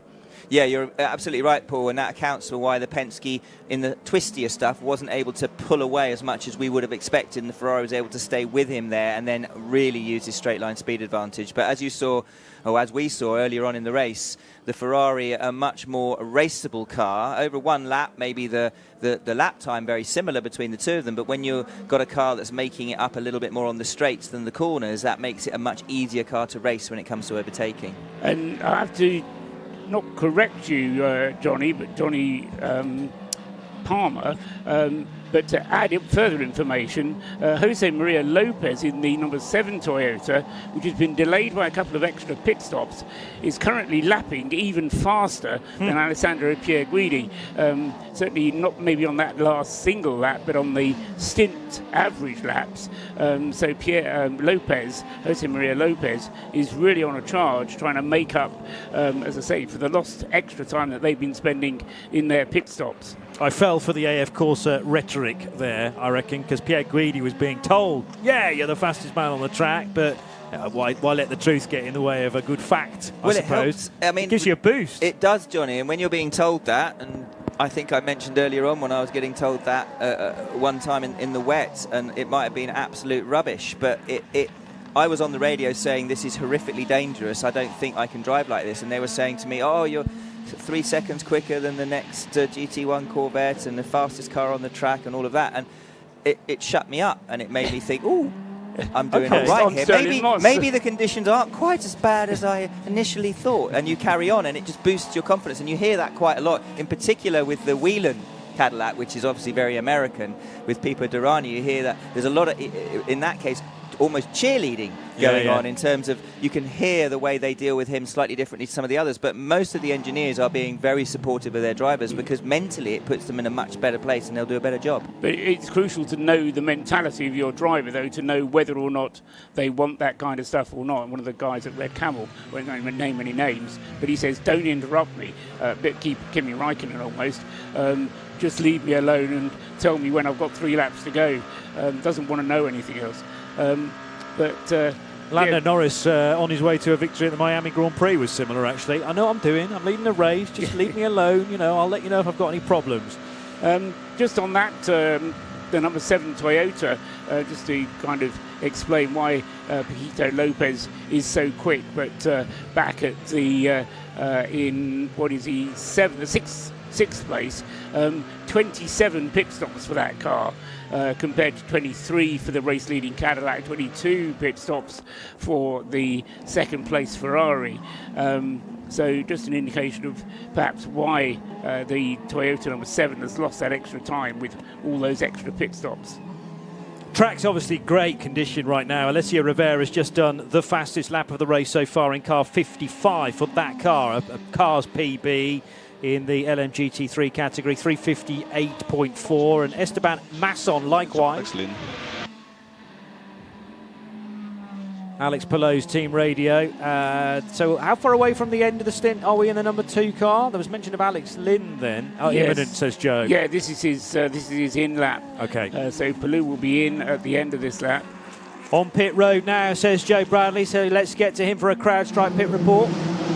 Great drive from Pallou, and the number 2 has come back on song, hasn't it? It dropped off the pace from the front of the grid and it went all the way down the field, and then it wasn't really a feature, and then after the safety car and everything dried up, the number 2 came back into contention really, and Pallou about to jump out of the car. The number 2 arrives at its pit box. Pallou swings his legs out, and then the tall shape of Alex Lynn gets in. Now Lynn, we know, is a complete superstar. When you're plugging in Alex Lynn, you know that the car is utterly and absolutely optimised. So be prepared for what's coming next from the number 2. And I can see they've got the white sidewall tyres, which means there's Michelin softs about to go on this car once the fueling is done.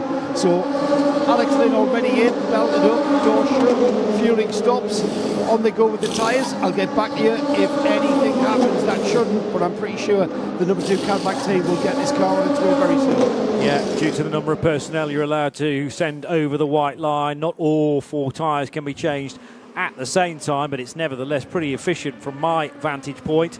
And the Caddy with the blue front on its way again with Good Mays driver Alex Lynn. Safe pair of hands and then some to put that Caddy in. I mean, could he do, Paul, the remaining stints, or was that a little bit too much of an ask with just under 3 hours to go? No, it's an entirely askable thing. You have to obviously come in for more fuel, more tyres. It wouldn't be logical. Through. Not logical, says Johnny Merlin. Explain. Well, as Paul rightly says, and I'm going to speak for Paul for once because I might get it right. He could do the 3 hours, as Paul says. He could, the plan could work, logistically it could work, but for a driver to be absolutely on it at this stage when you're fighting for the lead for 3 hours, you probably are going to benefit a bit like a substitution in football. And let's face it, they're all at a very high level, these drivers. When you've got Earl Bamber sitting on the sub-bench. Exactly. I suspect that they will plug in someone after 2 or 3 stints with like an hour and a half. They'll probably split it kind of 50-50, and then Earl will get in and go to the end. That would be the logical thing. Only thing that might change that is if it rains and we have safety cars, and then it could all change again. Yeah, but because you've got to operate in that top 1 or 2% of concentration, probably from now to the end, if we stay green, and you've got somebody fresh in the garage and the time to switch them over, why wouldn't you? It should be 4 more stints by my calculation for the number 2. So a double stint from Alex Lynn and a double stint from Earl Bamber. But we could have more news down in the pits, says Joe Bradley. Alex Palou's just given up the number 2 to his teammate. Alex, it's been a game of 2 halves for the number 2 Cadillac. You kind of dropped away on pace in the early laps, but now you're right back up there and it's a fist fight. Yeah, I mean, it was close. We were really good at the beginning of our stint, then now at the end struggling a little bit on pace. But yeah, it's been fun. The car's been great, a lot better than when we started yesterday. So yeah, it's going to be a close fight. I think there's still obviously a lot of race to go, but yeah, so far it feels good. Yeah, we struggled to not get excited about you guys out there, but you're right, there is a long race. Is it a matter of how the pit stop phases will flip-flop towards you guys?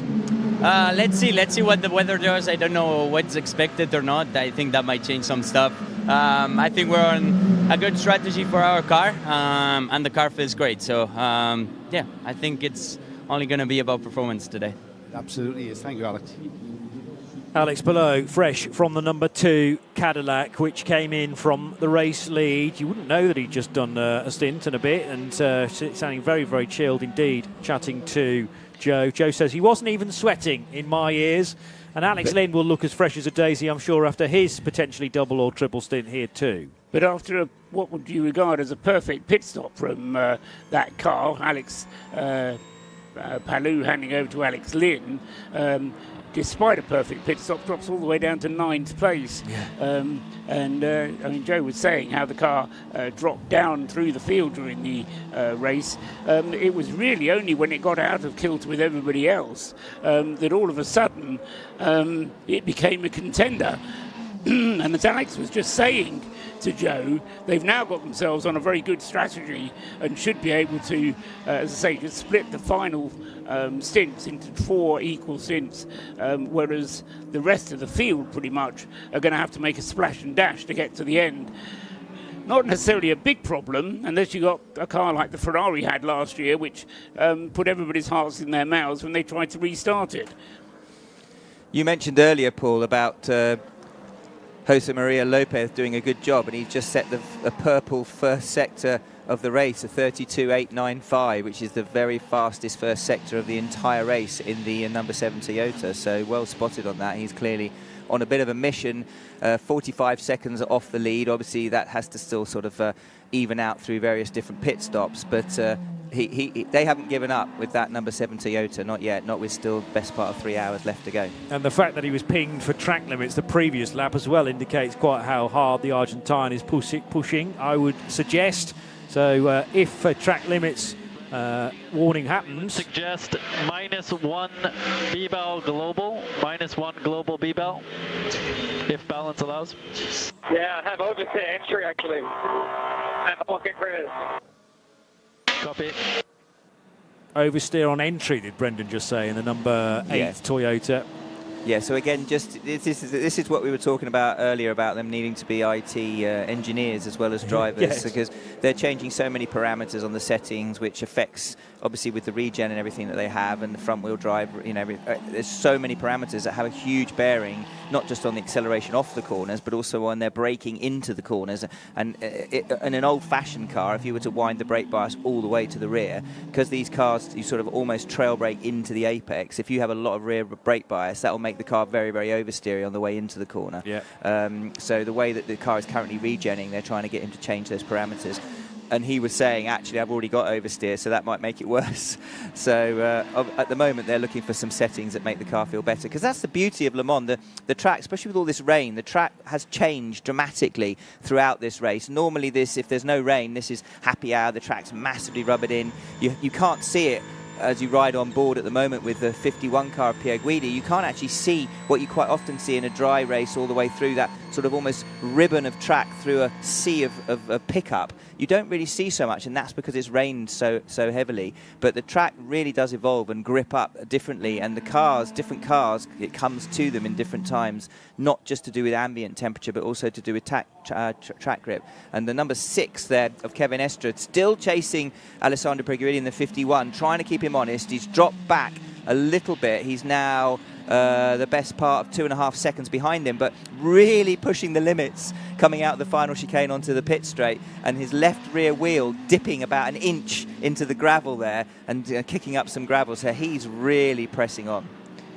Yeah, the track doesn't have the appearance of being gripped up necessarily. It feels like almost like a Wednesday afternoon, and the track's being swept after it's recently been closed to the public, and your reasoning for that now makes sense in my mind, because it's a quick track out there. We're seeing PBs, we're seeing absolute bests as well. Sadly, Jose Maria Lopez did breach the track limits in the middle sector on that lap, so it won't count as the best lap, and the times weren't purple enough anyway to get there. But clearly that car's very strong in the early part of the lap, leaving the start-finish line and on towards Tertre Rouge in the shortest of the 3 sectors. Now, hang on a minute, because both of the Ferraris, both car 50 and 51, are under investigation for a technical infringement. I hear that phrase many times in ACO rules racing. It covers a multitude of sins, but it's covering both Ferraris, Paul.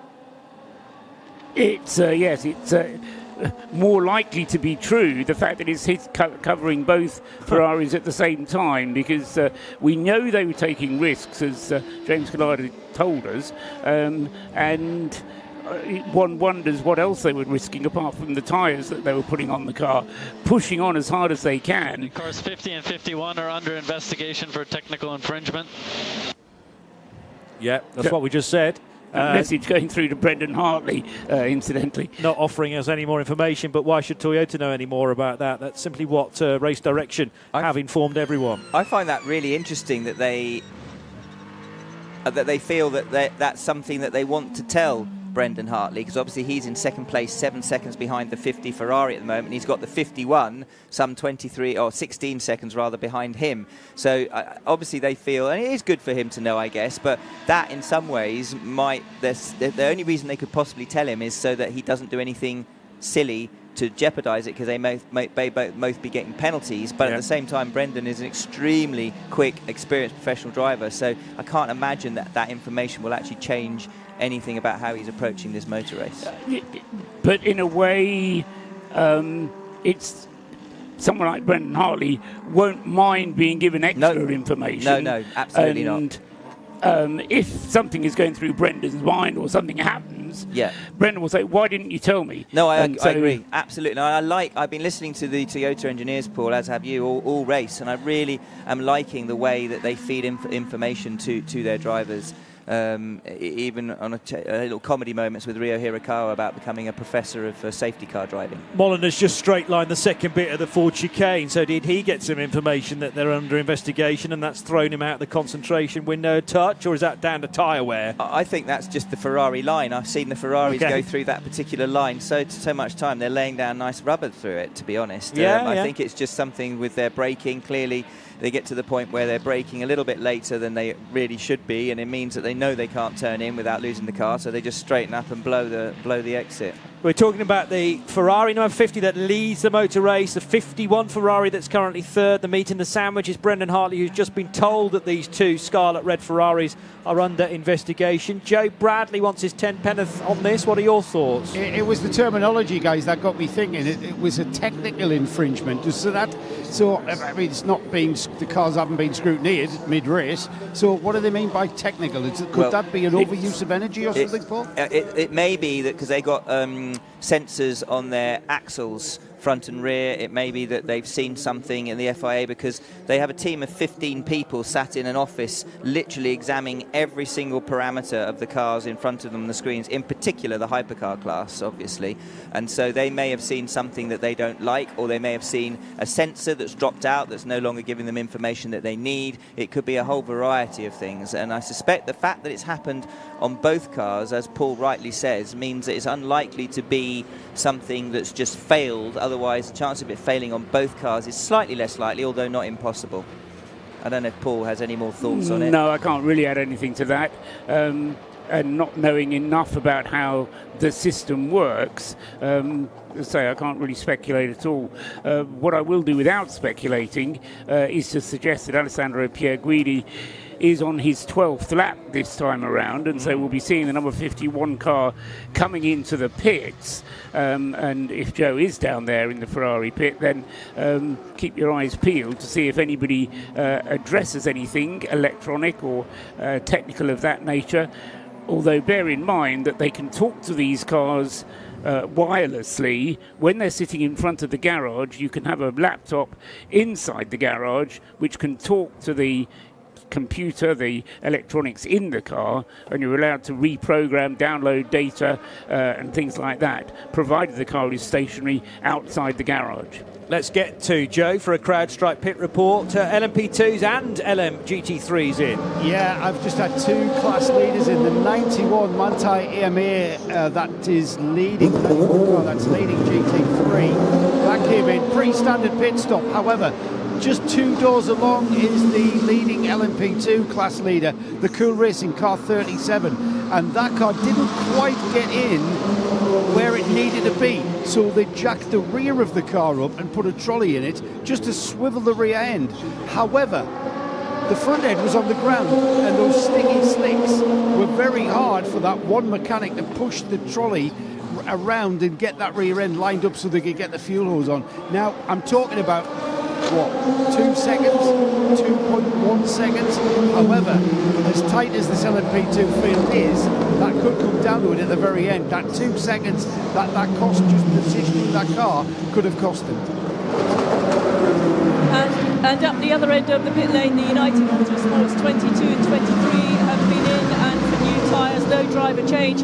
Further up, the number 25 of the Algarve Pro Racing came in as well. Same situation, new tyres, no driver change. But on the way out, the Algarve Pro car and the United Autosports were very close as they rejoined the line to get back out there on track. I'm now waiting at the number 51 pit. The mechanics are out on the pit apron. They're just waiting for the car to come in as it makes its way in right now. So it comes into the pit apron, comes to a stop at the 51 apron, fuel going in, mechanics cleaning the windscreen.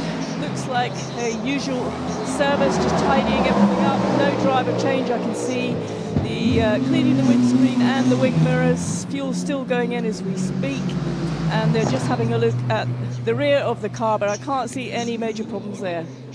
And the number 6 Porsche right following the 51 Ferrari in.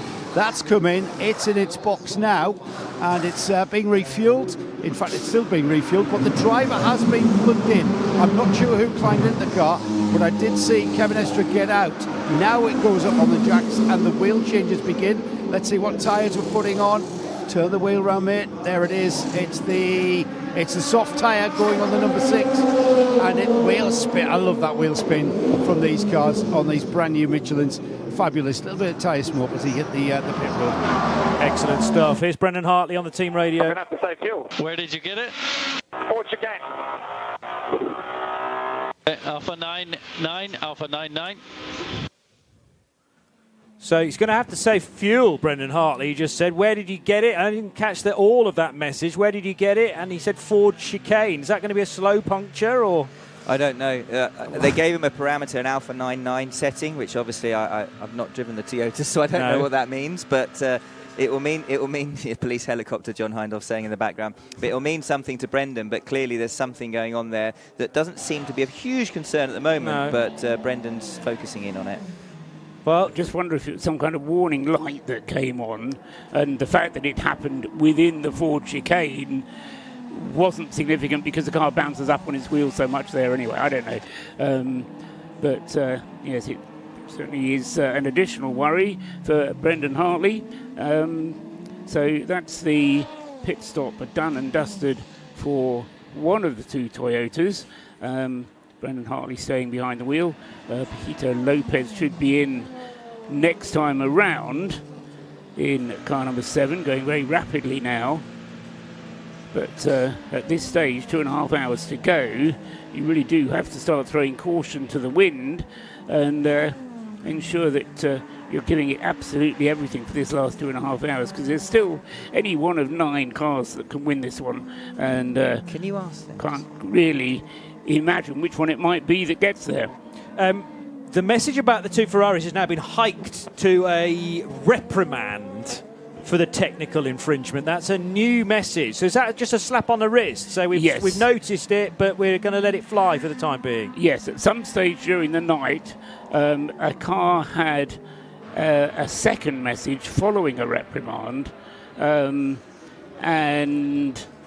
that was then followed by a stop-and-go penalty. Toyota number 8 in, and this is the one that obviously is in relation to Brendan Hartley's radio message. There was some sort of alert or dash, flash perhaps, a light that came on. Where did he get it? Where did he get it? Ford chicane, so he's done a full lap, fuel saving, and Joe Bradley's watching the stop. Yeah, and Brendan's been told he's going to stay in the car. There's no time of any climate change. The fueling continues. We've got tyres ready, but I'm not sure whether they're going to bring out a new set of soft Michelins for him. He's got soft Michelins on now. He's joined by the number 7 behind him, in from 3rd place. Fueling still continuing, and it looks very much like they are not going to bother with a new set of tyres. They don't. They haven't bothered with a new driver, and they haven't bothered with new tyres. Brendan Hartley back in the race. The number 7 continues its stop, and it looks like it's going to be exactly the same. Fuel only for these Toyotas. Yeah, so we reckon now, Paul, that was a fairly simple alert, as in the car was very close to running out of fuel. Brendan then, he may not have done this had this been the final lap, but had the insurance policy of being able to fuel save a little bit, some lift and coast here and there, but you reckon he could have still pushed on fairly rapidly for that final lap? It depends how they configure the fuel warning light.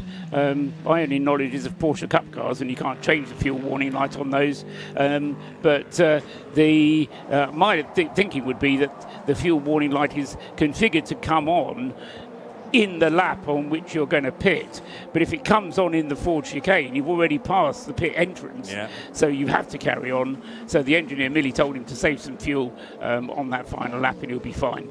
From the way he talked and the sort of slight surprise in his voice, I suspect it came on a little bit earlier than was anticipated. But I think you're exactly right, Paul. And quite often when we were racing here, even if it came on before the pit in, if it came on sort of exiting the Porsche curves, they would say actually, depending on the car and fuel, you could actually still do a full lap and come in. But anything before after the Porsche curves, but anything before the Porsche curves, you would have to pit that lap.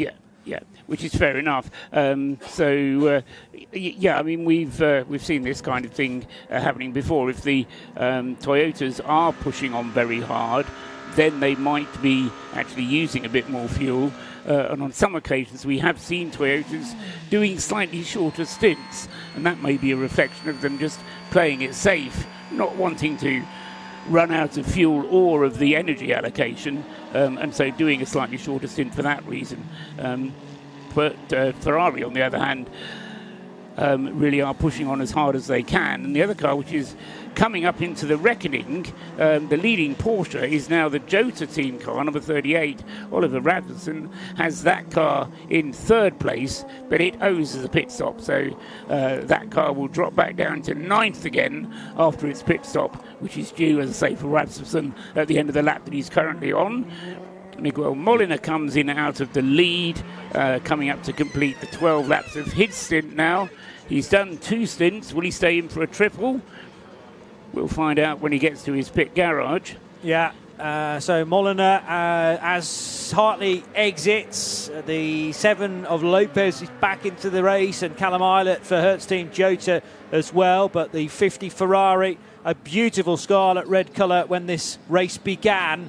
But they're showing really the weather-beaten signs for that overnight stint and all those hours behind the safety car as well. Driver's door is opened, but Molina's going to stay on board. They're just going to give him a fresh water bottle and a few other cockpit adjustments, a tear-off removed from that car as well, and a clean of the lights too.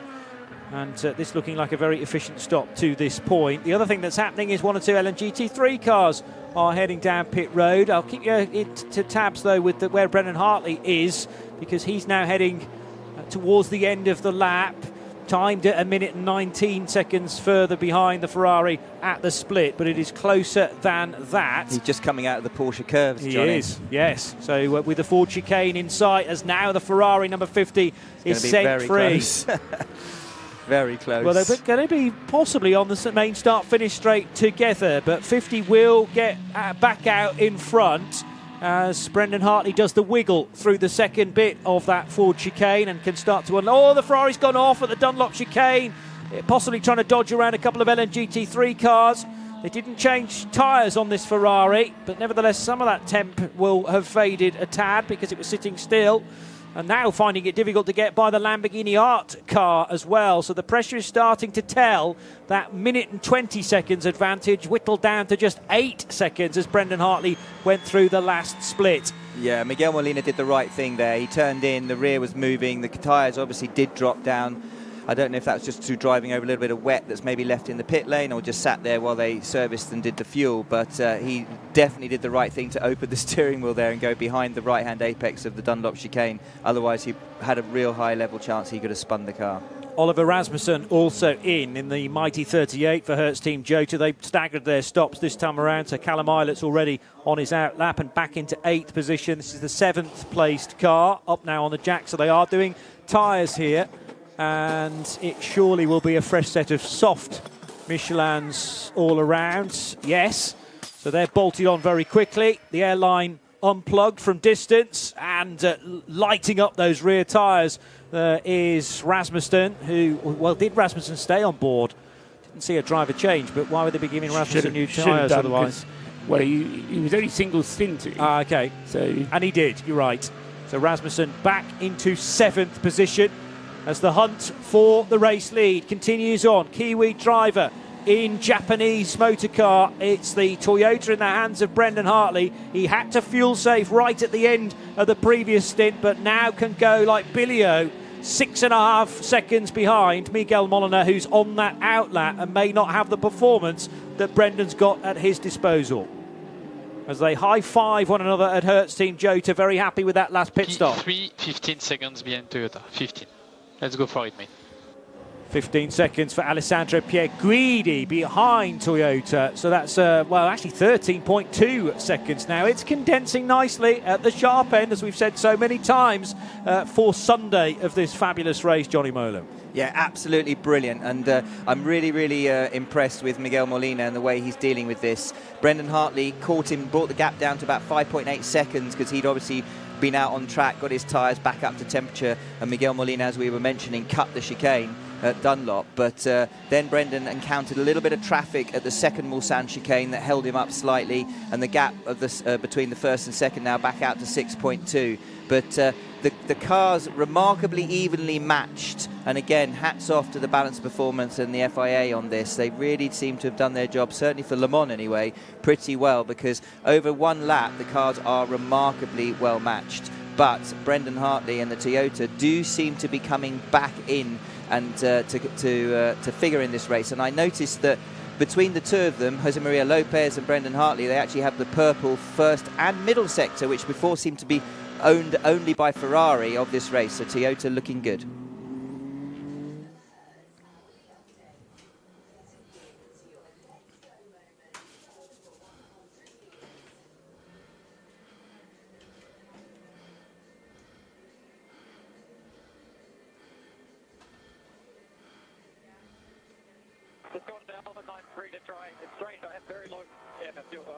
Just 150 minutes remaining in the 2024 Le Mans 24 hours. 2.5 hours is that in more easy money to deal with. Miguel Monilla needs the race in Ferrari number 50. He's completed 273 laps and has a scant lead of 6.850 seconds over Brendan Hartley in Toyota number 8 in second. Third is Alessandro Pierguidi in the second Ferrari, car number 51. He's just 13 seconds behind Brendan Hartley. Alex Lynn in number 2 is fourth with the Cadillac V Series R, and he's just 9 seconds behind Pierguidi. In fifth is Jose Maria Lopez in the second of the Toyota Gazoo Racing entries. He's just 6 seconds behind Alex Lynn. And then in sixth place, Lawrence Vantour now taking over after a long break in the number 6. He's had a long break before without getting in that car. And in fact, Andre Lotterer hasn't been in that car either for a long time. So we need to just check up on the driver sequencing in the number 6, because I can't remember the last time Andre Lotterer actually drove the number 6. Anyway, he's only 1.8 seconds behind the number 6, the number 7 Toyota. That's Lawrence Vantour trying to chase down the Toyota. In 7th place and 8th are the two Hertz Team Jota Porsches. Callum Eilert in the newly rebuilt car. Now 21 hours more experience than it ever has been before. Callum Eilert in 7th place, Oliver Rasmussen in 8th, the two Hertz Team Jota Porsches. In 9th place is Matt Campbell in his Porsche, car number 5. And in 10th, Loic Duval continues to wave the flag for France with the Peugeot, car number 94. LMP2 being led by number 22, Nolan Siegel's United Autosports entry. In 2nd place in LMP2 is number 28, Richard de Kerus in the IDEX Sport Oreca. 3rd is number 34, Vladislav Lomko in the Inter-Europol competition, car number 34. 4th is number 37, Malte Jakobsen for Cool Racing. 5th, number 183, Ben Barnicoat for AF Corsa. And 6th, number 10, Stefan Richelmi in the Vector Sport car. And those 10 cars separated by 30 seconds or so. In LMGT3, the Team WRT car leads the way there. The BMW M4 car 31, Sean Galeal at the wheel. 2nd is Richard Lietz in the Manthey Porsche number 91. 3rd, Mikkel Pedersen in the Proton Mustang, car number 88. 4th, number 85, Michel Gatting with the Iron Dames Lamborghini. 5th is number 87, Jack Hawksworth with the Acodis ASP Team Lexus. And 6th, Christopher Meese with number 44, the Proton Competition Ford Mustang. So good variety of makes in the top 6 in LMGT3, but very close racing, as it has been for the last 21.5 hours.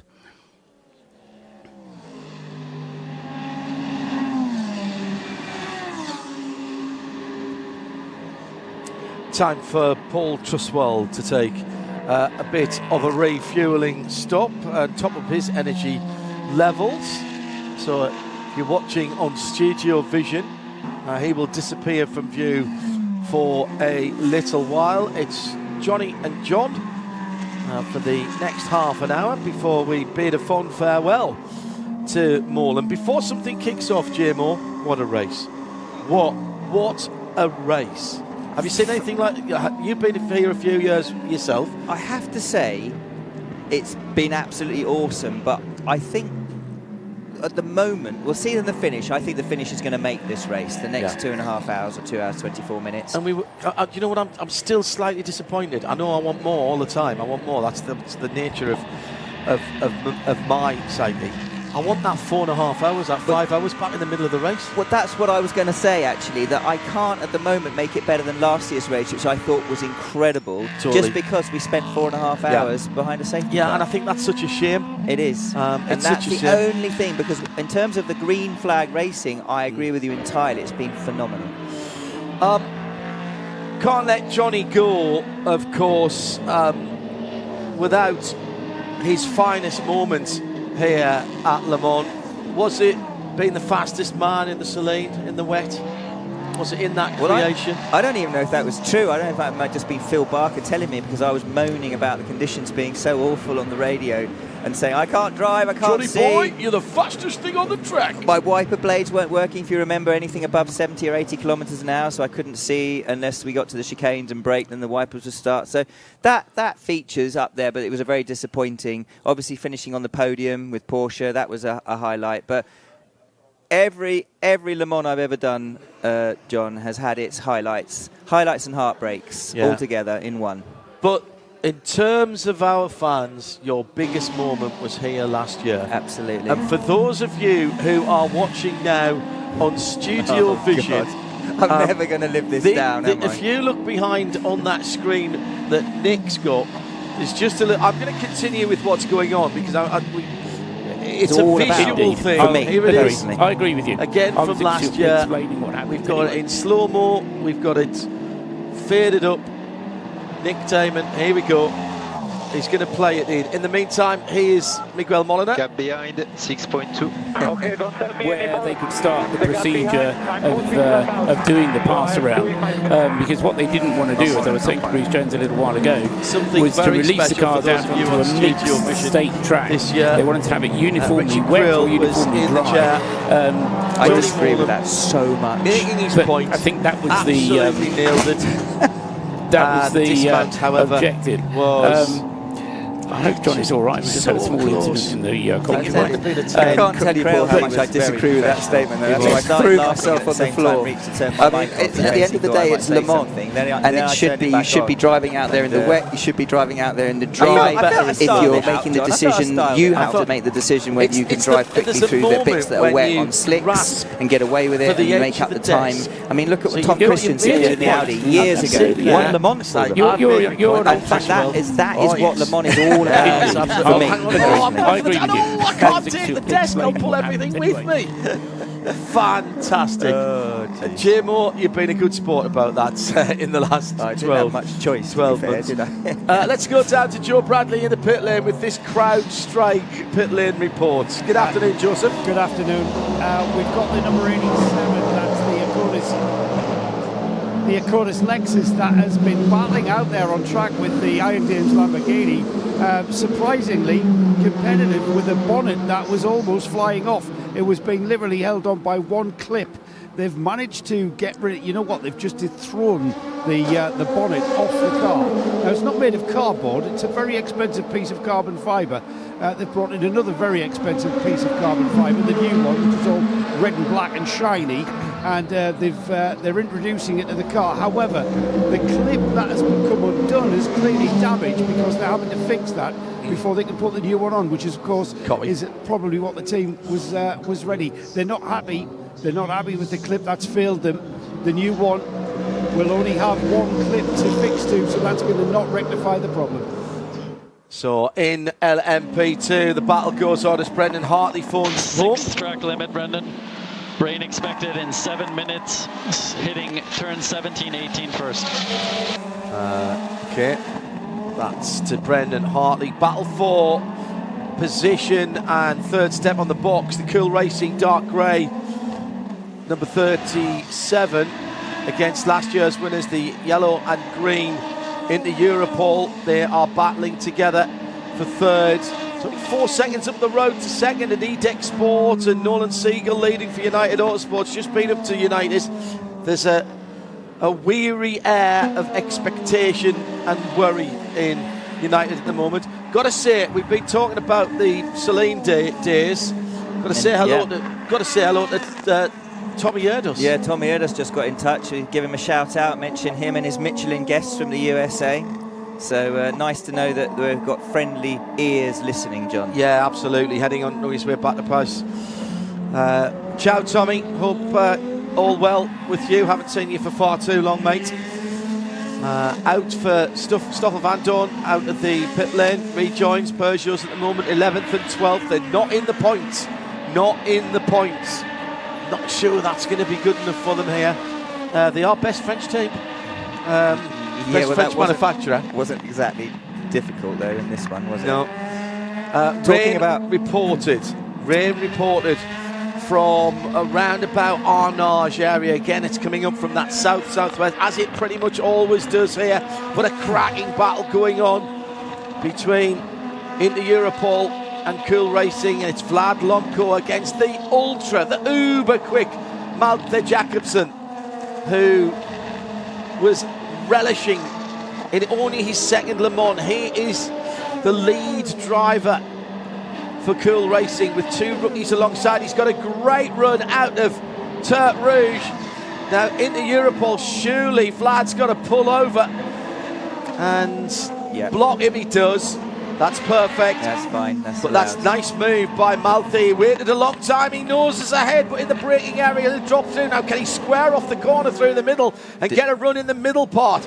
Now he's got to get straight across to his left-hand side, but he's not quite close enough down the middle portion of the Mulsanne straight. The two chicanes, of course, we are told, mirror images of one another.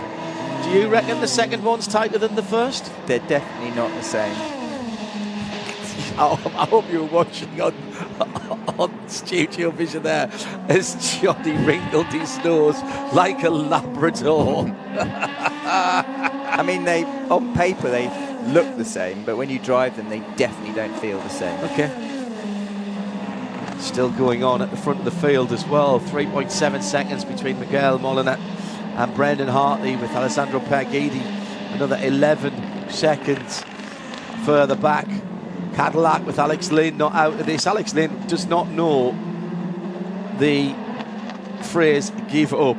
He will drag that car to the line. Fourth position, not bad, but he's less than half a minute away from a Le Mans win at the moment, and he'll still be thinking, I'll guarantee you now, Alex still thinks he can win this. He's going to be absolutely driving the wheels off that thing. I mean, I think at this stage, everybody at the top level, we heard Miguel Molina say, you know, leave me alone, I'm trying my best, I don't need to know the gap, which, by the way, is now down to 3.9 seconds with Brendan Hartley coming, like the Jaws music.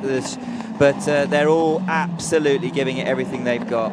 As you see, because quite often they're cutting corners and blowing chicanes and it absolutely everything. And going back to what you said about LMP2, I'm very, very impressed with the job that Lomko's doing against Matteo Jacobsen. And this is playing into the hands of United a little bit, because that 37 car, Cool Racing car, is probably the fastest LMP2 out there. And I know Ollie Jarvis is getting back into the 22 for the end of the race. Shout out to Nolan Siegel driving that number 22 United Autosports car as well, because he doesn't have the sports car experience. He's a very good up-and-coming single-seater driver, made his IndyCar. I'm sorry, he has done the Rolex with Sean Creed Motorsport, but not here at Le Mans. And he looks like he's a quick learner. Yes. He wasn't perfect in the first half of the race, but he didn't damage the car. He had a couple of spins when he stuck his nose in where he didn't need to. But his last couple of stints have been superb. He's really learned. I agree with you entirely. And somebody else I was going to mention that I saw similar was Alex Palau, who's been quick throughout, but was probably not working the GT traffic quite as well as he could. Had a couple of sort of little bumps and scrapes with them, going into certain corners, maybe not giving them enough room as he was going past, things like that. And he eradicated that. And his last stint, I watched it, was really, really impressive. And he's learnt very, very quickly. I was just going to ask you, John, you'll know, is this his first Le Mans, or was he here last year as well? I don't remember seeing Alex Palau at Le Mans before. I think you're right. Paul's book's over there, and I can't quite reach it. And this track, John, as you know from having come here, I mean, I did this 11 times, and I learned something about the Porsche curves exit on my final. In my final, you never stop learning with this track. Partly because it changes slightly all the time, but it really is somewhere that experience does count. Here comes that battle for third again, down into the braking area at the first chicane on the Mulsanne. And again, Malte Jakobsen right in, I mean, absolutely prime position, but can't make a route. Now, start finish. It is raining heavily through Arnage, Porsche curves, and on the start finish line. Teams are getting out of wet tyres. Just a word about Palau. He's been very outspoken about IndyCar putting a race on Le Mans weekend next year. Gateway, I think, if I remember rightly, for the NTT IndyCar Championship. Meantime, at the front of the field, Alex Lynn, we talked about him just going by the Sean Galil second place team WRT BMW. Richard Leeds leads in LMGT3 for Manthey. He's not that far up the road.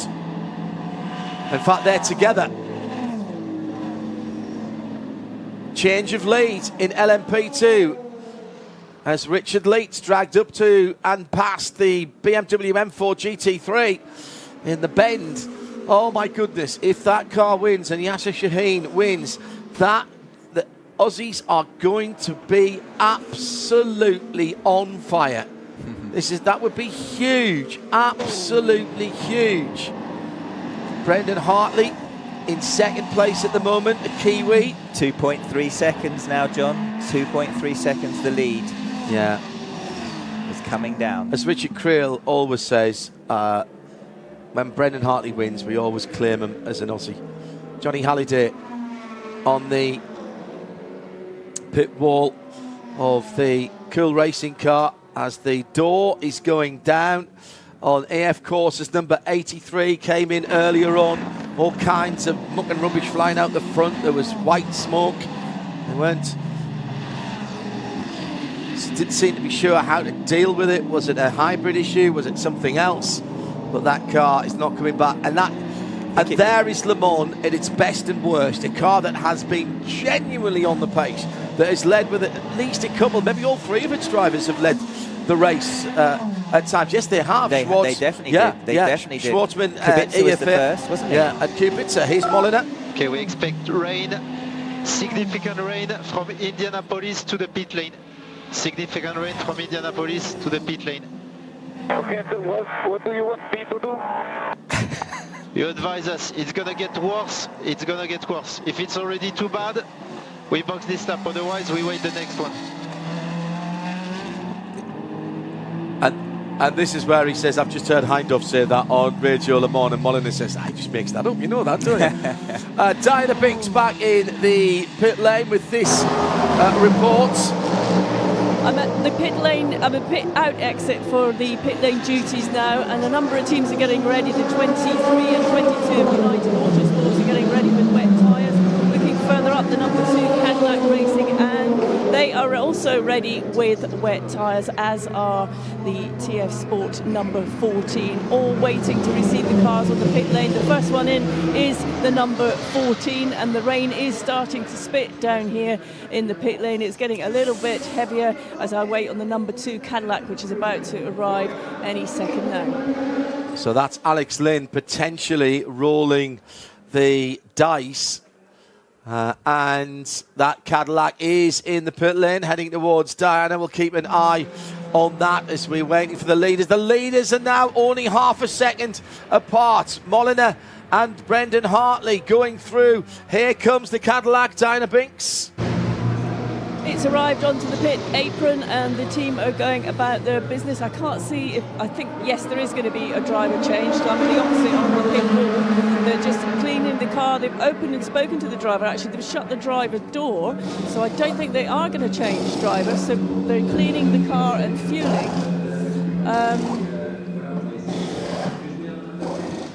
There is a set of wet tyres there. Yes, there is wet. Yeah, they were wet. They had Are the they wet going to use them, Di? Are they going to use them? I'm watching to see what they're doing. they are still refueling, so obviously just wait till that finishes, putting quite a lot of fuel in. I thought another driver was ready to get in, but he seems to walk back into the garage, but they're definitely putting the wet tyres on.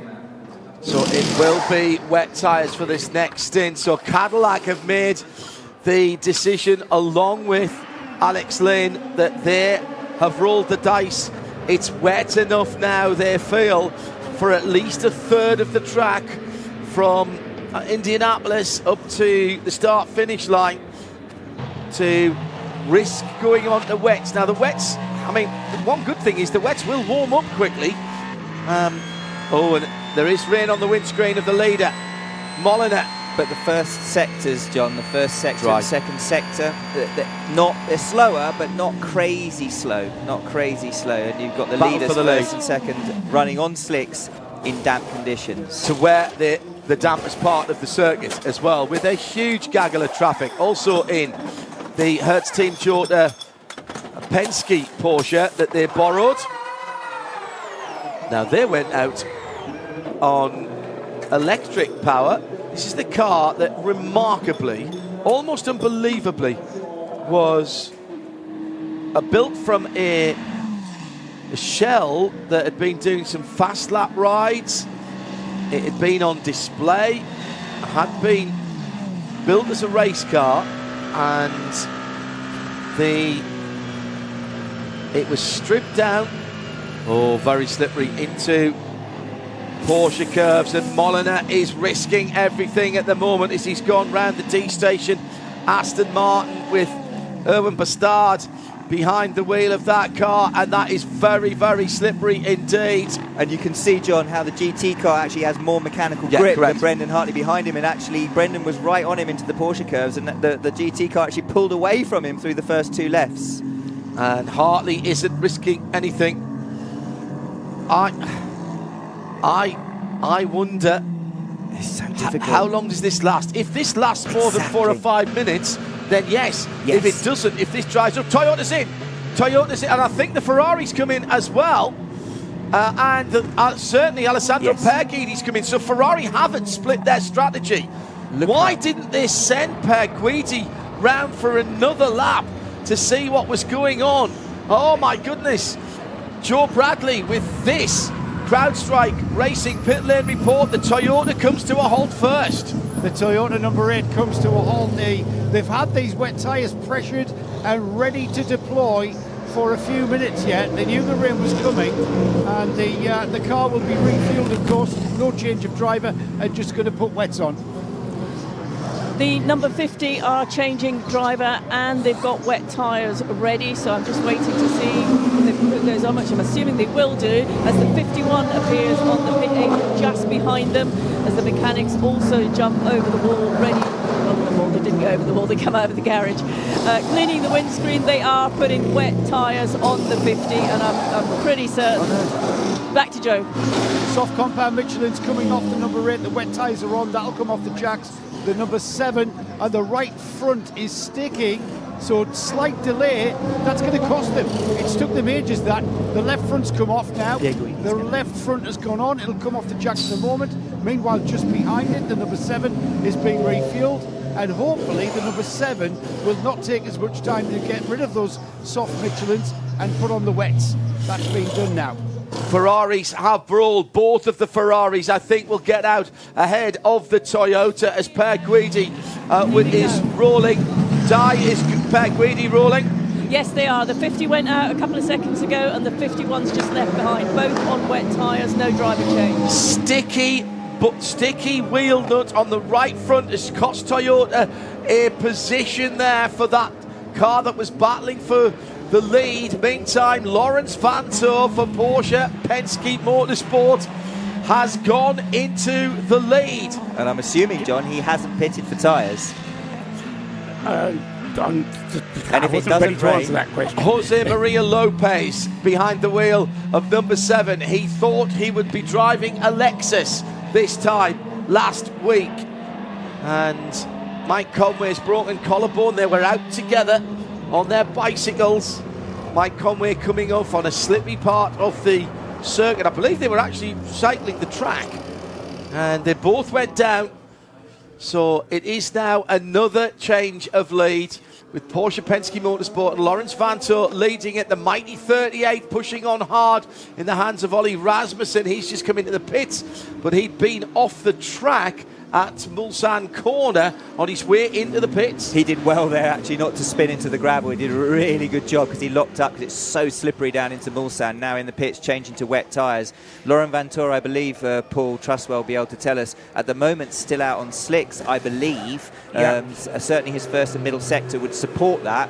If the rain eases off and he stays out, could that be a genius move, or do you think that all the other Porsche Penskes are coming, Penske Porsches are coming into the pits to change? So will he come in to change? It's never paid off during the whole race. You started that sentence with an if, Johnny. I take it all back. I'm just watching the rain absolutely chucking it down, going down into Mulsanne corner, and there's no way that you can be on He's slicks. got to come in now. Yeah. I'll tell you what though, Toyota missed a trick. When they had that sticking wheel nut, they used the same crew when they got the wheel nut unstuck to go around and do the left-hand front wheel. If they had a plan B, they would have got the guys who have done the rear wheels as a backup to do the left front whilst the guy on the front right was struggling. Yeah, very good point. Because there would still only have been 4 people over the line. Yeah, but one pair could have done the 3 wheels whilst the one that was struggling was struggling. It was interesting that they didn't have a backup plan. The thing is, when you rehearse something so often, I know, you never think you need a backup plan. Target fixation, absolutely right. Paul Trustwell, Johnny Molan, John Hindhaugh in the Ford Performance Studios at the bottom end of the Bugatti circuit. Live from Le Mans to the world. You love it, we live it. And we have got another 2 hours, 3 minutes. 202, 58, 57, 56, 55. And if you're on Studiovision, you can sync up to anything you want with our Omologato countdown clock. Omologato racing time.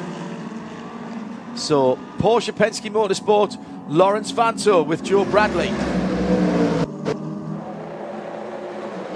He's had no choice, has he? They've had to bring the 6 in. The weather's getting too bad. It's a wet tyre that they need out there. And it'll be the number 6 that will get a little top up of fuel and wet tyres being put on that number 6 to continue the chase. Vanthoor staying in the car. Dries Vanthoor, Laurence's brother, younger brother, taken out earlier on by Robert Kubica in an accident coming into Mulsanne corner. The BMW unable to continue. Off come the wet weather tyres. On go brand new blue for blue sided Michelin wets. Oh, that's a great getaway. He was actually spinning the wheels up before the lollipop man had even reacted. That's great reactions. I wonder if they still got the same system in that like we had in the Ferrari, where you're actually sitting on the launch button, and while pit lane speed is engaged, you can actually sit with your finger on the launch button, and as they start dropping and the airline drops in pressure as they start dropping the car, it allows the engine to start cranking, so that by the time you actually hit the ground, the engine's fired up and you can go immediately. So I'm sure they must have some similar system to that, judging by how quickly they left.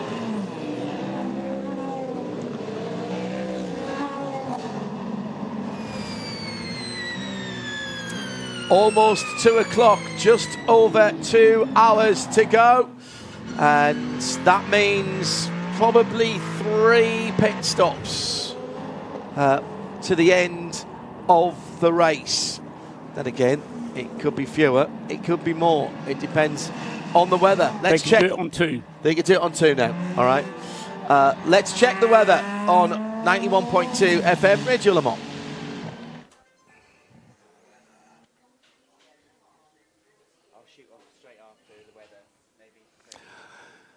Well, we got the drizzle back again. Looks like we are going to have this for at least another 20 minutes or so coming in from the south-southwest.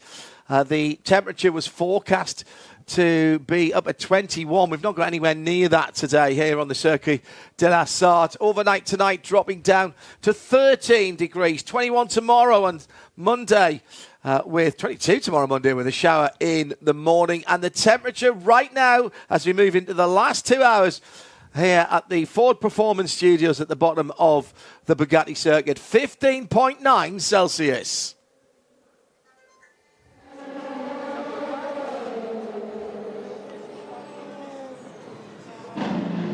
Spin for the number 8. Spin for the number 8. Toyota Gazoo Racing. Brendan Hartley at the Mulsanne corner. Sorry, Curry. I know you were about to play something in there, but a major moment in the last 2 hours. Hartley having to peer over the top of the steering wheel, peer over the top of the left front wing of his Denso machine. Gets into the gravel and pulls it out with the four-wheel drive. Huge, huge moment for the car that was chasing down the leading Ferrari. And Per Guidi. Oh, did he get tipped by Per Guidi? Yeah. Per Guidi hit him? Well, there was definitely contact. He was trying to go around the outside into Mulsanne, which is always going to be a tricky one. And Pierre Guidi definitely touched him. I'm not apportioning blame either way, but there was definitely contact on his right rear as you're riding on board with Pierre Guidi. Goes down the inside. Brendan Hartley gives him a bit of room. I'm glad I don't have to judge that one. I thought Per Guidi had got out ahead of the Toyota, so maybe Brendan had got him back on the outlap. I believe he had, and there was only 2 tenths between them. And I'm pointing that out to you. Yeah. When you were doing the weather job, they were very close together. Brendan wasn't happy. Seb Buemi absolutely distraught. The Swiss driver seeing the same images that were being beamed around the world. And in the pit lane, the Toyota management, Rob Leupen, who's been with this programme for a very, very long time. They've had triumph, they've had disaster, they've had a bit of meh as well. I'm not sure what's worse at Le Mans. You lose a race that you could have won, you win a race that you could have lost. Well, that's always pretty good. You win a race that you should have won, or you just not in contention. I think probably not, just never been in contention must be an absolute nightmare. Yeah, that's the worst, definitely. Just feeling like you're making up numbers. That's the worst place to be. I'd rather feature at the sharp end and have it all go wrong. At least you could have some nice memories from it. Jay Moore is going to take off and head back home. Johnny, thanks very much, mate. Thank you. Brilliant you, Paul. stuff. Thank you anyone that was listening and sent me all those lovely messages. I really appreciate it. I always enjoy immensely coming to Le Mans, and in particular joining the Radio Le Mans team, so thank you all. If you've enjoyed it, listening to him, he's been Johnny Morlam. If you haven't, it was Guy Smith.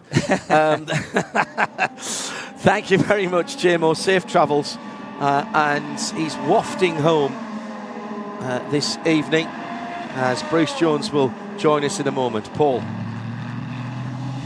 Yeah, so I was just sitting outside while I was having my lunch and thinking, what have we missed? What's going to happen that's going to surprise us in these remaining 2 hours? Well, that was the first bit, but I get the feeling that was only Act 1. There's going to be more to surprise us just yet. And as I say, that will come in the next 2 hours, particularly with the weather, as it was always forecast to do, getting in the way for the last 2 hours. So rarely do we have accurate weather forecasting, but it was always going to be a tricky last couple of hours going through from 2 o'clock till 4 o'clock this afternoon, and it's so proved to be once again. So we have the positions then still not that different from what they were. Nicholas Nielsen leading in the Ferrari number 50 ahead of Alessandro Pierre Guidi now in a Ferrari 1-2, with Jose Maria Lopez, the best of the Toyotas, in third place. Brendan Hartley, as a result of that spin at Mulsanne corner, has dropped all the way back to 6th place. That's just with the spin. Yeah. And that just shows you how close it is.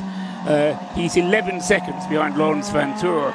Laurens Vanthoor is 10 seconds behind Alex Lynn. Alex Lynn is 3.5 seconds behind Pejito Lopez, and Lopez is 5.5 seconds behind the two Ferraris. In 2 hours, if you were going to start this race behind a safety car, literally anything could happen. You wouldn't say that it was going to be a Ferrari 1-2 from here to the end. You just can't really look away from this. because nobody knows what's going to happen. There's so much jeopardy in it. In LMP2, the gap is a heady 20 seconds between United Autosport's Ollie Jarvis and Ben Barnicoat, and then 1 second between Barnicoat and Richard de Kerus. In LMGT3, Ricard Leitz has a whole 7 seconds of an advantage over Sean Galeo's BMW.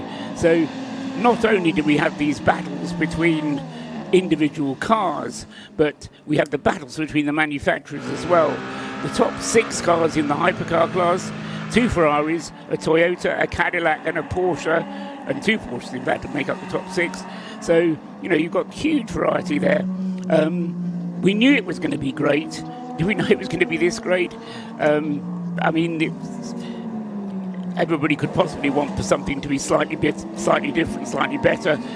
But I think it's every bit as good as we could have hoped on. Bruce Jones has rejoined us. Well, I couldn't stay away, John. I know. You cannot tear yourself away from this race. Of course, we had that long period in the night with the safety car, but it's just there are so many different potential outcomes to this, and suddenly in the last lap alone we've got the number 7 Toyota in 3rd place taking at least a couple of seconds out of Alessandro Pierguidi.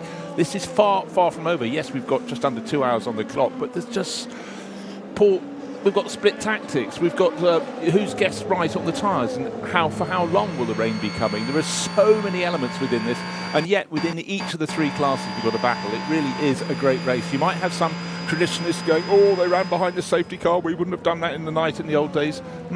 You didn't have all the mechanical reliability that leaves these cars fighting it out within the final 2 hours. So I think, much as I love cars of old, and we'd have loved them at the time, the world moves on, and I think where we are at the moment with the World Endurance Championship and the Le Mans 24 Hours, it's just at an exquisite level. Yeah, absolutely agree with you. So we'll just sit and watch. It strikes me, Bruce, not quite sure what you think, but there's slightly less rain around than there was before. The windscreen wipers are still going, and there's still spray being kicked up. The track itself still very wet, but certainly it wouldn't be beyond the realms of possibility that it would dry up before the end of the race. The outside temperature has dropped down to 15.8 degrees now. Track temperature is 17.3, so it is not quite ideal for the medium tyre if it would dry out, but still action there as we catch her. We'll see the number 8 Toyota in the hands of Brendan Harley again having a bit of a moment. Yeah, just to give you an idea of how wet or otherwise it is, I quite happily walk down through the paddock wearing my short sleeve shirt. It is just a fine drizzle, and in fact a lot of the race we've had in this race has been a fine drizzle. We haven't had the sort of stair rods, but it's just the continuous rain we had and the sheer amount of spray these cars are kicking up. And don't forget, we started this race with 62 cars, more spray. Yeah, good point. And as we said to JMO last night, even Hypercar greedy. Big rain to come, sector 1 in 15 minutes. Big rain to come, sector 1 in 15 minutes. Okay. It hangs here in the trees. It's like some of the old Formula 1 circuits back in the 60s and 70s that were tree lined. You think of Rouen Les Arts and the old Hockenheim. Hockenheim was the classic example because it wasn't on any gradient at all. It wasn't like you could have wind coming in like you do at Spa-Francorchamps, hitting at an angle, and boy did it used to hang in those forests. Has Alan McNish still come back from his Formula 3000? He retired out on the circuit and apparently got lost in wood, chased by bear almost to find his way back. But then at the time we were always a bit sniffy about Hockenheim. It's nothing special, but actually I really pine for that old long loop with the chicanes. But it was dug up years ago. It's gently been reclaimed. Fantastic automotive icon there. And of course, it's pretty much dry on the front straight, as you say. There's a fine mist, as Niklas Nielsen. Ferrari 1-2, by the way, with an hour and 50 minutes to go. With 17 seconds behind them. Jose Maria Lopez, borrowed from Lexus, same company, of course, holding up the Toyota Gazoo Racing GR10 hybrid flag in third place. He's the race director. Right-hand side door open. Yeah. Your car has the right side Your car has the right side door open. This is the number 50. This is the leading car, spotted by Keane about 4 minutes ago. I was waiting to get a better look at it. Now, nowhere in the world that they can reach over and close that door from the driver's seat. It's on the opposite side. If it was the left-hand side door, we've seen people pulling it down, faffing about with the latch. Where was that happened recently? Was that Spa? I think it might have been. It happened in the race here earlier on, one of the LMP2 cars. Did it? Admittedly, while the safety car was out, but either the door popped open, hadn't been shut properly, but we did see a driver closing the door just to crack open. Can't remember which LMP2 car it was now. Yeah, another car that had a problem was the 99 Proton competition. In the very early stages, yes. That's Porsche right. 963, and so tricky. Right, at this instance, the race-leading car with the door that's ajar, that's car number 50, driven by Nicholas Nielsen. 24 seconds clear. The track is getting slipperier and slipperier, and Alessandro Pierguidi giving chase, but very, very nearly putting his car into the gravel at the final corner. And you know why he's pushing on? Because Jose Maria Lopez is just 1 second behind him. This could be the battle for the lead if that number 50 has to come in and get that door slammed shut. Well, I don't see what else. What I didn't hear was Eduardo Freitas say, you must come in and get it fixed. And we've not seen the black and orange flag, which is the mechanical issue flag. But the battle for second, Ferrari versus Toyota Cadillac, just another 8 seconds further back. You're talking a half spin, you're talking a drive-through now for track limits, by the way. And Lawrence Vanto for Porsche Penske Motorsport and Alex Lynn and Callum Island are all racking up their track limits with the little orange disc next to them. Here's Per Guidi. Toyota behind. We need to keep this Toyota behind. The car 50 in front of us have an issue with the door of the car. So we need to keep this Toyota 7 behind us. So I try my best. So basically that is... I know, but there might be a big reward at the end of that. So do your best. That's the main goal. Keep them behind. So basically what he's telling Per Grady there is this might be the race win here, son. Absolutely. And defend. It's now only 2 car lengths between them as they go, maybe 3 car lengths to go through yet another tight corner. I'm just trying to place where they are on the circuit. They're just coming down to Arnage. Oh, yeah, to Arnage. I thought they just got ahead of that, but it was through Indianapolis. The high shot threw me. But certainly Lopez is getting closer and closer. All the cameras are back on now, so we're seeing shots that we haven't seen since the start of the race. And I swear there's shots we haven't seen all week, actually, coming down. Thank you to our camera operators and to Ampy, looking after us in the TV compound. He's Alex Lynn in the Cadillac number 2. More rain expected in 15 minutes. Understood, Alex. Just focus. You can do this. The wiper blade is not working. It is locked in the straight up position, so it's aerodynamically efficient. It's not efficient for wiping the windscreen. What Alex said, actually, it has fallen off. Oh, right. So whether it did on its beat, it then departed to one side or the other. I had that on a car once, but right now we can't focus on that. We've got to focus on Alessandro Pierguidi being pushed very, very hard. It's under a second as he starts, lap number... I can't even see the lap column anymore. 284, 285, and there's having to defend. Bruce going into the Dunlop chicane. He's left the door open down the inside. There's a touch once. There's a second brush there as Per Guidi. He was fair. He left the gap, but he has to turn in. I think there was a Toyota's width at the apex there. I think that's fine. I think there, John, that he actually slightly outbraked himself. He wouldn't naturally have offered a chance to be T-boned, but by leaving enough of a gap, he wanted to be about a car length to the left, car width to the left, and he would have closed it off, but he was so deep into the first part of the Dunlop curve. Alessandro Per Guidi, talked to him about, before he got in for this stint, so about an hour and a half ago, up at the top of the paddock where Ferrari have their team currently. Stuck my nose in there for a moment or two just to see who we could see. And here comes the Toyota. The Toyota's got the top speed. This is going to be over and done before the first chicane, the right, left, right. And that is the battle for second. Now, note this down. It is 27.2 seconds between Nicholas Nielsen in the Ferrari and the Toyota Gazoo Racing. He can't get in and out and hold on to the lead. He can't even drive through the pit lane and hold on to the lead. What I thought was so interesting, a couple of minutes ago when Alessandro Pierguidi was sort of told by the team, or asked by the team, just defend, and the sort of desperation in his voice. At this stage in a race, you normally have Alessandro Pierguidi put in for the final stints, and he's on maximum attack, and it's yielded great fruit for him over the years. Car 50, team manager, car 50. If your driver cannot close the door, bring the car in to repair. It's a safety element. Team manager, car 50. If the driver cannot close the door, bring the car in. It's a safety element. And Ferrari's hearts may be broken. Nicholas Nielsen, this has to be the in-lap of his life, and the guys have got to be ready with either a new door. Can you try to close the door? Can you try to close the door? Otherwise, we have to pit. I cannot, mate. Give me one more lap. I try, but I honestly cannot. Okay, let's try again. Next straight. He's trying to bang it. It's opening and it's closed. It's closed. I think it's closed. Need to see a rear shot, John, because the rear shot showed if it was open the time before. We're coming into the Porsche curve. It's still open.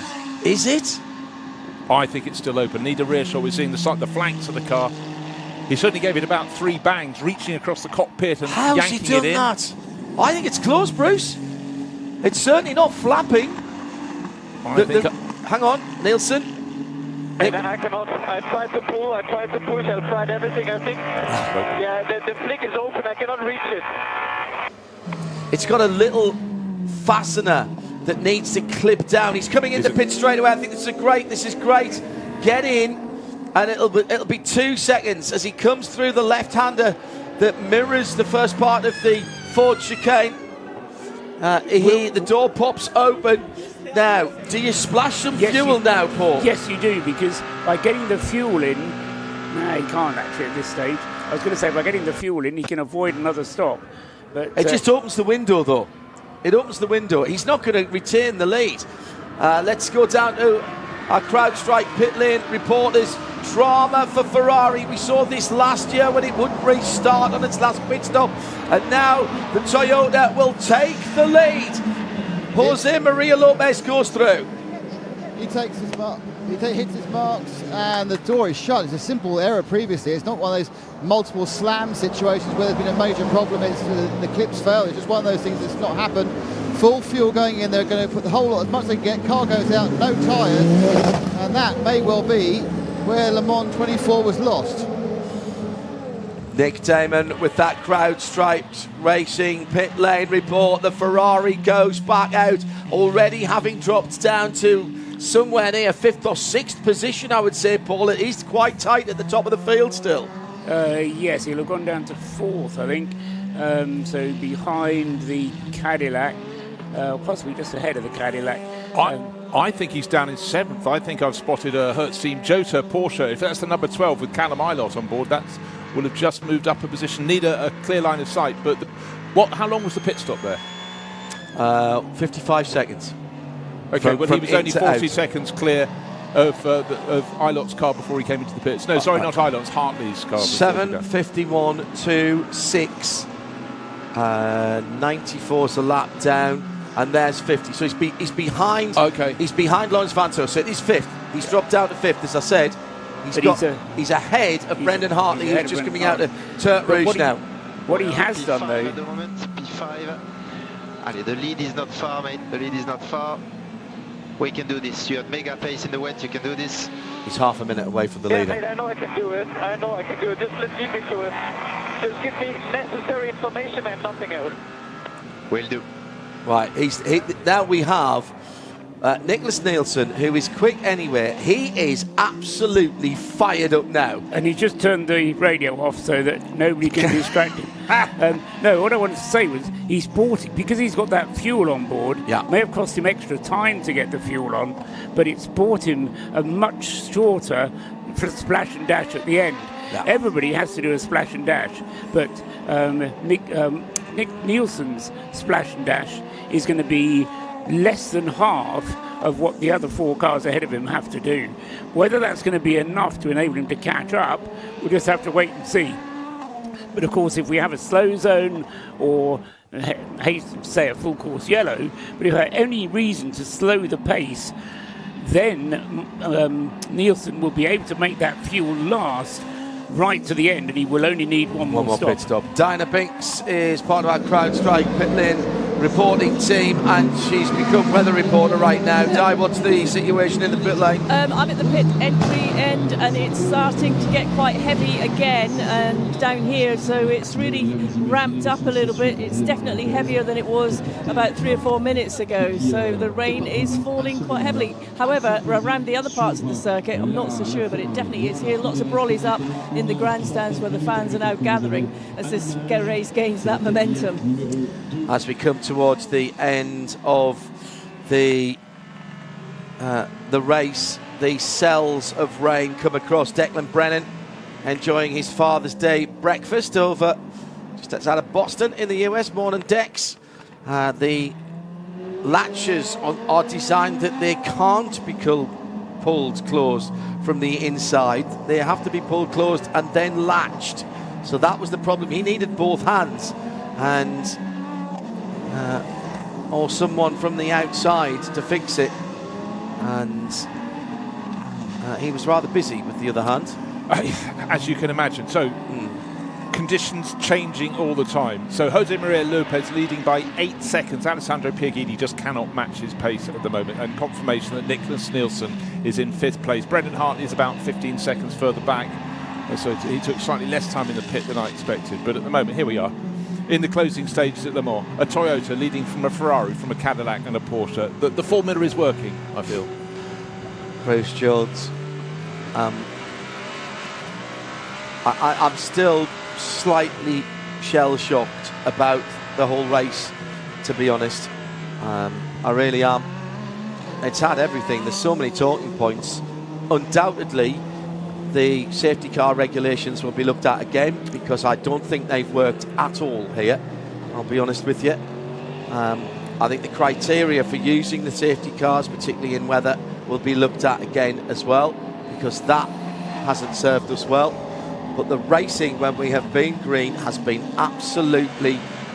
It's funny, isn't it? We've had 2 24-hour races in the last 3 weekends, both of which have been weather affected, that has cost us an awful lot of track time.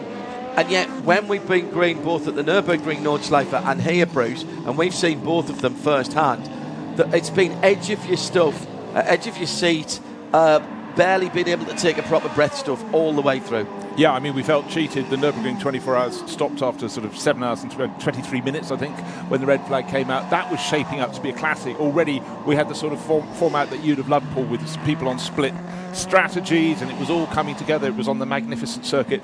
But in 2 weeks' time, it's the CrowdStrike Spa 24 hours. And what's that going to be thrown at weather-wise? We always know that's a real cauldron of everything. So well, it's not going to be a procession, is it? One feels not. No, with again a similar feel to this, 60-odd cars. Can you have too much of a good thing? No. Okay. No. I mean, I accept that sometimes less is more, but generally speaking, when it's good, more is more. I'm greedy. I can't help it. Yeah, I mean, I'm loving it, but I don't know. It just becomes slightly. It's a bit like Grand Prix. When I was young, there were 12 Grand Prix a year. Now there are a lot more, and somehow now a Grand Prix isn't so worthy of the title of Grand Prix. It's just another Formula One race. I don't want 24-hour racing to become like that. One of the reasons that Le Mans is so special, and we've been talking about this, is that it's different. And so anyway, that's a discussion I didn't want to have. What I did want to throw in is that the other thing that the engineers will be looking at, and I've just started looking at and decided it's not too simple to work out, is that the race only finishes when the leader crosses the line after 24 hours. So you may get this extra lap business. Yeah. If you cross the line at 23:59:30, in the past, you just say, oh, make the last lap a little bit slower, don't bother doing the last lap. But you can't do that this year. You've got to work it out and say, look, we're going to be going flat out. But the problem with the weather the way it is, how do you calculate what the flat out speed is? Because the lap times have been oscillating, they've been varying. We're going up to 3:52 average lap times for Lopez, 3:55 for Pierre Guidi, 3:54 for Lynn. You know, they're all over the place, so it's hugely difficult to predict what's going on. And Nicholas Nielsen is probably one of the fastest cars on the circuit, not surprisingly, closely followed by Lawrence Vantour. So it's those cars that are down in 4th and 5th places that are actually going the quickest. As we come down to 90 minutes, I just want to say right now, in case we forget, because it all kicks off again, which every time I think I'm going to have time to do something and prepare something in my mind, something happens. Somebody ends up upside down, which we've had. People are in the gravel, which we've had. 3 in the same place. Thank you very much to all of you, our listeners and viewers on the Studiovision. Thank you for your contact with us, as Rasmussen's going to get a drive-through penalty for track limits in the mighty 38. That car sitting in 8th position at the moment for Team Jota. And a particular hello and thank you to the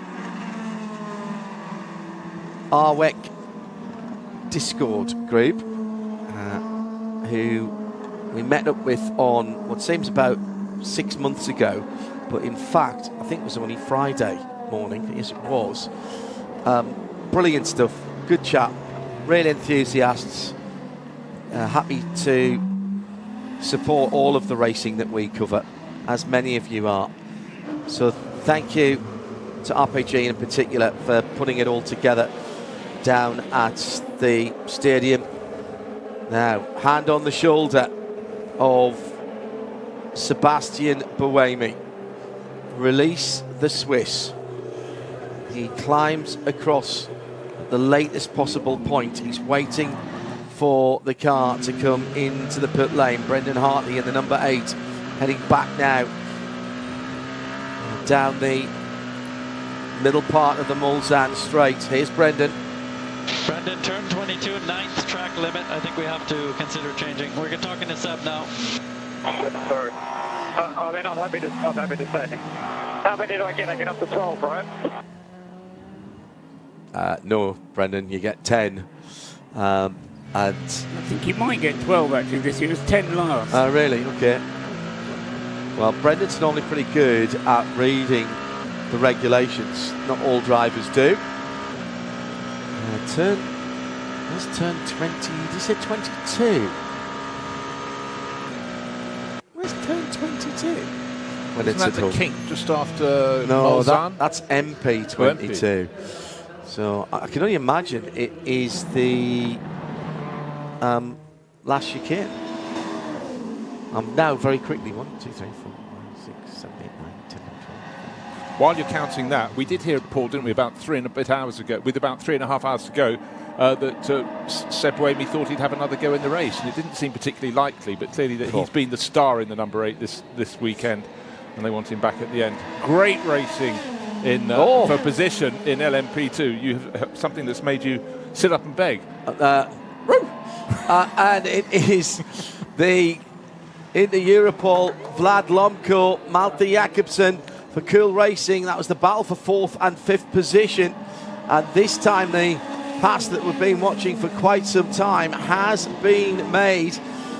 The Alex Quinn driven purple car in there is a couple of places back and a couple of laps back on that. So don't worry about that so much. Jose Maria Lopez through the final corner in an absolutely torrential rainstorm on the front straight now. Now, this is at least as bad as when we stopped the race last night. The only thing different is it's not dark. Yeah, and the other thing is the fact that that was hitting pretty uniformly across the circuit. This has hit the drivers literally as they reach the 4 chicanes, coming onto the start-finish straight from light drizzle to full pucker, full-blooded rain. Underneath the Toyota bridge for Lopez. threads his way down through the S's to the bottom of the hill, slightly banked left-hander, keeping away from the blue and yellow curbs as he sets himself up with the right-hander at Tertre Rouge, the red hill. And even his throttle application on the effects, Mike, you can hear that. You don't have to see his throttle trace. He's being so careful, and surely now there's a risk on the long straights.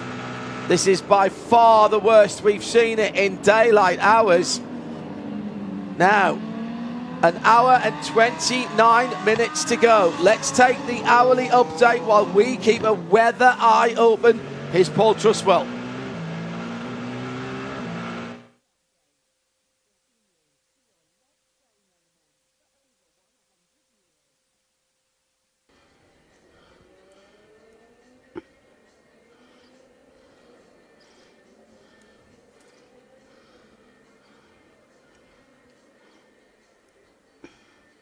So it's 2:30 in the afternoon of the Sunday of 24 Hours of Le Mans 2024. Just an hour and a half to go in the race. And Jose Maria Lopez leads in the number 7 Toyota by 11 seconds. He's completed 288 laps now.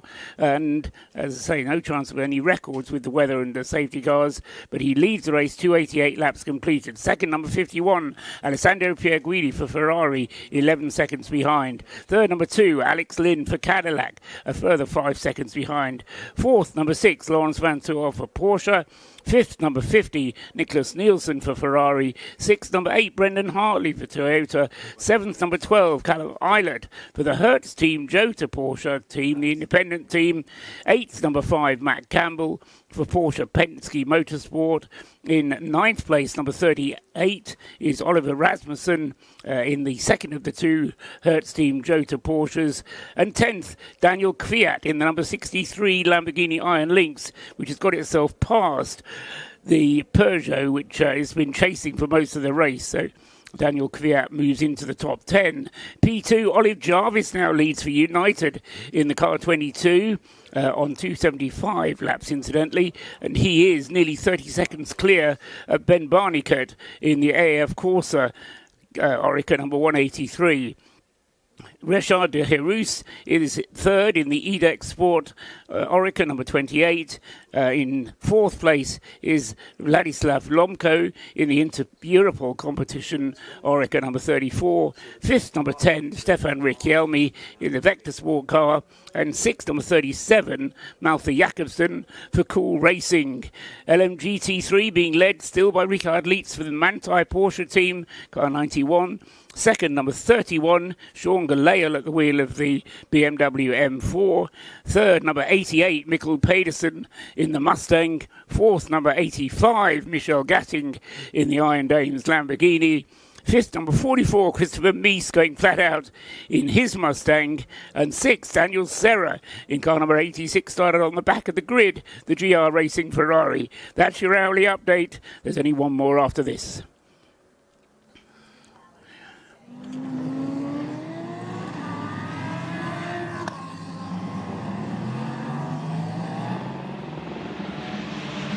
As we head into the last 90 minutes, no changing ends at half-time here, and no penalty shootout if we don't get a result, because we will. It's as simple as that. Toyota, Ferrari, Cadillac, Porsche, all still in the mix. Under half a minute between the top 5, and Ferrari, the only manufacturer with 2 bullets in the gun, still soaking wet around the first quarter of the track. Visibility terrible through the start-finish line, and it's quite open here. And if this cell of rain moves across onto the top of the Mulsanne Straight, and the water vapor just hangs in the air. In fact, that's exactly what's happening now, going down towards the first chicane. Now the spray is diabolical. We were just having a look who was going to close on whom, and certainly Lawrence Van Toor in fourth place, the number 6 Porsche Penske Motorsport, Porsche 963, was getting closer and closer to Alex Lynn in the number 2 Cadillac that's in third place, but we heard a short while ago that Alex Lynn, his windscreen wiper, the blade has actually flown off the top. The wiper arm is still there, but that means there's nothing going across his screen. Around the Porsche curves, that's not an issue. As soon as he gets through the Ford chicane, it's absolute deluge up there. He's only 3.4 seconds now clear of Lawrence Van Tor. He's effectively doing this with one hand behind his back. If the rain will ease, he has a chance, but if it stays as it is, he does not. Box, racing line 8. Right, so Alex is due a pit stop, I think, Paul, anyway. He can't be far off with 90 minutes to go. He's splitting this into two 40-ish minute chunks, which is absolutely doable. Yes, I mean, it makes sense to my mind to maximise your stint lengths. And Alex Lynn is just going, or he's now on his 12th lap, so that would normally be his box lap. So it is sensible to come in now. Another 12-lap stint will then give him half an hour to go, but I think I would rather do that and do it as a full stint plus a half hour, just in case something else happens, just in case we get a slow zone or the other word that might come out. Mansaime leading with the number 91, Ricard Leitz, driven Porsche, and into the pit lane for WRT, Augusto Farfus with a new set of Goodyear wet weather tyres, and he has left. That will be his penultimate stop as well. Hertz team Jota in the lane with the mighty 38 in 9th position, and Nick Damon will be getting the Cadillac number 2 from 3rd position any time now. And currently I've got the AO, I've got Spike in front of 4th. There's been a significant change though to the car. They haven't put new tyres on, they put Louis Delatraz on. Alex Quinn hops out, the quick Swiss hops in, so that is a chance really. They've thrown the dice now for the last hour and a half. They got Louis. If anyone can pull that car back to, I think, 2nd place is achievable, it's Louis. Just a reminder that the Goodyear shod cars have a choice of 2 slicks and a wet, yellow being the medium, red being the hard, whereas the Michelin shod hypercars have white for soft, yellow for medium, red for hard, and both of them are blue for rain. Here comes Lynn into the pit lane. Now the pit lane has caught people out, but he's neat and tidy. Meantime, behind, as the Porsche of Lawrence Van Tor was going through, somebody was off alongside him. Was that the Azotta Fraschini? It was indeed. Fraschini, excuse me. I didn't expect that still to be going at this stage in the race. They've had very little mileage under their belt. They had 2 incredibly inexperienced drivers alongside Jean-Carl Vernet. They have really almost not put a foot wrong. So really, feathers in your very damp hat, sir. Here comes the blue number 2 for Nick Damon to call its penultimate pit stop. Well, what it really needs is a trip to Halfords, because the wiper blade, which looks like a pretty much a standard blade assembly from some relatively low-rent road car, has just pinged off, and I reckon that's about if they had another wiper blade, that's about a 1 minute change. You just clip it back in again, but they're not too bothered. They are leaning on. I don't know where you can replace a wiper. You can clean the windscreen. There's a lot of work going on around Alex at the moment. They've got a huge amount of time as the fuel goes on.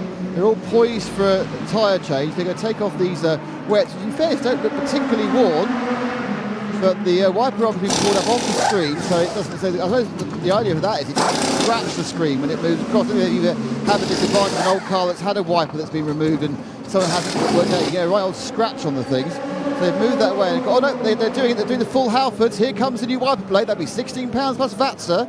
Oh, he's making a bit of a pig's ear of it, actually. He's got it the wrong way round. He had it the wrong way round. That's the problem.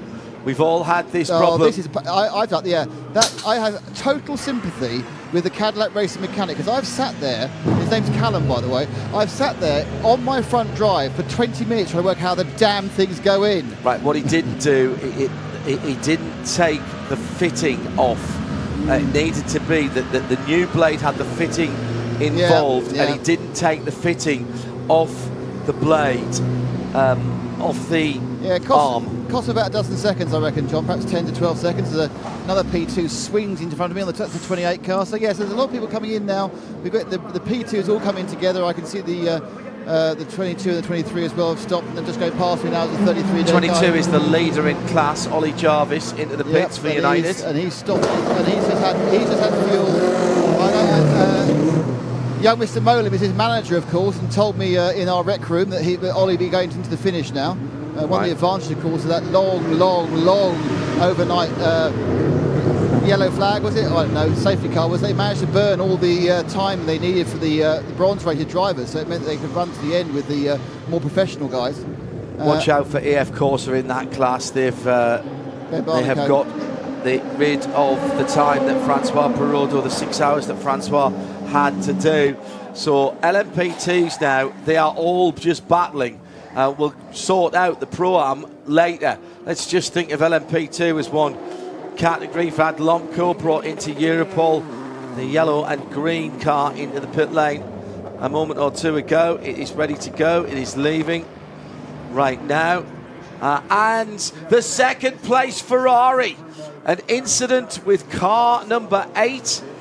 The Toyota Gazoo Racing of Brendan Hartley at Marshall's Post 20. Well, that was that touch down at Mulsanne Corner, and 5 seconds added to the next pit stop. Diana Binks. The number 7 has just come into the pit lane. I'm not behind that. I'm just going to the other end. But the number 7's come in to the pit lane here, just fueling that car and cleaning the windscreen. Can't see if they're going to do a driver change as yet. I don't think they are. They're checking the rear of the car, cleaning the front of the windows. It doesn't look like they're going to change the tyres on that one, on the number 7, and that will make its way back out. Now we're still waiting, I think, for the number 8 to come in, but it hasn't come in yet. And the 51 has arrived, and they are not touching it for those 5 seconds. They know that the penalty. They're waiting, and then goes the fuel. Well, I mean, they were already there when I said they're not touching it. It was definitely a generous 5, I think, to be honest. I don't think it's when you have a 5-second penalty in F1, because of the very, very heavily coordinated element of the pit stop, it actually costs you a lot more than 5 seconds. It only costs about 7 or 8. I think because all that happens at the start of a prototype pit stop is the man attaches the fuel nozzle. The 5 seconds is much nearer to just 5 seconds. And it is going full fuel. They haven't yet put any tyres on the car, and I think they're just checking stuff and making sure the door's shut. Obviously, it's quite important. Getting the impression they're just going to fuel it, and there's not going to be any tyres on this 51. Indeed, the way they go, well, they'll be at least 5 seconds further behind the lead due to that penalty. Nick Damon and Diana Binks as the number 51 Ferrari bails out of the pit lane. Nicholas Nielsen leading in the 50 car by 19 seconds from... Is it still Brendan Hartley in the 8? Yes, it is. Jose Maria Lopez in the 7 is on his outlap. As is Lawrence Vantour. Penske Porsche in the pit lane. That'll be the delayed car, is it? That number 4? It's the number 5. It is the 5, thank you, Paul. Yes, it is, Matt Campbell. And Diana Binks has more traffic at her end of the pit lane. Just to let you know, they're getting ready for the number 8 Toyota Gazoo racing car. They're all ready with tyres as well, so it'll be interesting to see if they do make that driver change, but the car is not entered into the pit lane yet. If they do put Buemi in, and Buemi was ready, then Buemi takes it to the flag. But bear in mind that they're then skipping over Rio Hirakawa's scheduled stint, if you will, because Hirakawa was in the car on the rotation. But does make sense to use the way. Have they all done 6 hours, Paul? Oh, yes. Yeah, good. Because laps behind the safety car counted towards your time, so that wasn't an issue at all. Brendan just coming through Mulsanne Corner now, in behind the Lamborghini SC63, the number 63 car. Something that's been niggling at me for hours, and I've only just remembered now to say something on air about it, and I apologise if I've missed something that you've said while I've been on one of my breaks. Does anyone know anything about Andre Lotterer?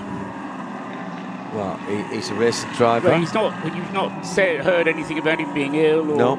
Okay, so he hasn't been in the number 6 Porsche since 3 o'clock this morning. Right. The whole of the second part of the race has been done by Kevin Estre and Laurence Vantour. I thought that Lotterer was going to get in when it got light, and that he'd chosen to just do the daylight hours, but he hasn't, and he still hasn't been in that number 6 Porsche. So I would, if we can find out from Porsche whether Andre Lotterer is okay, because it smells to me of one of those tummy bugs or something that sometimes affects riders. I mean, Andre Lotterer should be used to the food here, but he may have got something. I have put that in motion. Meantime, Diana Binks has news for us. I don't actually. We're still waiting on the number 8 Toyota Gazoo to come in, and also alongside that is the 88 right next to them. So it's going to be quite interesting because they're right next to each other. That's the pro to the competition, the number 88 Ford Mustang.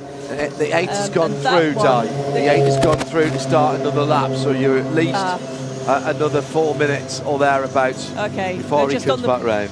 No, the 8's here. It's in the pit lane. Is it? It's on the pit apron, and the team are meeting right. it now. So I did hear that. Yeah, they are making a driver change as well. Brendan Hartley's getting out, and Sebastian Buemi getting in. They're just putting his insert seat, and he jumps in, and Brendan goes into the garage with his insert seat, while the team strap Sebastian into that car, do the usual cleaning around the car. They're taking their time. They're not in a major rush, as you'd expect. They're a very competent crew. They know how to manage these pit stops well. They shut the door for Buemi. The crew is still going into the car. It's nearly in the wind. Everything looks as if it's in running working order, and off he goes. So this year, Paul, they've saved a bit of Buemi for the back end of the race. Yes, I seem to remember his problem last year was that he was running very close on the track limits count, and they didn't trust him to get to the end without doing the track limits violation. That was the issue. It's not per driver though, is it? No, but Buemi of all the drivers was the one most likely to offend, partly due to his pace, I suppose. Anyway, they have saved Buemi for this final stint. And by the way, that track limits violation was at the Dunlop chicane, one of a number of cars that have been jumping through and going. Basically, if you lose it after, as you're heading into the middle section, people are straight lining the chicane. Yeah, they are. And I tell you what, you can't drag your eyes away from the main screen of the racing action, but it's the supplementary screens that have other warnings and sightings. Car number 50, the Ferrari that's leading the race, under investigation for a pit stop, possible infringement. That was nearly an hour ago. Still investigating. That's the number 50. Number 50 that's leading the race. Yeah, that would have been an unsafe release because there was a very close unsafe release where the car that was coming up was coming through. Whoever was in the car, I think it was Fuoco or Molina, had to kind of pull over, wait, and then let the car pass. I think that's all right because the LMP2 car that was coming down the pit lane was not inconvenienced. He didn't move into the fast lane, he moved into the acceleration lane. He tried to squeeze him and he lifted off and dropped in behind him. I agree absolutely with your description of what happened. We'll have to see whether they say it was an unsafe release or not. But as I say, there is an investigation in progress for the leading car number 50. On the subject of leading cars, the number 8 Toyota, which has just Sebastian Buemi has just gone out.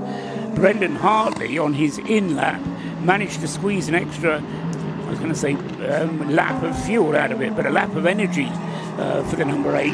Brendan Hartley managing a 13-lap stint on his in-lap. So the reduced pace under the damp conditions, giving the Toyota a little bit better range. We asked the question of our CrowdStrike Racing pit lane team, Andre Lotterer and Nick Damon. has been to interrogate the team. Well, I've been to interrogate a very good friend of ours, Rebecca Onslow Cole, and she told me there was actually nothing sinister. It's just the way they wanted to run the race. Andre had done his 6 hours, they say, by that 3 o'clock in the morning, and from then onwards they wanted to run with the next two. Undertone was not necessarily Andre's idea, but that was the way the team wanted to run the race. So does that mean we're not going to see him again? Yep. Right. Okay. A Codis 87 Lexus straight on at Arnage. Took part of the escape road and then pulls back on again. This is the Esteban Masson driven car. A few years ago, he'd hit a wall there. That was pushed back. I remember, was it Ollie Gavin, I think it was, ran straight on there in a Corvette late on in a race with a bit of brake fade. I think an awful lot of people have run straight on there, but the fact it used to be right there. Exactly. The fact is there is space for you to skirt around the back of a gravel trap and rejoin.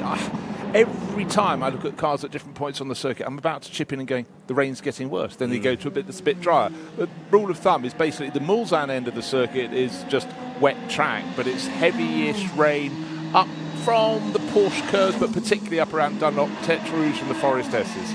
Battle for position, 2 Porsche 963s, and it's the Matt Campbell and Norman Nato battle, and Matt Campbell holds sway on that one now as he goes through, going into the Porsche curves, where that torrential rain that we had, 15-20 minutes ago has dried, and although the wipers are still going, wipers on prototype cars always look like an afterthought, don't they? The way they sweep backwards and forwards. It's not very elegant. Not elegant at all, but it works, and nobody's found a better solution. No, there was a McLaren road car that they used basically air that jetted up the front. It was the one that was sort of like a modern iteration of the McLaren Elva, right at the start of the early 60s when Bruce McLaren was really starting to spread his wings. I remember Kenny Brack driving that up the hill at the Goodwood Festival of Speed. And I was going, well, no windscreen. Oh, I see. Oh, that works, does it? Yep. You know, again, clever thinking and channeling of air from the front, but you wouldn't want to be a road car, put it that way. Yeah, and the other thing is that no good when you're sitting at a set of traffic lights. Basically. So the gap between first and second, the 50 Ferrari, that is under investigation, bear that in mind. Nicholas Nielsen leading by 34 seconds from number 7, Jose Maria Lopez driven Toyota. The second of the Ferrari works cars, Alessandro Pierguidi, another 23 seconds further back. But what have we got left on the clock? We've got just over an hour of racing. We have more pit stops to come. We're going to have some more rain showers to come. You can be fairly sure of that. But for half the circuit, it's pretty much dry. Well, we'll either have more rain showers or we won't. And if we don't, we'll have a dry track again, and everybody will have to make that same decision about when they go back onto slick Goodyears or slick Michelins. Still the battle in P2, by the way, which has been raging for hours on end. Now for second position, Clement Novalak for inter-Europol competition, and Job van Uitert in the IDEC Sport blue, white and yellow. And just a very short distance behind them, under 2 seconds behind them, is Nicola Varone, who's leading the Pro-Am class of LMP2. So he's another, just 2.8 seconds off their tail. One little bit of traffic and we'll have a three-way battle for second, third and fourth in P2. The 3 winners from GTE AM last year, all competing in different cars in LMP2. Nico Varone, one of them. Ben Keating, of course. And John, the mighty hair. Go ahead. I think somebody might be lying to Nick. Really? Andre Lotterer has been in the car for 3 hours and 41 minutes. Right. So that's a penalty if he doesn't get in that. Oh, do they not have to do 6 hours because it's a... It's not a champion... Is the number 6 championship car? Yes. It is. 6 and 5 are the championship cars. 4 is the additional car. Let's see what the regulations say. Oh, Truss is off down a rabbit hole. Keeps me awake. Yeah. Like a Jack Russell Terrier he is. No time limit for the hypercars. No time limit for the hypercars as it's a full pro class. think you'll find. Curry looked at it a little while ago. Yes, I believe Kerry and... So now I remember that was being talked about earlier on when I wasn't on, but I was listening on 91.2 FM whilst reclining in a semi-somnambulant state. You were inclined to recline? I was inclined to recline, and I was listening on the car radio in the Macan. Thank you to Porsche GB, to Audi GB for our RS5, and to Ford UK for the Cougar Hybrid, which Mr. Jones has been enjoying massively, trying to get his battery recharged. He's set himself little targets, haven't you, he's been driving that? Yeah, new targets, very strange targets for someone who prefers a sort of 5-litre V8. But the fact that the old TVR is slightly broken at the moment, I can't have the choice. But again, it's learning new ways. So yes, it's nice to have the choice and try a different driving challenge. And of course, Nick Damon would like to know when the TVR was last working perfectly. Last April. Quickest lap time on track is 54.2. That was Alex Palou, who was asking. It's wet again coming out of the Turk Rouge run down past the old Chinese restaurant on the left-hand side. Had my first meal at Le Mans there in 1989 when I arrived early in the week. Sat there. I've had a meal there before it was the Chinese. Yes, me too. 89 it wasn't the Chinese quite yet. I think 1990 was the year that the Chinese was built, or took over the running of the restaurant. It was a little French bistro in 1989. And still, no, I don't think I'm allowed to say that. Okay. It's charming. Look at the place on the web and see how charming it is. Yes. Shabby chic, I think, Paul. It's fair to say. Yeah, that's us. Oh, I see what you mean. Yeah. Right, just that little battle between Alex Palou in the number 2 Cadillac, the car that now has the luxury of a windscreen wiper. He's only 2 seconds down on Sebastian Weber. We know that I would suggest both those drivers are through to the end of this race, so just over an hour remains. But the scrapping is still going on, but we still have that sort of Damocles hanging over the number 50 Ferrari that leads the race in the hands of Nicholas Nielsen. He's 33 seconds clear, but he's still under investigation for a misdemeanor. The car in second place, Jose Maria Lopez, just running off the circuit just a little bit. Down at Mulsanne Corner, I think. We have got, I think, 14 cars officially retired, starting with the Vista AF Corsa Ferrari. Thomas Floor, that was the first one pretty early on in the race. They only did 30 laps. Alpine Endurance, a catastrophic engine failure for Ferdi Habsburg at Arnage in the Alpine 35. Jonas Reed, Proton competition number 16. He went out after 86 laps. 2 laps later, Nico Lapierre, another engine problem for the Alpine Endurance team. Quick little spin for Fred Vesti in the Cool Racing number 47 at Mulsanne, but luckily there's space for embarrassment to be put to bed. BMW team WRT, Dries Vanthoor, whilst battling at the sharp end of the field, the number 15 car tipped by Robert Kubica in the 83 Ferrari into a spin, and that was the end of that car's day. Ahmed El Harty looked like it was going to be a harmless spin under the Dunlop Bridge, went horribly wrong. The car snapped sideways to the left and wiped the front end and the radiator off that number 46 car, which had led the race with...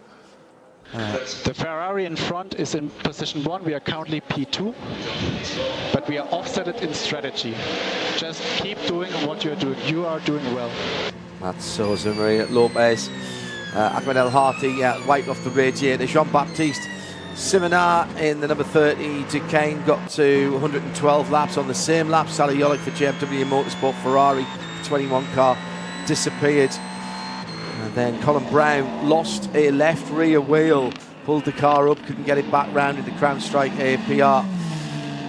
Orica, number 45, Hypercar Racing, Daniel Mancinelli, put the car on its roof at Indianapolis, the 27 machine. Porsche Penske Motorsport, Felipe Nasr went sideways into the same wall at Indianapolis. Didn't get too much further. Rino Sato for the 59 United Autosports. McLaren got to lap 212, and 8 laps later his teammate was also out, 59 from United Autosports. Scott Dixon had that weird issue coming back to green after the long run behind the 3 Porsche safety cars.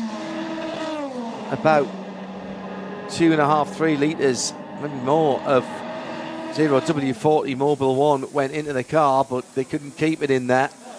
That car had to be retired. Robert Schwartzman, AF Corsa, into the pit, smoke billowing from the front of the 83 Ferrari. Sheldon von der Linde has been in the pits forever. They are not going to retire that car. That WRT car will not be retired. However, it will not be classified at this point. The art car, however... it's already been disqualified because there's now a 75% rule. Yeah. 2 bits of news to you. The number 50, the race-leading Ferrari, no longer under investigation for a pit stop infraction. Yeah. So that was something that could have tipped over the top of the race and handed it from Ferrari to Toyota and another car. I understand why it was looked at, Bruce, because he was released as there was a P2 car coming along to the... He's pretty much at pit out.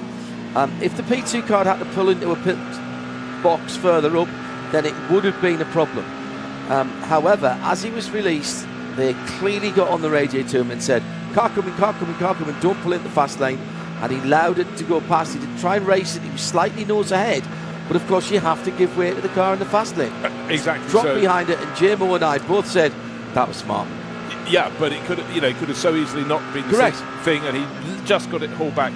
One potential problem at the moment is for the car that's second in P2. United Autosports, Ollie Jarvis in number 22, Orica leading that by 40-something seconds, but it's the car in second place in class, the Inter-Europol competition, number 34. Clement Novalak has been warned for a move up at the Dunlop chicane against Joe Van Uitert in the Edex Sport, number 28. So second and third could swap around. We are into the last hour of the 92nd running of the Grand Prix d'Endurance. It's Le Mans 2024 on 91.2 FM around the world, on RS1 and on Sirius 137 and XM202. And a spin for the second place car, Jose Maria Lopez, going up to, or coming through to the Dunlop chicane. Let's head to the final hour as we check the weather.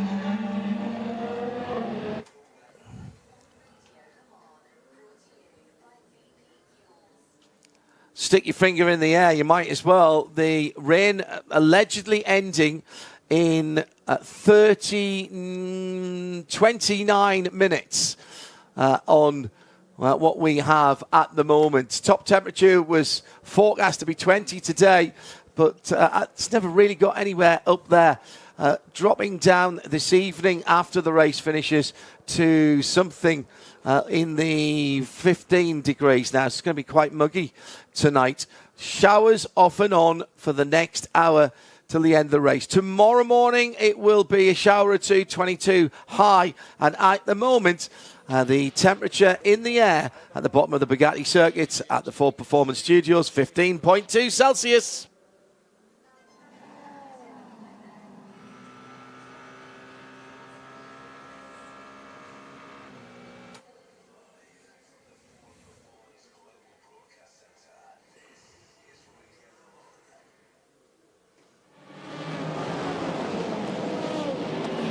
So 56.5 minutes to go. We're inside the final hour. One more pit stop for most of the cars. The one that might have to make two is the leading Ferrari. Nicholas Nielsen should be on his way into the pits at the end of the lap that he is currently on. He will be able he could take the car to the flag, or they could bring him into the pits and switch over to Antonio Fuoco to take the car to the flag. However, Fuoco won't be able to get to the flag without another splash, I don't think, unless the conditions get a lot worse and the lap times stretch out a little bit more. We just had a bit of a moment that John was talking about, Jose Maria Lopez having a little loop around at the Dunlop chicane, and that cost him 14 seconds or more. Wow. Gifted 14 seconds, the race leading number 50 Ferrari. So Nicholas Nielsen, with that potential double pit stop still to come, he has been given a gift and he'll take that with both hands. Battle in the GT3 category with Michel Gatting trying to... No, that's not a battle for position, is it? With the 92 cars a million laps down. Actually, Michelle Gatting, though, sitting in 31st position, 15th class. She's 21 seconds away from the two Proton Fords, 88 and 44. Ford on the podium here at the moment, behind Porsche and BMW. Well, I just want to pick out, I was just about to mention that BMW crew, car number 31 for WRT running the hypercars. No, but what I want to say is the driver who has been part of that crew is Darren Lung, reigning British GT champion. He literally started racing in 2021 as a non-junior. He has done phenomenally well. Shared last year with Dan Harper, who, as we saw in the Nürburgring 24 hours just 2 weekends ago, is racing on a phenomenal plane at the moment. But let's count them through to the finish. It is absolutely teeming down again on the pit straight. Another cell of rain on that side, the western side of the circuit, side by side through the Dunlop chicane. Not a pass for position, but a heart in the mouth moment as the number 88 Ford Mustang was being pushed very hard by Dennis Olsen to put a lap on one of the other cars in the class.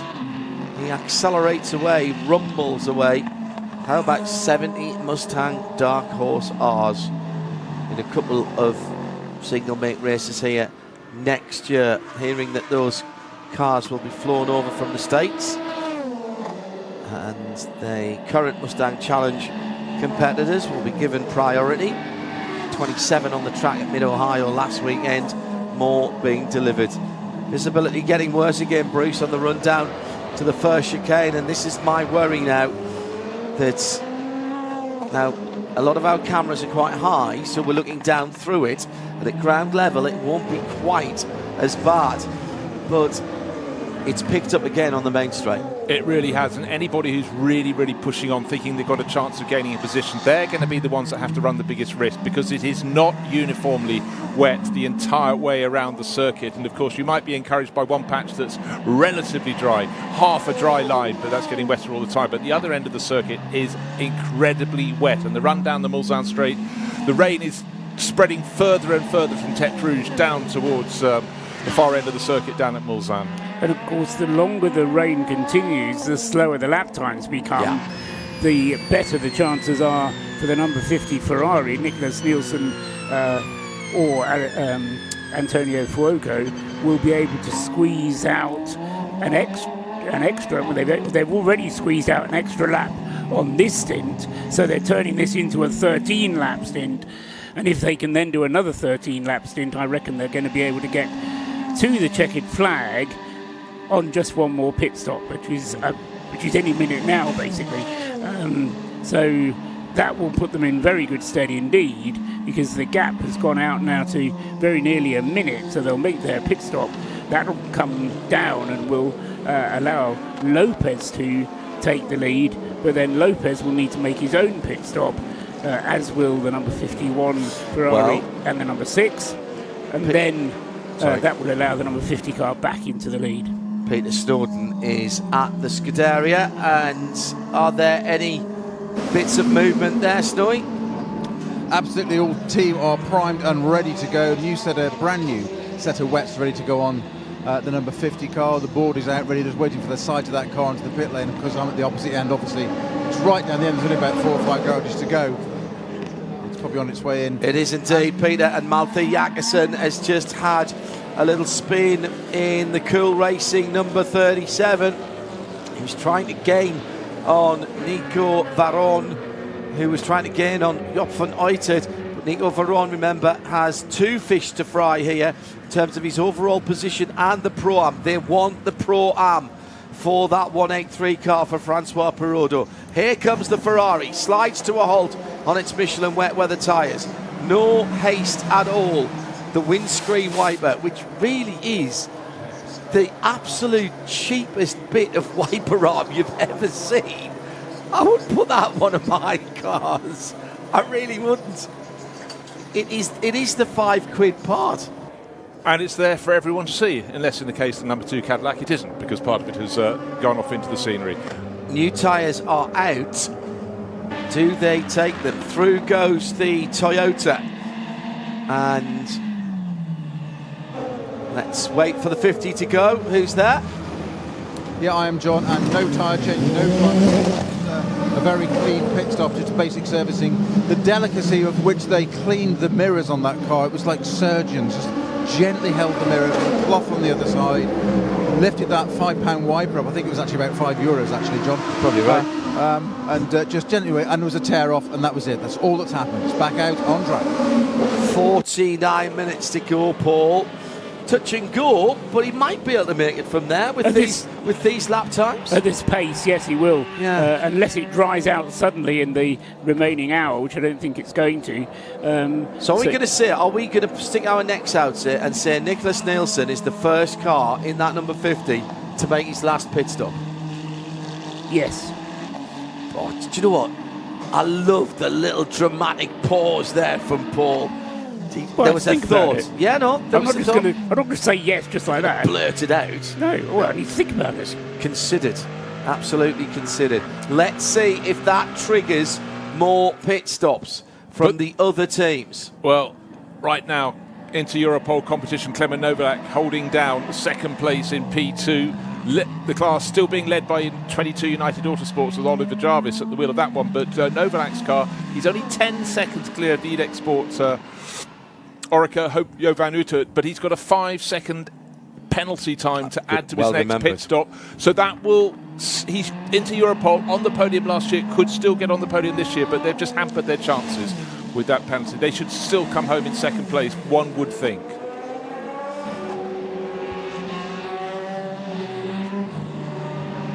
Down towards 48 minutes of the race to go. And in answer to your question about whether it's going to trigger any other pit stops, again, I don't think so, because the best bet has to be to rely on a little bit of luck, stay out as long as you can on your current fuel tank or energy levels, hope that in that time we get something happening on the circuit which enables you to make a cheaper pit stop than Nicholas Nielsen. That Nicholas Nielsen made. And he's just made a mistake going through the Dunlop chicane again on his outlap as he went out, and that is going to count as a track limits, that, Bruce, no doubt.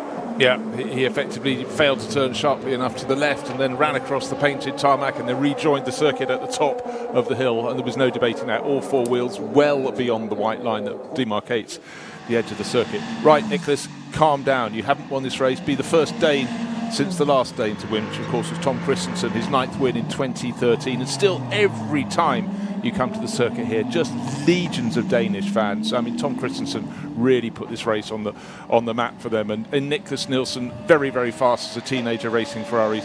Promotion to the works team at the right time, at the right point in his career to the World Championship. Could be a victory for him, but he cannot take any more risks like that. Before this gets even hotter than it is, time for a few thank yous to our partners, CrowdStrike, Hertz, Ford Performance, VP Racing, Shami and Omologato, Tubbs with Sacred Coffee, Brian, Lauren and the team at First Tickets, Stick It Up for Le Mans, Dan and his team, Audi and Mazda at UK, Porsche at UK as well, Mazda GP, Porsche UK and Audi UK, United Autosports, Richard, Ashley and the team. Here's the team radio from Nielsen. No, didn't want to speak to us. At the ACO, thank you very much to Paul Jouvet and Sandrine Vidas. We've also had great help from ACO TV Natalie Fagier, the brilliant Alexi and Manu, Lotta and Christelle. Of course, here our French family as well, the Trottins. Facebook, Midweek Motorsport Facebook Collective, RWEC, Discord, the whole community on Twitter or X, and our new effort on Instagram at Radio Show LTD. And of course the team. Johnny Palmer, Bruce Jones, Johnny Molan, Paul Truswell, Joe Bradley, Di Binks, Peter Snowden, Nick Damon, Bob Dawson, Joe Bleasdale, Samantha Bradley, Curry Cobb, Rob Lomas, Tim Gray, the responsible adult, without whom none of us would be here. Eve Hewitt, who does all the hard work during the year to raise the funds to get us here.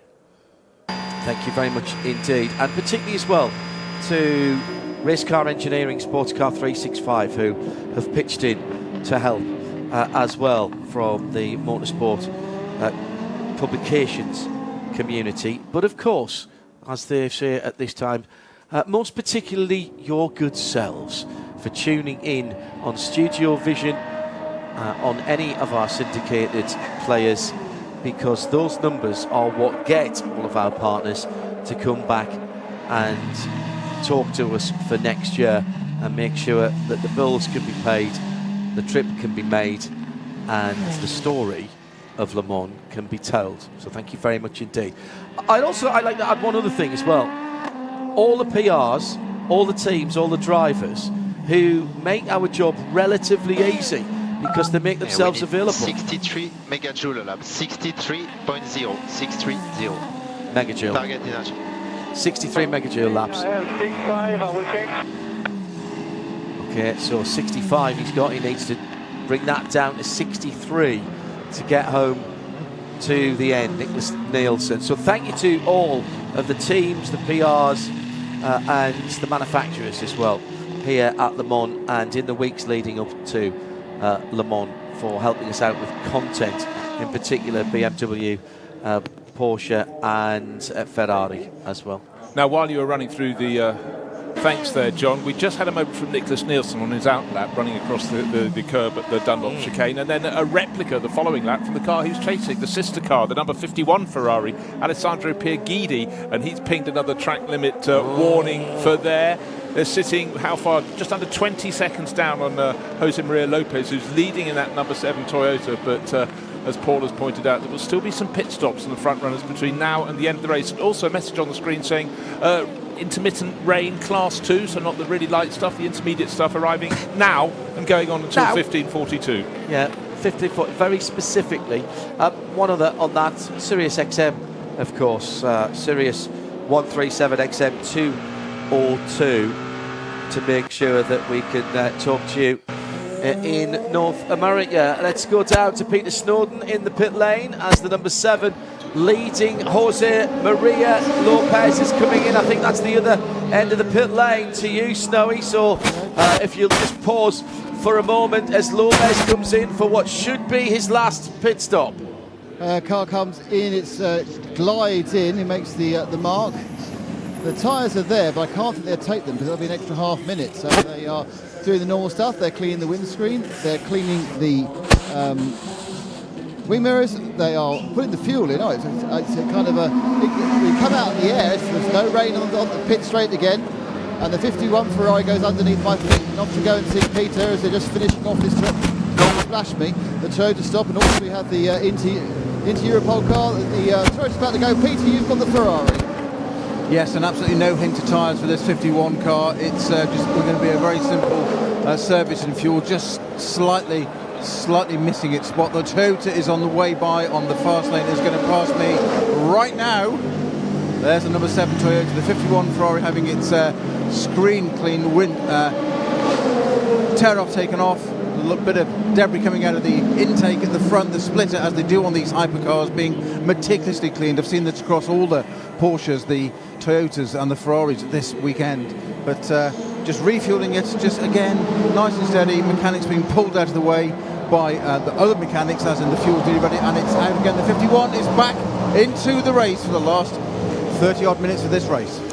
Just me, Peter, or is that a fairly easy getaway there by that Ferrari. No wheel spin whatsoever. Very noticeably so, John. Yes, very, very delicately, almost like he was slipping the clutch, as you would do in the old days. Those people that remember clutch pedals. 7 from 8 are the Toyotas on the track as they go out of Tertre Rouge. Yeah, but the important thing was the 7 is in front of the 8 and nearly dropped it just after his pit stop. He came out, was determined to stay ahead of the sister car, but a big twitch for the Argentinian. And I think at this point, Sebastian Buemi's going, right, we may not be going to win this race. In fact, we may be, but I'm going to pass you. You're my teammate. What could possibly go wrong? 3rd and 4th at the moment for those 2 cars. Toyota, who were not happy at all this time last year. They criticised this year their words, lottery of the qualifying situation to get into Hypercar. They've come through without being in the top 8 to challenge at the front of the field. Nicholas Nielsen.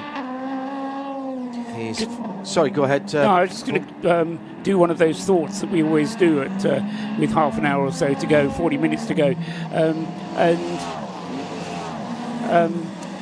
Bruce has been up here on a number of occasions when I've suggested that both of the Toyotas have taken a very conservative approach to this race.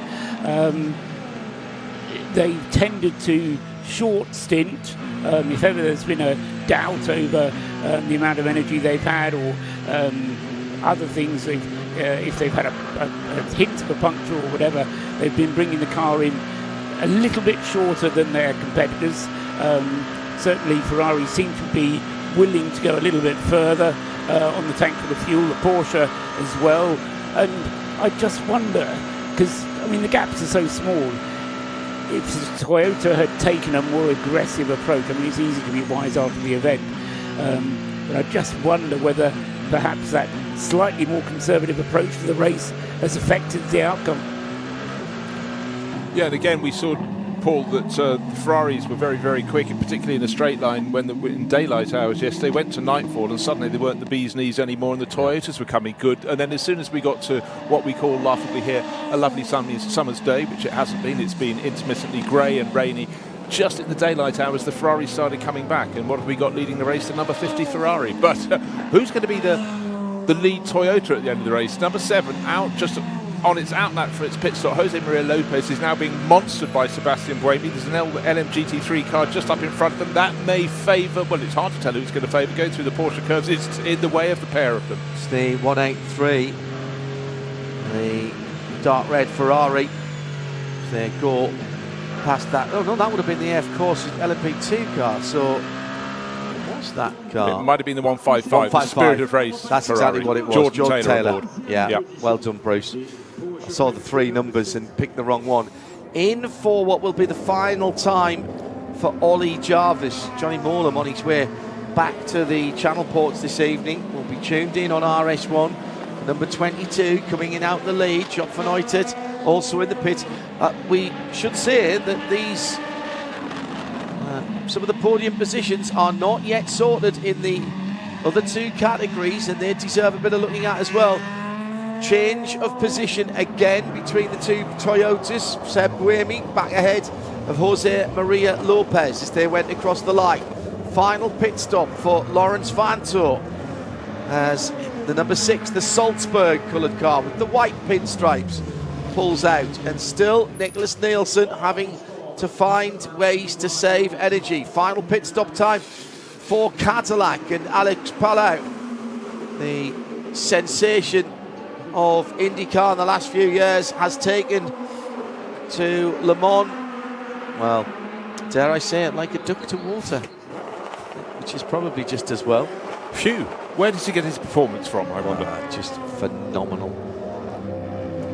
And the Cadillac has been there or thereabouts for the majority of the race, and one can say, Paul Truswell, that has been true of probably 4 or 5 of the 9 manufacturers in Hypercar. Certainly we've had Ferrari, Toyota, Porsche and Cadillac. Yes, that's the 4th. The 5th would be Peugeot, who have now got themselves... There's a kind of internal battle going on, which I only ever mention when I'm running down the hourly update. At the bottom of the top 10, there's a battle going on between the best Peugeot and the best Lamborghini, and they've been squabbling over 10th position for probably half the race. Stoffel van Dorn is currently in the Peugeot, now 94, and is in 10th place. And Daniel Kvyat is in the Lamborghini number 63 in 11th place. They're 12 seconds apart. So these close gaps, they're not just at the front, but they're also further down the field as well. In GT3, the 91 car is in for its final stop. It's got Ricard Leitz on board, so you aren't going to find a safer pair of hands. A man who's made more Le Mans starts than anyone else in this field, 18 of them. And he wanted to point out in an interview earlier that whilst he made more starts, he certainly wasn't the oldest driver in the race. No tyres, just fuel at the moment. Just wait to see the long fuel. No, just fuel, and away will Ricard go for what will be yet another, hopefully, class win in 34 minutes' time. It's Nick Damon, CrowdStrike pit lane reporter. Their nearest Porsche competition is just exiting the pits now as well. Chris Meeks in the number 44, down in 6th position. They have to look over their shoulders for Team WRT in the 31, as Augusto Farfus has been plugged into the red and white car. And Augusto will love this kind of challenge. It's a big ask, it's over 30 seconds, but what are you going to do? Tell him to take second place, or do you tell him to start putting pressure on Leite? Of course you do, and I tell you what, Richard Leite just pushed pressure on himself. He just, on his outlap, as we saw with other cars, he got it wrong at the Dunlop curve, so that will probably be another track limits warning. He's sitting on an advantage over Team WRT's BMW. That's car 31 of 38 seconds, and if you have to come in and serve a drive-through penalty, that will put you behind. At this late stage in the race, people are still pushing the limits, and that's the race-leading Ferrari of Nicholas Nielsen getting almost acquainted with the wall. Coming through the middle part of the Porsche curves, the number 50 Ferrari 499P. Remember, he's been told to save energy, so he's leaning on it where he can. He got a bit of sideways moment. He couldn't have gone much more sideways. GR Racing, Daniel Serra, the Brazilian, in the number 86, the black and orange car, very sort of 1960s Adam West Batmobile colours on that car. And Serra is, I think that's coming out of the pits again, isn't it? Just double checking, not entirely sure, but yes, it's in class. Yes, it's just the pit exit, and it's come to a halt as literally at the end of the pit out lane. Now, has he spun it there and got it pointing in the right direction, or is there something more sinister? As Jose Maria Lopez now 45 seconds away from the leader. His teammate Seb Buemi 31.5 seconds away from the leader. But Seb Buemi is going to need another stop. Yeah. And Lopez doesn't.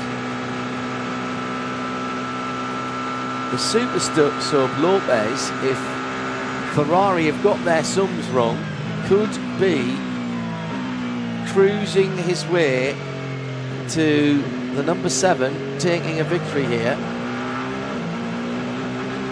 Is number 7 still the most successful number in Le Mans history? Oh, I don't do those ones. Better phone Shay Adams, she's big on auto-numerology. She could tell me the progression down through the years. 7 won, then 8 won, so obviously it'll be 9 the next year. It's not here. That was the one bit that I didn't write down. Of course, it goes back to the years when the cars were numbered. He's Jose Maria. Okay, Jose, power is back. We focus again, and front brake jams are low. So mind front brakes. So did he say power? We are P3, 13 seconds gap.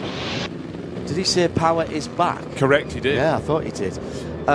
Going on the numbers, the low numbers won a lot in the early years because the cars, Paul, were numbered with the biggest engine. Yeah. Had the lowest number. And they started at the front. They were ordered in engine capacity order, that's right. That was a 14-second drop on that lap alone for Jose Maria Lopez. Wind the clock back a few hours ago, and there were 2 consecutive laps in when the very same car, the number 7 Toyota, lost. It was roughly half a dozen seconds a lap. That is very similar, but so it's obviously got an intermittent problem which they're nursing to the end. Yes, I mean, they've had it for some time as well, and the car has, I drew attention to the fact that it's done a lot more pit stops than any of the cars around it. That's because it's beyond playing the game conservatively, but it's been doing a lot of shorter stints for what I could see no good reason. But because they always just seemed to get the car out again very quickly, it didn't really have much of an impact. So, for example, the total time spent in the pits, which is always an interesting number to look at, the total time spent in the pits for that number 7 Toyota is almost exactly the same as the number 48 Toyota, to within a minute. The GR racing car has not got out of the extended pit lane. Half an hour to go. Keep an eye on that. A yellow flag now could make things very interesting. Nicholas Nielsen would love that. He stopped quite a long time ago with just under 50 minutes to go for what we believe to be, he'll be trying to make it his final pit stop. And now for the final time in 2024, our Hertz hourly update and Paul Truswell.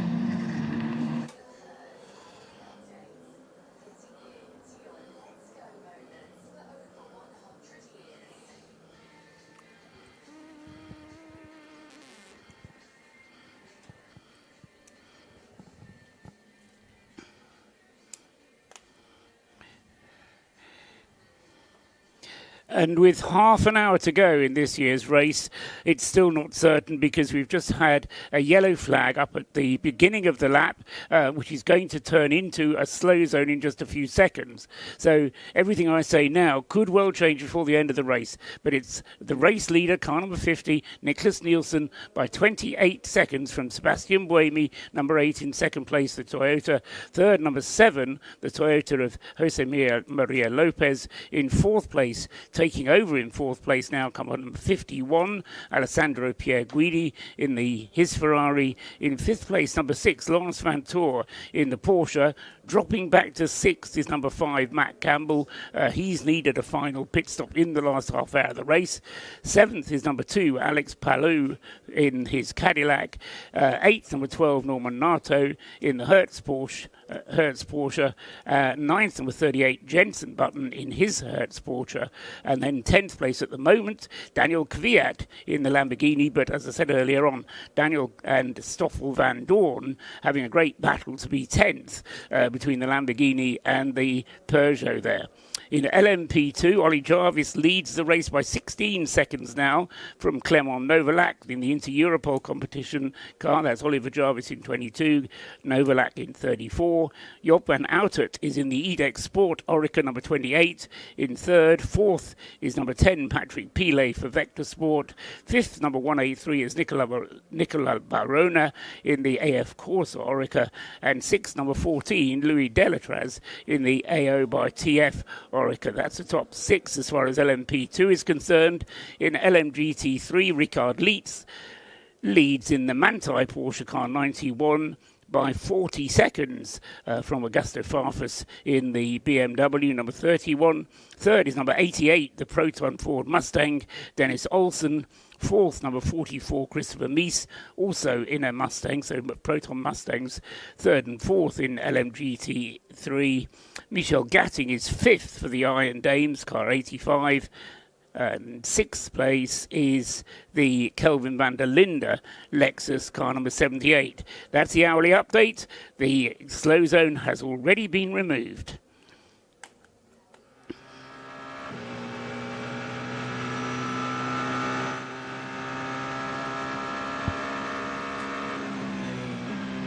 On the Mulsanne straight for Jose Maria Lopez, third position.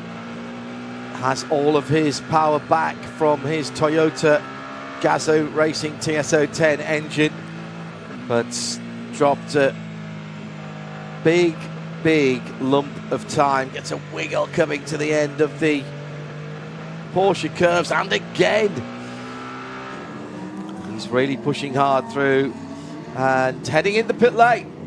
Conditions were suddenly getting so much work. He was taking chunks out of the cars ahead of him. Buemi, excuse me. Buemi from second place. Buemi into the pit lane. This is the pit stop that we knew he owed us, Paul. Yes, and I think he was hoping that slow zone might last until he got round to the pit lane.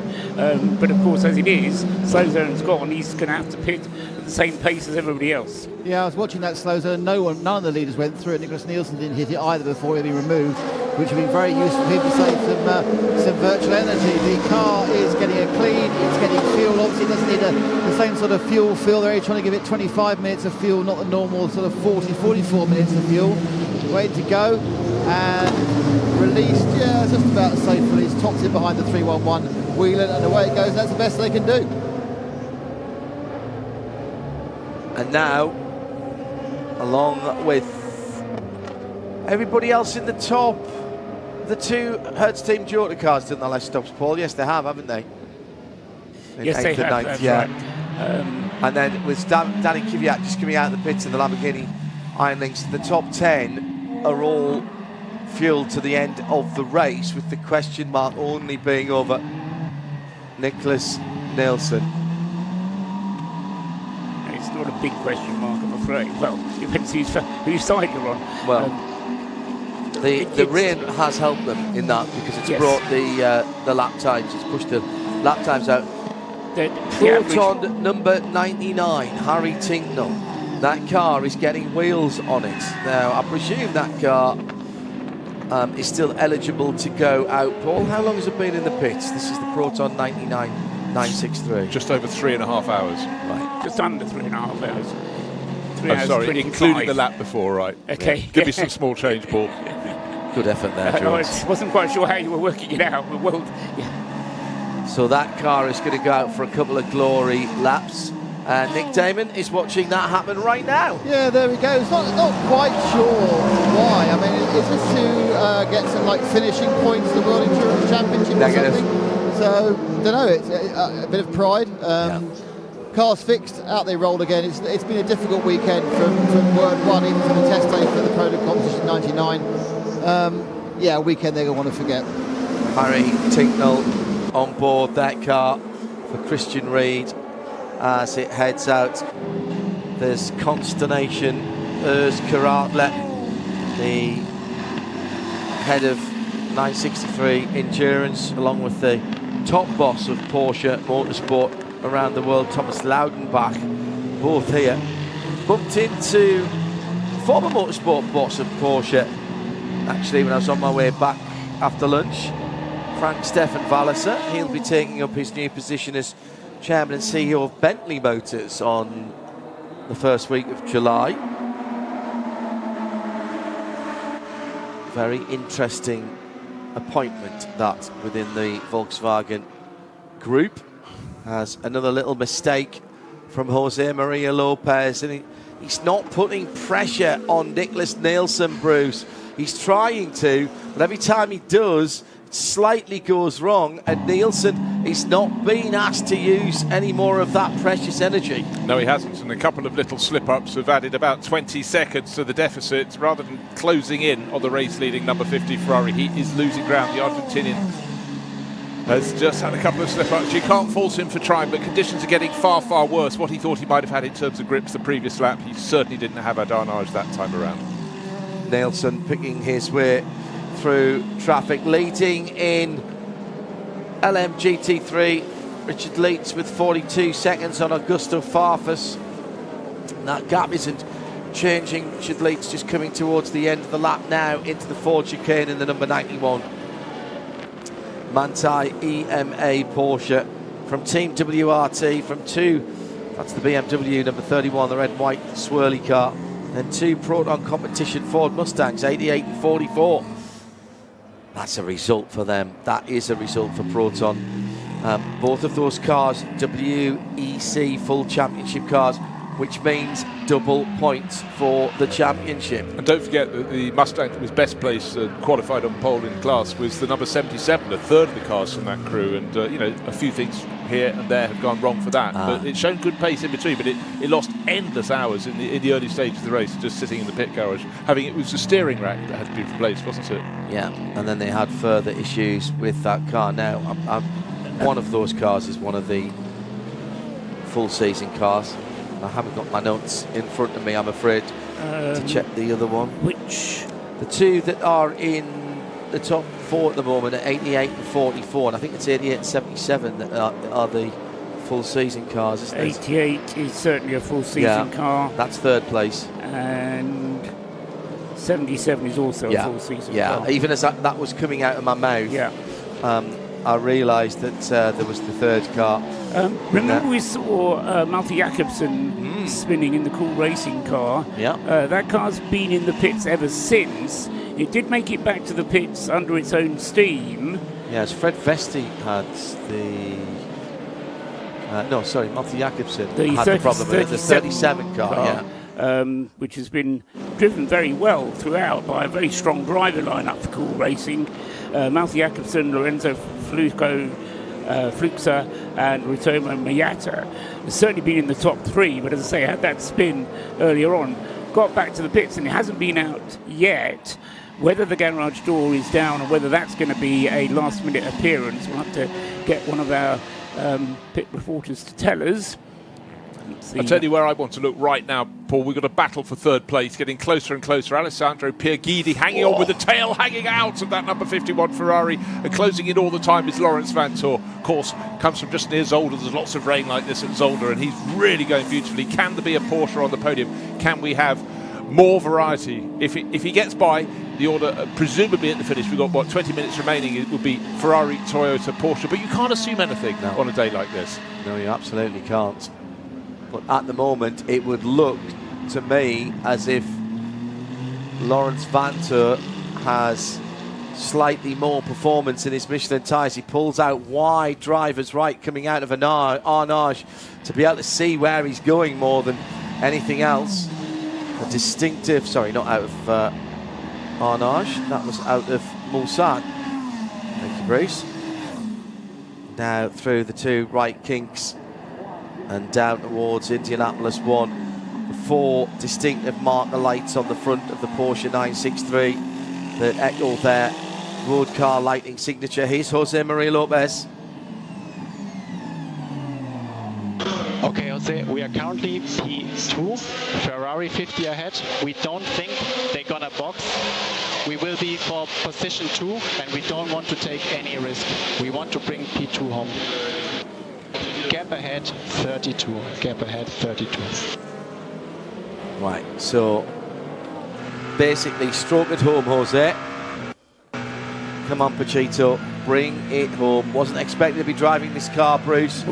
Had to, Paul had to get in this car and relearn all the systems. It's changed since he was last driving it. He's had a great result, or he's having a great race, certainly. I just wonder what you do when you're in that position. The engineer knows that somebody's listening to all his radio broadcasts. Yeah. He knows that they're going to be put out onto the airwaves, potentially, if there's something interesting in there. What better opportunity to lull the opposition into a false sense of security?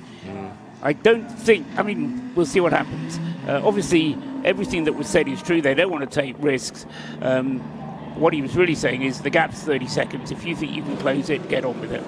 50% of the energy available to there's number 7 Jose Maria Lopez Toyota as to 38% by the leading car. Now with 17 minutes left, that's not a question of whether they can get it to the end, but what it is how rich, how fast, how much energy can you use? How heavy, because part of that energy is petrol, and the petrol weighs a little bit, so there is a possibility then that the Toyota is a little bit heavier. The gap is 30 seconds, so we can lose 5 seconds a lap and still be safe. Hey, mate, don't worry, I had traffic, don't worry, it's okay. Right, so a little worried because he did a 4:03 last time around, which was 4 seconds down. you know what I really like, not just Nicholas Nielsen's speed. He's not quite Kimi Raikkonen-esque in terms of leave me alone, I know what I'm doing, but he is. Just not to the same extent as yet, but he's cool, calm, collected. Can he deliver a first victory for him and for the 50 Ferrari crew, who's doing a very, very good job? What's the weather doing? It's not improving, it's not getting any worse. It's mixed rain and semi-dry. Went out to do Paul's bidding and find out what was happening with the 37 Cool Racing car, which had been in the pits for a while.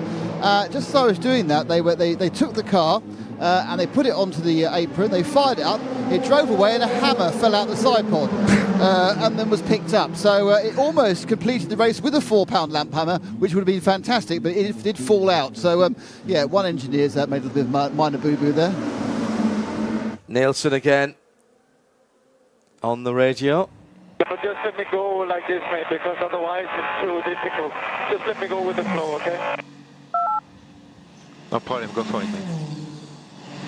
Yeah, all about the rhythm.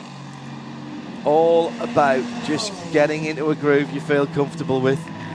One of the fog lights is not working on the front of that Ferrari, but that's fine. He's got all of the required lighting.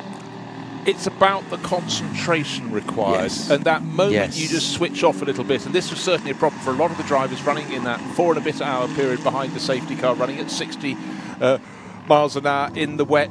Some feeling cold, getting the cramps. That was, I'm trying to think who was reporting in on that. Was that Brendan Hartley? Yes, it was. Yeah, it was. Wasn't it? But others just making a few errors because they weren't being inspired by what they were doing, and the concentration was starting to slip because it was lap after lap. The only thing that entertained them, frankly, was the fireworks show. It was very noisy. Very noisy indeed. Another big slide for Nicholas Nielsen. 14 minutes to go. Just remind everybody, Paul, when did Nielsen come into the pit lane? How much time to go? He made his last stop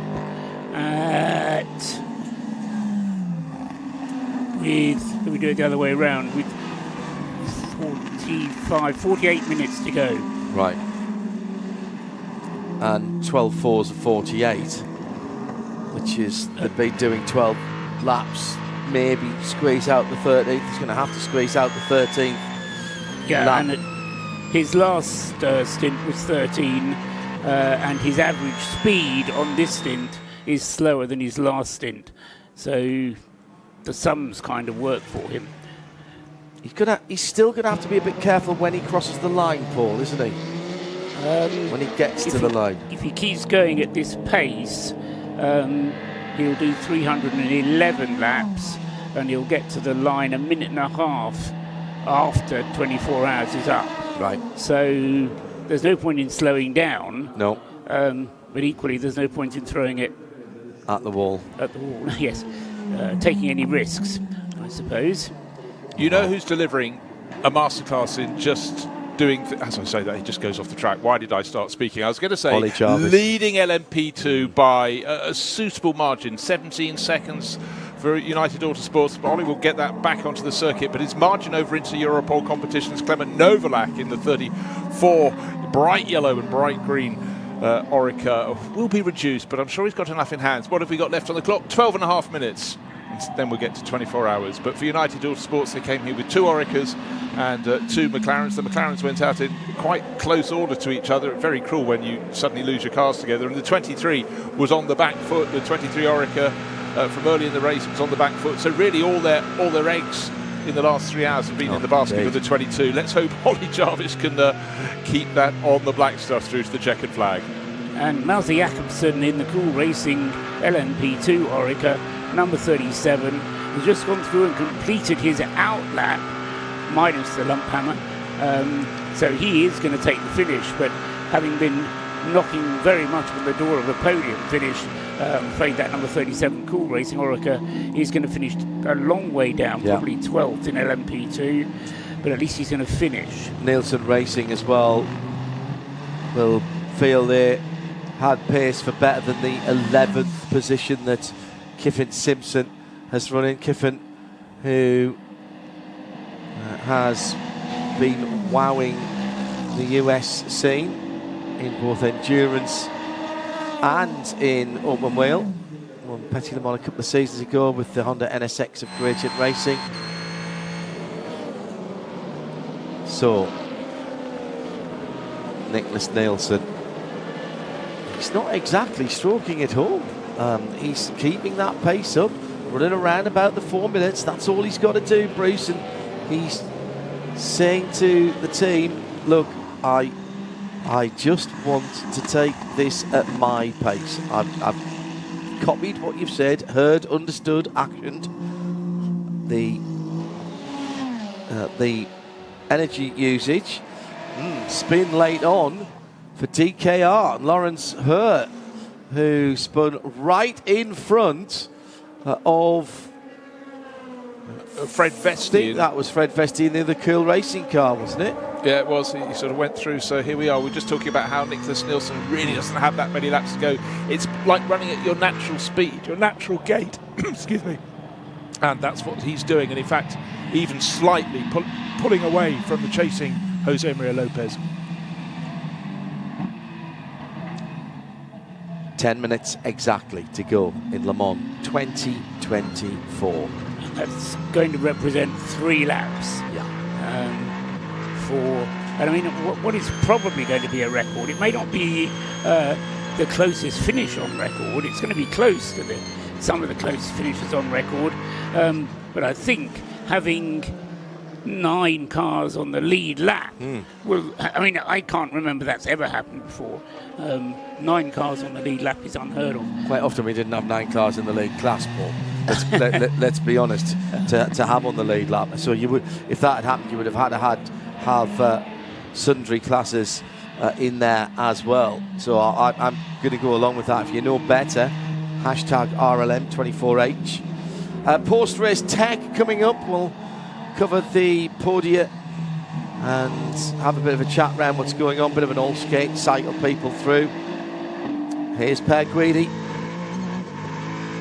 You know it, but we need the 10 track limit now. We need the 10 track limit. Come on, Nick. Come on. Guys, but we cannot consider this track limit because it's the end of the motorsport.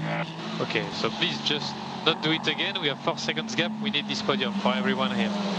And for us, for the championship. It's double point here. Come on.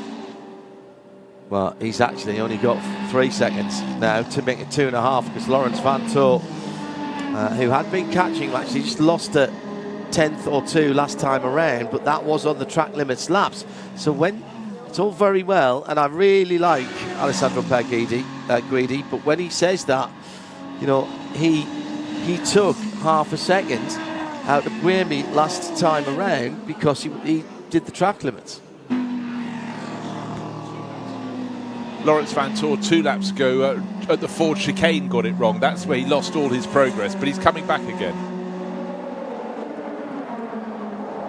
Yes, it's clearly tense on both sides of the fence there. Just looking at recent close finishes, obviously the Jackie X win in 1969 remains the closest ever, and I'm talking about genuine close finishes now, so ignoring the Ford event. But then we had 1933, 1911, but 2004, Seiji Ara won in an Audi in 2004 by just 41 seconds, which was a genuine finish, and from another Audi.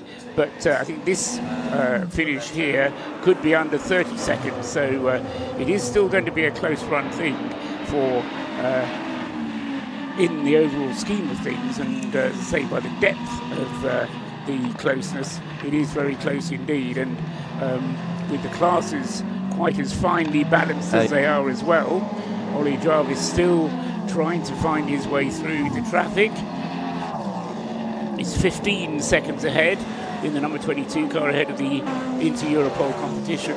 Orica, the yellow and green car number 34. Clement Novalak has run a great race, and talking about star drivers in those 3 cars. Novalak, Job van Outert in 3rd place, all of them, and Nicolas Varron as well, of course, in the AF Corsa car 4th. Some real star drivers in the LMP2 class. Hashtag RLM Our PRT comes to you from a Race Car Engineering post-race tech. So hashtag RE_PRT.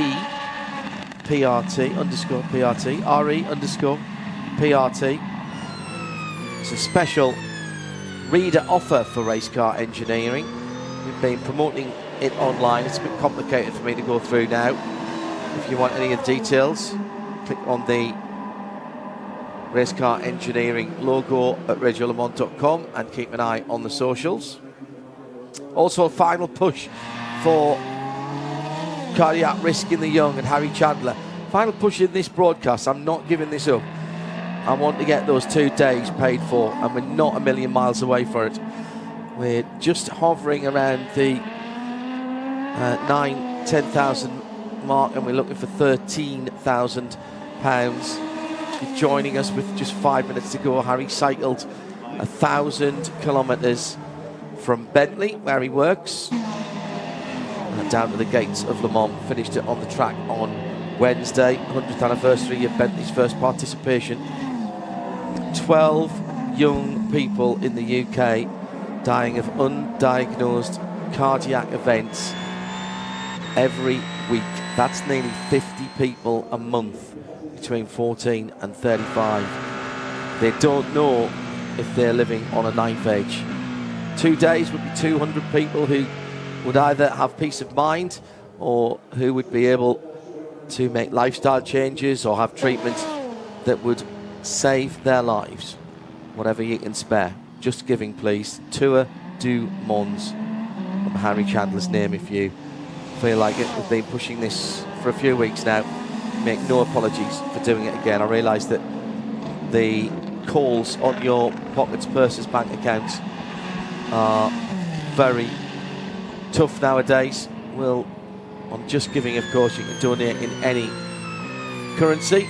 So Just Giving, Tour du Mons. And well done, Harry, for getting that done. Thanks to all of the corporate sponsors who have made that happen and paid the cost so that every penny of the donations goes to CRY. Keep you in touch with that midweek motorsport over the next few weeks. No midweek motorsport on Wednesday, but we will have more endurance racing for you next weekend. IMSA, WeatherTech Sports Car Championship and the Salem 6 Hours of the Glen, plus the supports, RS2 and In Sound and Vision. Next lap is the last lap, right? That is... Confirm 2 laps to go. 2 laps to go. We take it yes, easy. Gap 23 seconds. The next time you cross the line, Nicholas, you'll be going on to your last lap, is what he wants to hear. And he's about 3/4 of the way around that lap. He'll be crossing the line in a few seconds' time. And it's just occurring to me that we're going to get 3 new winners if the Ferrari continues for the next 3 minutes. Then we'll get 3 new winners on the podium. I was just saying a while ago, of course, it'll re-encourage the Danes to come down in yet greater numbers. The last Danish win was 2013. Miguel Molina, a Spaniard. When was the last Spanish win? Was there ever one? Fernando Alonso. Apart from Fernando Alonso, I didn't even look that recently because I was starting to think, did Jesus Pereira ever win the race, etc. No. I veered off into the past. Yes. Apart from Alonso, what did he ever do for us? I think Alonso was the first Spanish winner because a lot of people got fooled by Luis Fontes, who was a Spanish-born British gentleman who would not have ever been mistaken for a Spaniard. But I think Alonso was the first. I may be wrong on that. There may have been another one. In fact, he did it twice, so that even compounds my error all the more. But you exaggerate for the point of emphasis. 8.5 miles stand between the number 50 crew, Nicholas Nielsen, and his 2 teammates, and history. A Le Mans win, your handprints downtown, the immortality that brings you in the motor racing world. It's been a challenge for every single one of the 62 teams, of which see the Team WRT Sheldon van der Linde number 20 car has come out on the track. That car will not be classified. It didn't make the 75% Proton competition. And Harry Tinknell also out on the track in the number 99. But the BMW art car, the 20th art car, Giulio Meretti's creation, will complete another part of its journey before being retired, that chassis. Toyota Gazoo Racing will come up something like 15 to 19 seconds. First short, Marc Genet was 2009. Yes, I was about to say Marc Genet was a Spanish driver, of course, who won in the Peugeot in 2009. JP fired that in. Do you think I might be a little bit tired? Yes. It's possible. Losing it in the final stages. If only we hadn't been covering a 24-hour race. If only we could just come in right at the end. But then we'd be working for TV. The Porsche Penske Motorsport squad with Lawrence Vantor, important points for the championship. That's what they'll say. And it's true that they would have hoped for more. Toyota Gazoo Racing taking second and fifth. Ferrari first and third. Cadillac Racing, the number 2 car, which is the championship car. And that car also scoring points. Hertz Team Jota, Norman Nato and Jensen Button coming home in 8th and 9th. And the final point scoring position, Daniel Kvyat for the number 63 Lamborghini at the moment. Have we got time on this last lap to give credit to Hertz Team Jota? Starting this race with 2 cars, finishing the race with 2 cars, and all the drama that happened to the number 12 Callum Ilott car following that accident on Wednesday evening. They rebuilt the car in something more like 48 rather than 24 hours, but they did build the car up in a job that would normally take 3 weeks. I certainly never expected that car to get to the finish, and I absolutely tip my hat to everybody at Hertz Team Jota for that performance. I mean, no, they're not on the podium, they're not in the top 6, but they've got the 2 cars to the end, and your point you were about to make, John, they're in point-scoring positions. Absolutely right. Hello to Owen Trinkler, watching on from Nashville. Owen, we wish you well, my friends. Hopefully hear your voice soon. At an IMSA track around the United States. Now, the final moments for Nicholas Nielsen and his teammates. Ferrari with 3% in the tank. This is an almost perfect run. The virtual energy has been used to perfection. And after taking a very long time to come back to the top step of the podium in the Grand Prix d'Honduras last year, the Scuderia have done it again. Back to back for the prancing horse, and Ferrari number 50 wins Le Mans in 2024. Nicholas Nielsen anchoring home a famous victory, a victory for the ages. Second place for Toyota Gazoo Racing. Jose Maria Lopez with the honour of bringing the car home, a man who was expecting to be driving a GT car last week. And the victory was sweet for Ferrari. Last year's winners are on the 3rd step of the podium. Alessandro Paguidi seeing the checkered flag just ahead of Lawrence Vantor, who couldn't quite track him down at the end. Just about a second there for the first of the Porsche Penske Motorsport teams. Well, let's get down to our pit lane team and see if we can get some crowd strike pit lane. Waiting for United Autosports to come across the line for LMP2. Peter Snowden is with Ferrari. And the celebrations, Peter, have started already. Here's the radio from Nielsen. Wait 51 for the parade. Wait 51 for the parade. You're incredible, mate. Can't get anywhere near at the moment to the very front. Lots of cameras in the way. I've had my head taken out a couple of times. We're going to try and get our way through.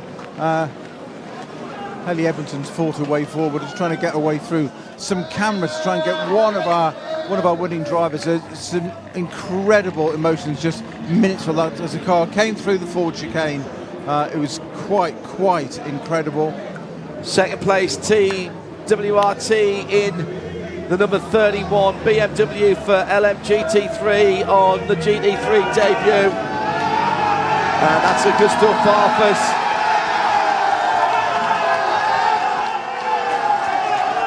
Some cheering going on down there at Ferrari.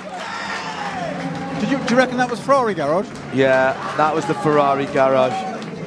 Nick Damon with United Autosport, still to cross the line, Nick. Well, the hat's almost on with Nolan Siegel here. You just wait, almost. Ollie decided to be almost a lap behind, but just coming out of Arnage. Coming out of Arnage. There's a few corners to go. Let's not jinx it. you go on the wall and see him. I'll come with you. Well done, guys. The top 7 have finished in the top class. The 2 Ferraris will form up first and third, with Toyota Gazoo Racing the filling, if the 2 Ferraris are the bread either side. My goodness me. The LMGT3 winner, John Rickard Leitz, is even further back down the track than Ollie Jarvis. Yeah, he's just coming through Porsche curves now. Here's Ollie Jarvis. The headlights, he's turned the headlights off. Actually, he's running on the running lights alone. Here comes the number 22. Richard Dean, United Autosports, the pride of Yorkshire, winning. And Ollie Jarvis brings home the 22 to win in LMP2. Just as they watch, no, Siegel, your emotions, you are a Le Mans winner. That's unbelievable. Absolutely unbelievable. Yeah, first time, first win, unreal. So proud of this group. So, yeah, I have no words. I was about to say it's not always this easy, but you've experienced the lows in motor racing this year, and now you've got the highs. Yeah, absolutely. I mean, it's a crazy sport this is, but, it's just absolutely amazing when it works out, and this is why we keep coming back. No, well done. Thanks. First time winner there, Ollie Jarvis, doing what he needed to do. Clement Novalak brought into Europol competition. They hand the baton up one step of the podium. They won it last year. They've got another podium this year. Edex Sport, Job van Uytet. What a drive by that young Dutch driver as well. They'll take the 3rd spot on the podium. And taking Pro-Am and 4th overall, Nico Veron, and that's the 183 AF Corsa run LMP2, with Francois Perrodo doing his 6 hours very early on, and it just became a run to the end. Absolutely brilliant race. Bruce Jones, one for the ages, I think. Oh, let's go straight down to Nick, who has Manthey, as Richard Leitz has now crossed the line, and LMGT3 debut brings a Porsche victory. Same old, same old. Yes, so congratulations. You're a Le Mans winner. Well, so emotional. Who does this? They're on their first outing. Amazing team. Just wish the old man was still around to see it. Yeah, it's amazing about the weather and everything. You got the entire Le Mans experience in one race. All in one. Good to be here. Thanks very much. That's Yasser out of the Yasser Shaheen out of the Australian, out of the 91 car there. The Ben Motorsport Park. There's a family who have done so much for motorsport in Australia. Put their money where their mouth is, absolutely, and what a win for Yasser. Peter, let's go back to you and take some more atmosphere from Ferrari. Hello, Peter. Oh, he's been subsumed by the Red Horde, has he? The Scuderia have got him. Hello, Peter. So I just very, very quickly got Miguel for he just needs to get the correct boots on to get into the car and run down there. Miguel, just very quickly while you're putting your boots on, you're a Le Mans winner. Yeah, thank you very much. I'm really proud of this. Thanks to everyone, to my team, to my parents, to everyone, to my wife. I'm really happy. Thank you, Miguel. Miguel Molina with Snowy. They are running down to meet their teammates, picking out some other phenomenal runs. Team WRT will take second. Augusto Farfus not able to claw it back in the end with the Manthey car. Third for Ford, and Dennis Olsen in the 88 Proton competition car.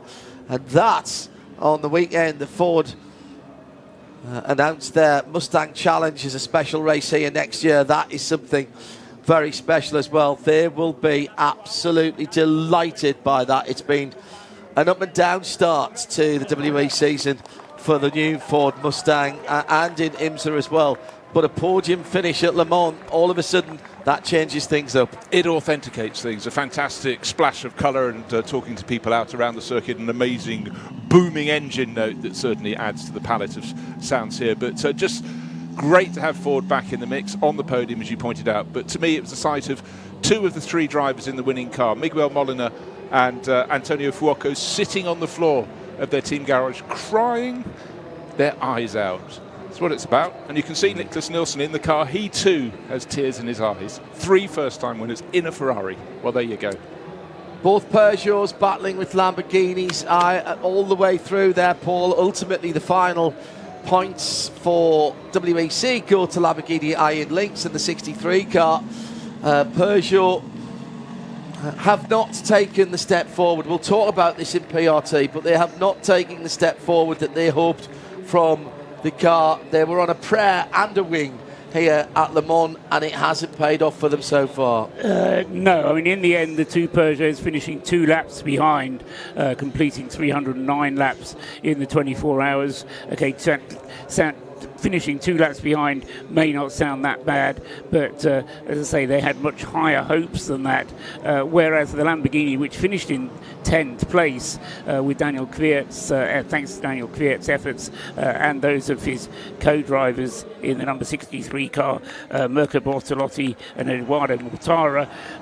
Great result for them. They'll be very pleased to finish in the top 10. And Iso Fraschini, let's give them the mention as well. They may not have set the tracks on fire, but they did bring the car home. They did beat all of the LMP2 cars, and I think that's the best they could have hoped for. Whilst Alpine, they were BMW, they were 14th out of 23 hypercars. Yeah, and that's the cold hard truth of that. Sean Gallale with Nick Damon. Sean Gallale walking down to the podium, which is obviously what you want to do when you start the race. Exactly. I mean, you know, when it's so close, fighting for the lead in the last hour or so, but in the end, you know, we'll take a second place. I think with how our pace was, it's a miracle to be in the podium, and I think the team executed a great job from start to finish. So it's time to enjoy. Absolutely crazy race. I mean, those 4 hours behind the safety car. Yeah, it was fun. It was me and Augusto, and Darren had a bit in start. So I mean, I was trying to stay awake, to be honest with you, but yeah, I think the team kept telling me some jokes, so I was still awake. Congratulations. Thank you. Brilliant stuff.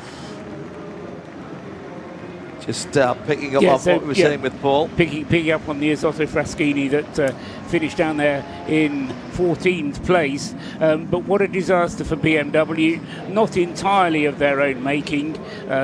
Very unlucky for Dries van Toor to finish the race in the wall as he did. Mechanical problems putting paid to the art car, the number 20 BMW.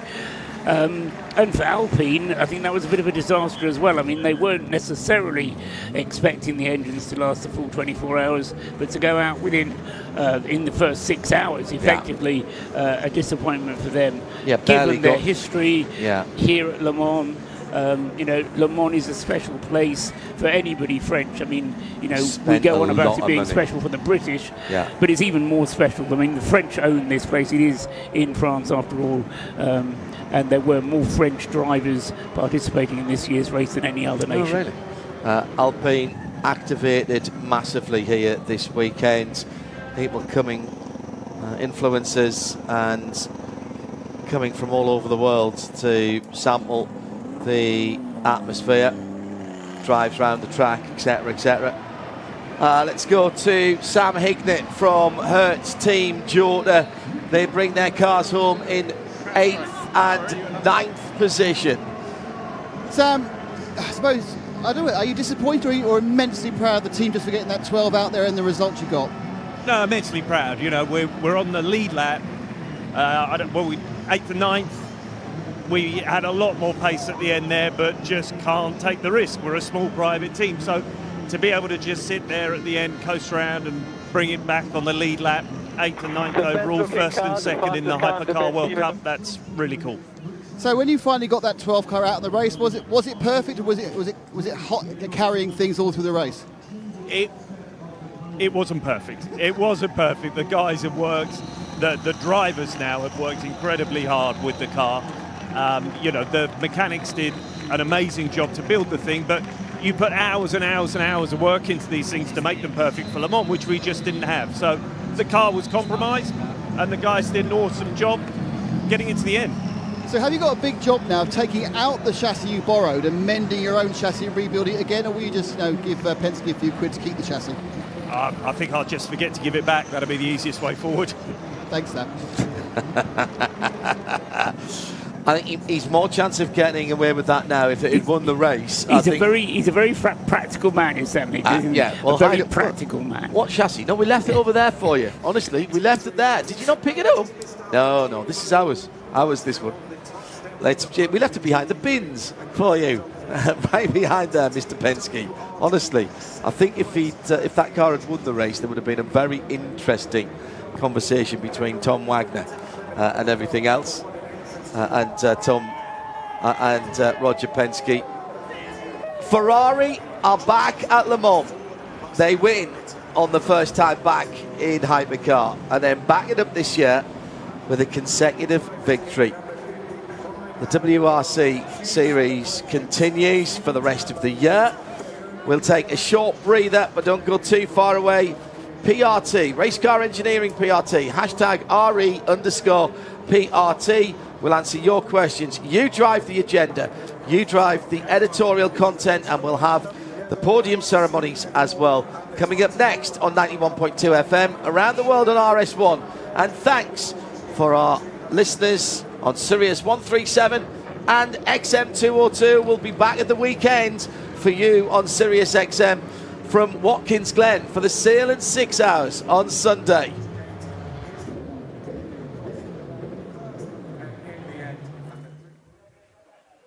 Yes, we are. I'm just waiting for a cue.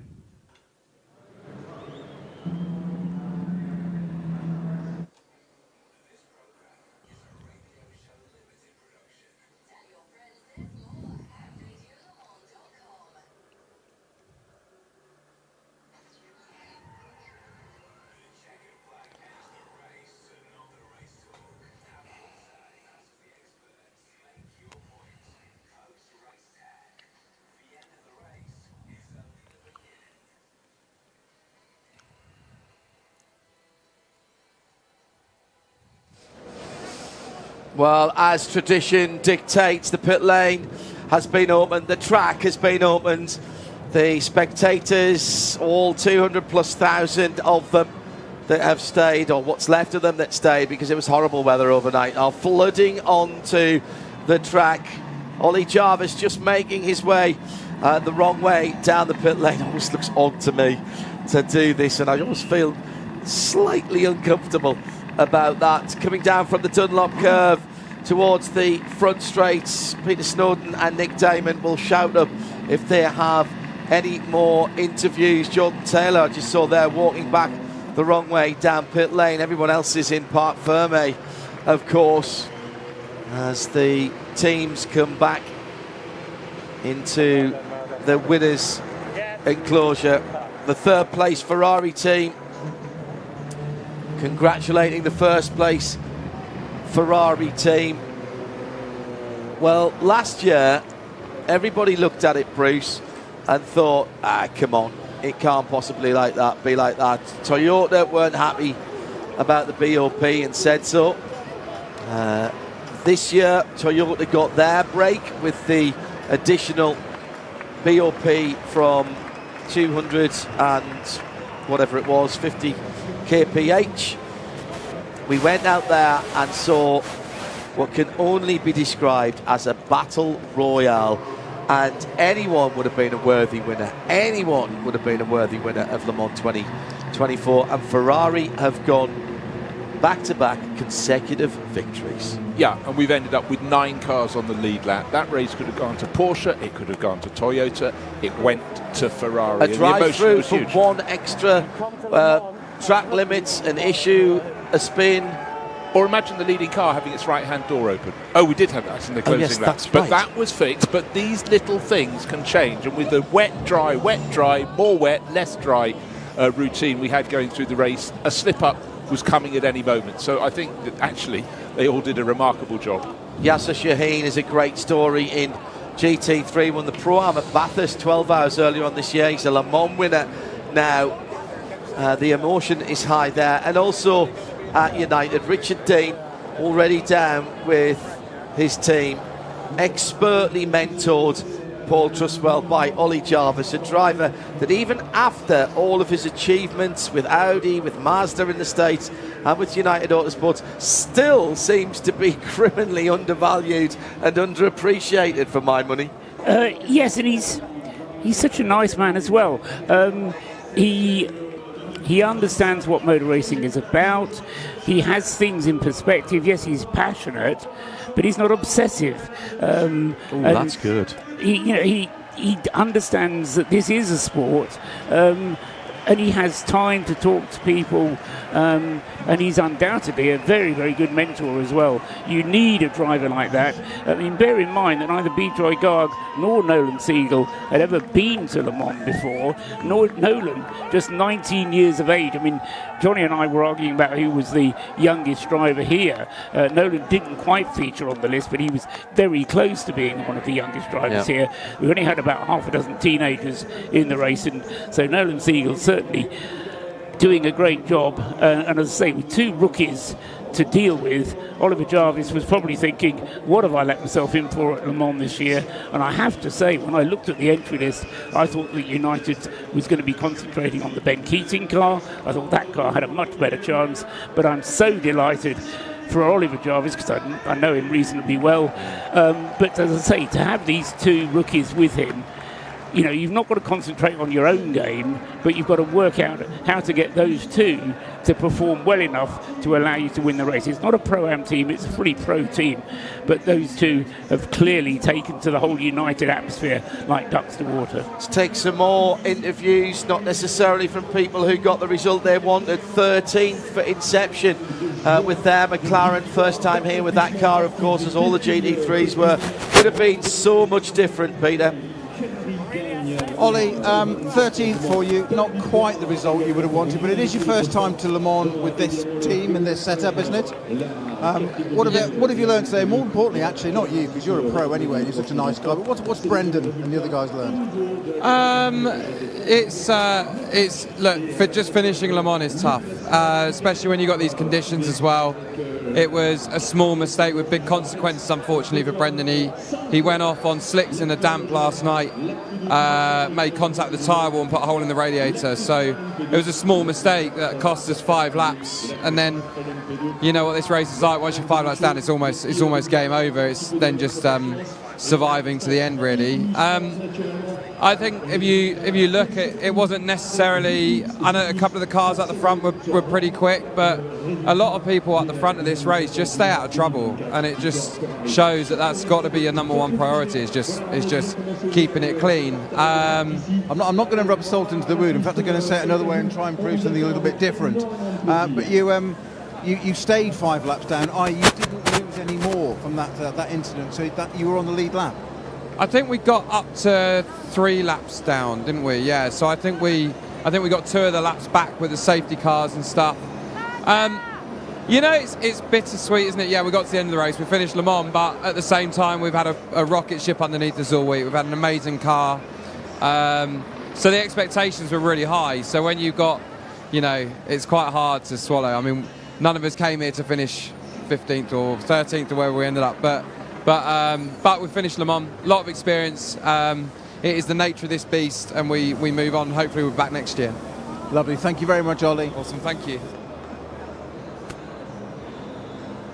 It's not always about the people on the podium. It is about sometimes, Paul, just getting to the end of the race, and we've mentioned a couple of those at all. Joe Bradley, Nick Damon. Sorry, Nick, go ahead. I might just try and talk to somebody who knows all about close competitive sports car. Isn't he? Go a quick word. He's chatting to the Porsche guy. Mr. Derek Bell, he's having a word. Just about Dawson. He's had a different conversation entirely with someone probably actually fired his career up. Give us a moment. Okay. Mr. Derek Bell to us, always. Amazing. I just sometimes have to sit back and admire the scenes at the end of the race. There's all the emotion from those that have achieved, the emotion for those who managed to finish the race, and the emotion from the fans pouring out onto the circuit.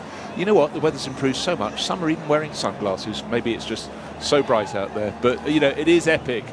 For every single person here at the South, they've got a story or 5 to tell. A thought on the result. Who remembers what 13.854 was?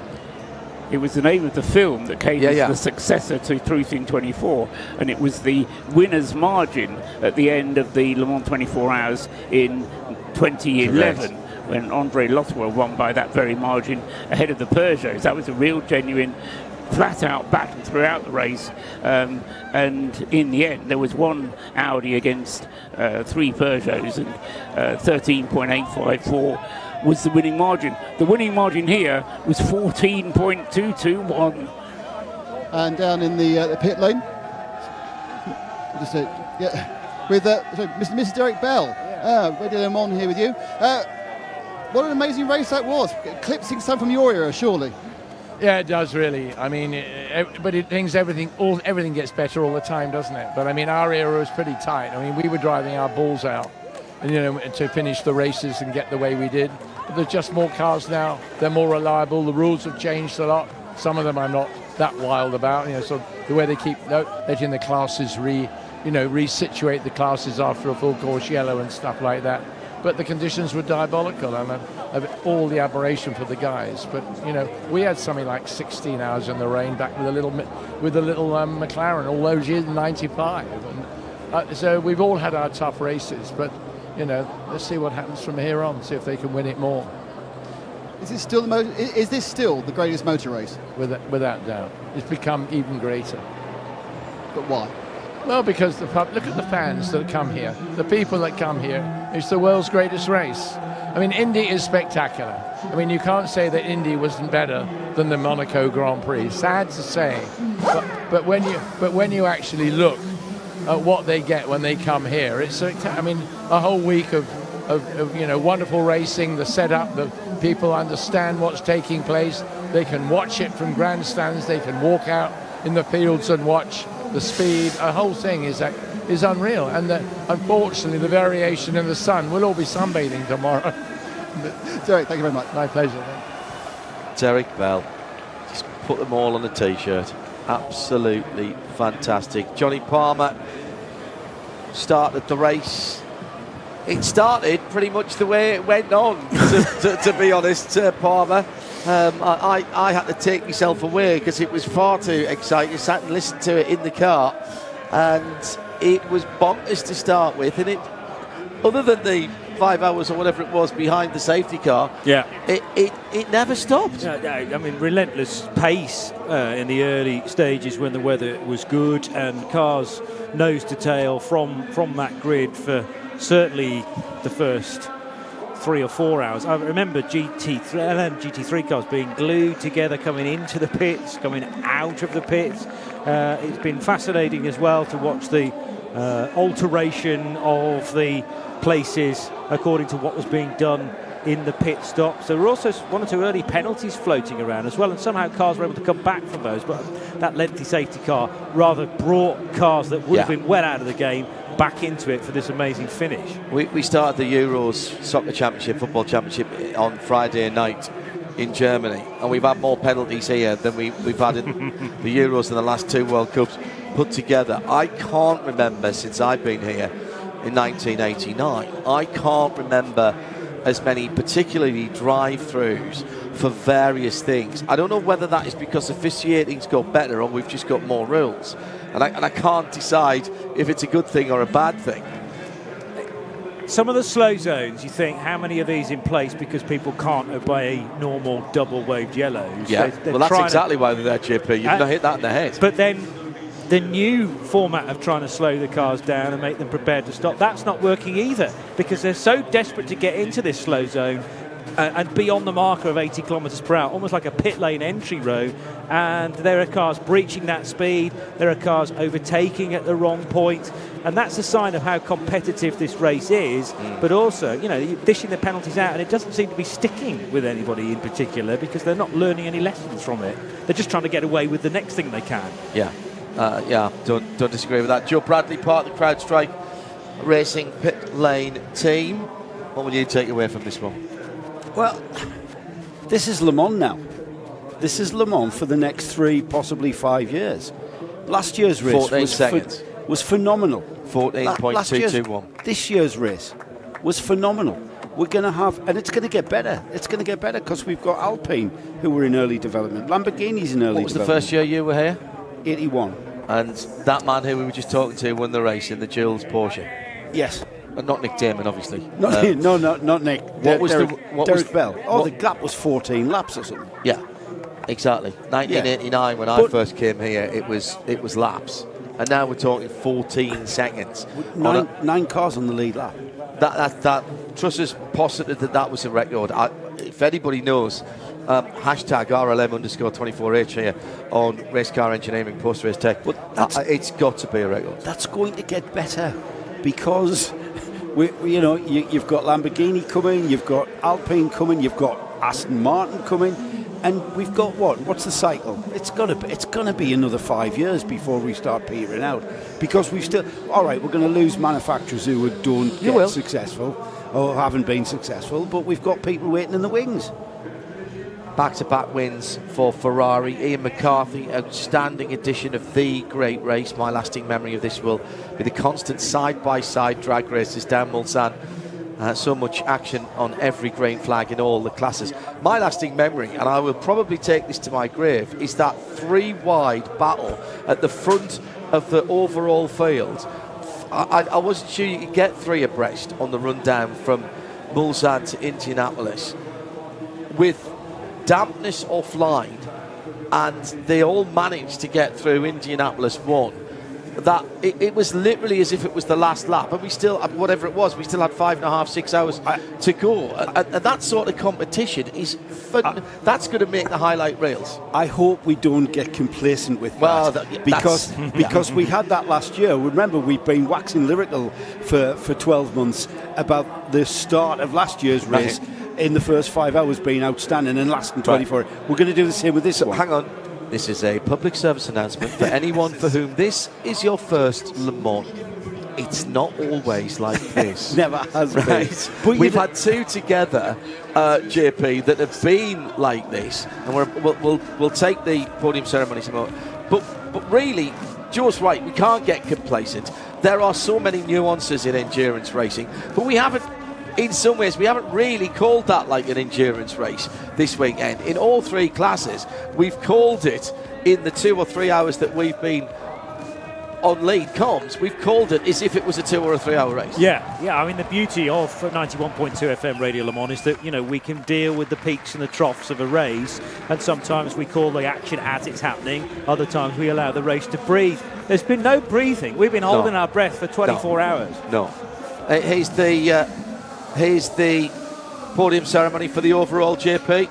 Yeah, so the Hypercar drivers heading out onto the podium, this very special podium here at Le Mans, which juts out to a very vast assembled crowd. The Ferrari trio who finished as the winners last year, Alessandro Pierguidi, James Collado, Antonio Giovinazzi to the far side to the 3rd step of the podium. The 7 Ferrari, you have to think a little bit about Mike Conway, who couldn't have been here this weekend because he would have been at the wheel of that number 7 car. On the flip side, Jose Maria Lopez benefits. Did well. It was like he's never been away.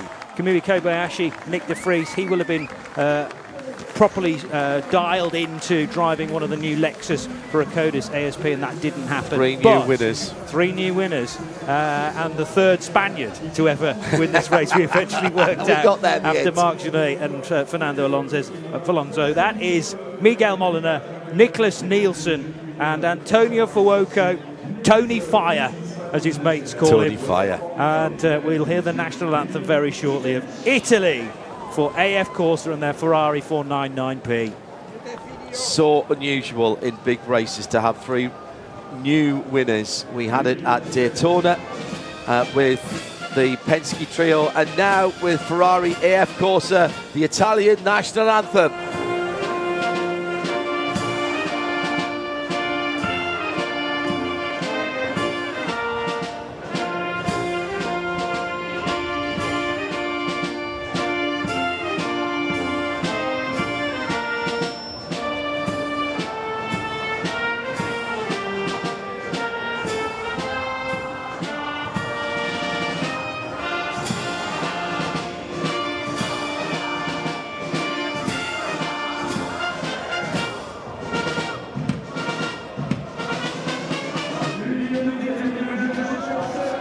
The team flanked, rightly so, by Antonello Coletta and Ferdi as well.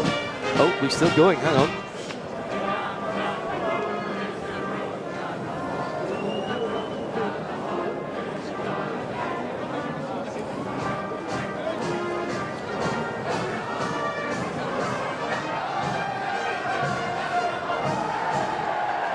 I was a bit previous there, I apologise. Ferdinando Canizzo is the other mastermind. Ferrari have taken this very, very seriously indeed. This is huge as the trophies are being presented by Pierre Fillon, the president of the ACO, the Automobile Club de l'Ouest, of course. Huge for them to defend, albeit with a different car. It takes away the R-But from last year, and it's massive for the championship as well. Well, yeah, but what they've got to learn to do now is win 6-hour races and 10-hour races. They haven't won any other race in the World Endurance Championship with this car yet, just 2 24-hour races. So that's the really difficult thing you can't quite fathom, but they're an absolute expert at going twice around the clock around here. Somebody's going to say to you out there, that Ferrari 499P wasn't very successful, never won a WEC 6-hour race. Yes, but it's won 2 Le Mans. Won 2 Le Mans, and it looks fantastic, doesn't it? Yeah. And you know what? Doesn't matter what it's in. If Ferrari win, it's always a great win. It's good for motorsport, I think. Yeah. Absolutely. Yeah. What I was going to say about, so from my perspective, working in the pit lane, in years gone by, when we've had, well, quite frankly, dull races, I've helped you out with like really long interviews about, not next. We as a team in the pit lane have been unable to do a lot of that, and a lot of our reports have been in context for the heat of a battle race, and there've been fewer actual interviews, because I'm telling you about rapid tyre stops that are in context with what's happening on the track, and I'm an avid viewer watching on the big screen and listening to you guys commentate, because you can't take your eyes off it. No, you can't. You can't take your eyes off it. For 24 hours, it's incredible. I went up for lunch and I was watching on a couple of big screens on the way up, and I realised I'd forgotten my headset, and it was killing me. And I was a bit early for lunch, and I was saying I'm going to have to go back. That's right. Because I could see what was occurring, but I couldn't hear what was occurring. Kaz Nakajima, our Grand Marshal, helping out the podium ceremony, and now the Rolex watches being handed to the winners.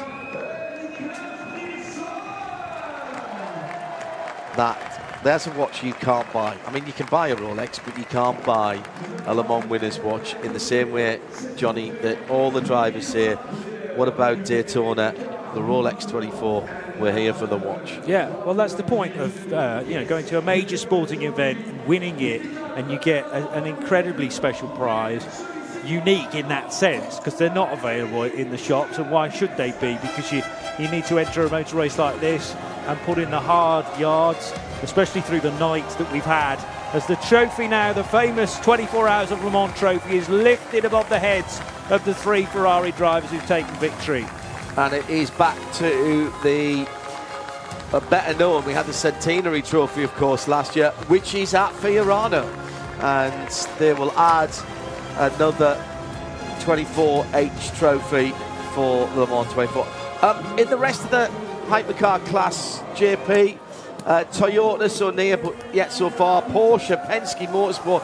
Roger Penske still hasn't won Le Mans. No, and closest he got was with the 6 car in fourth the pole sitter, position, which was their 20th pole position. Yes. I think from memory. And I think, you know, across the board of that driving lineup, possibly their best shot. Andre Lotterer with his former wins, Laurens Vanthoor and Kevin Estre, who have driven GT Porsches and prototype Porsches through the years. And I mean, Estre's just a star, as he proved on Thursday evening in Hypercar.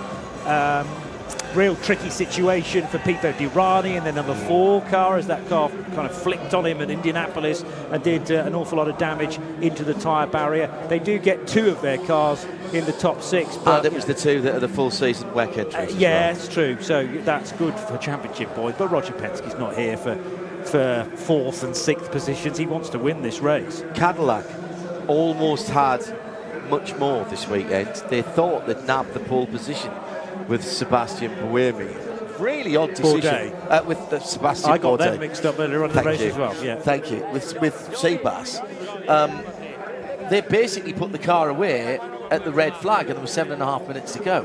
Really interesting decision to do that.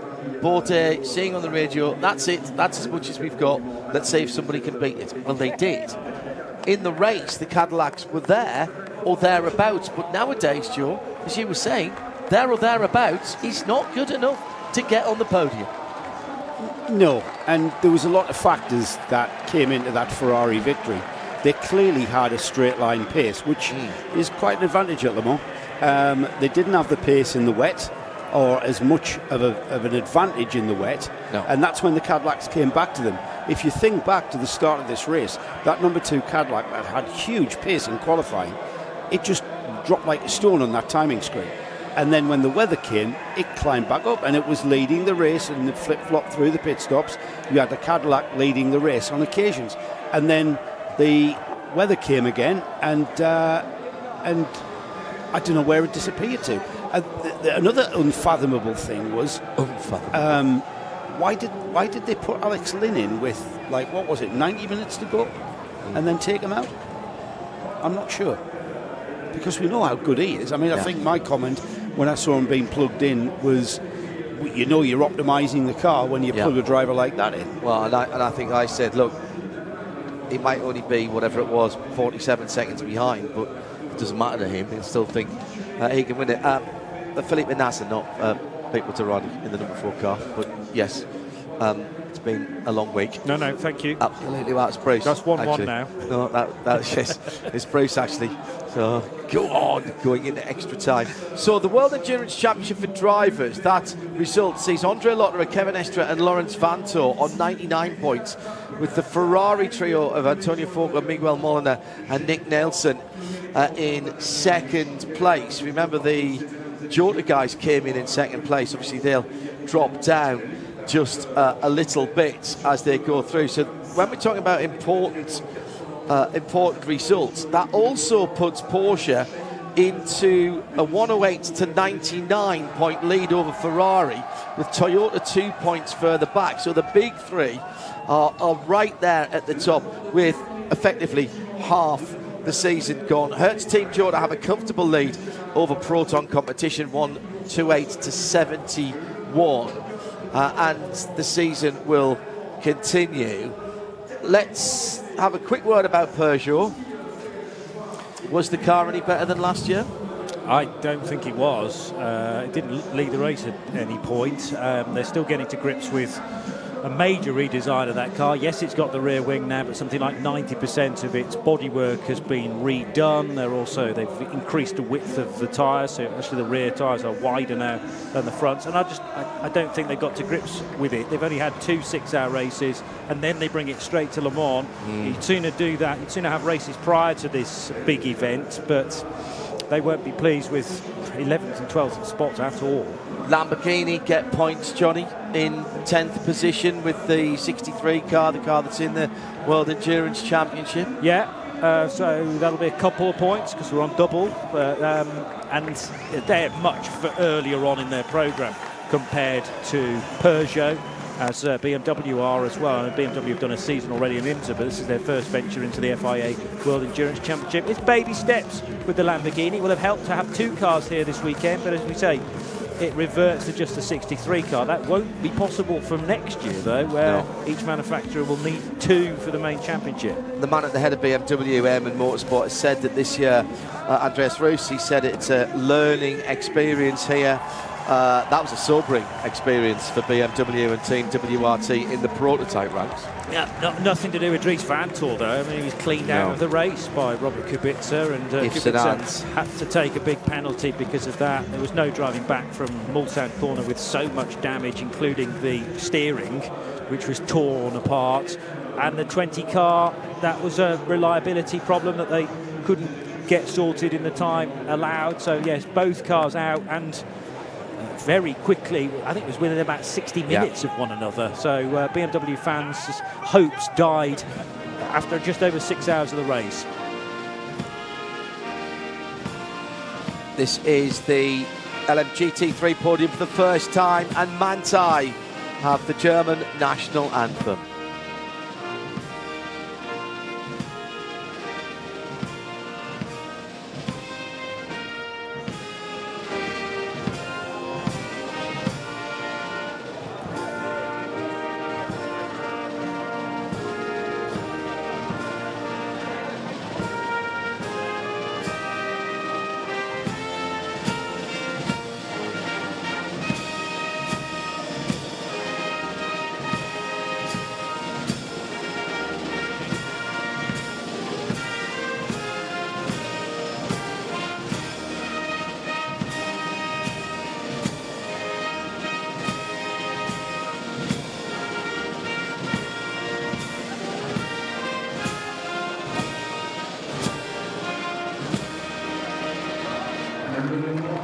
Quickly run through the podium for LMGT3 on its first appearance at Le Mans.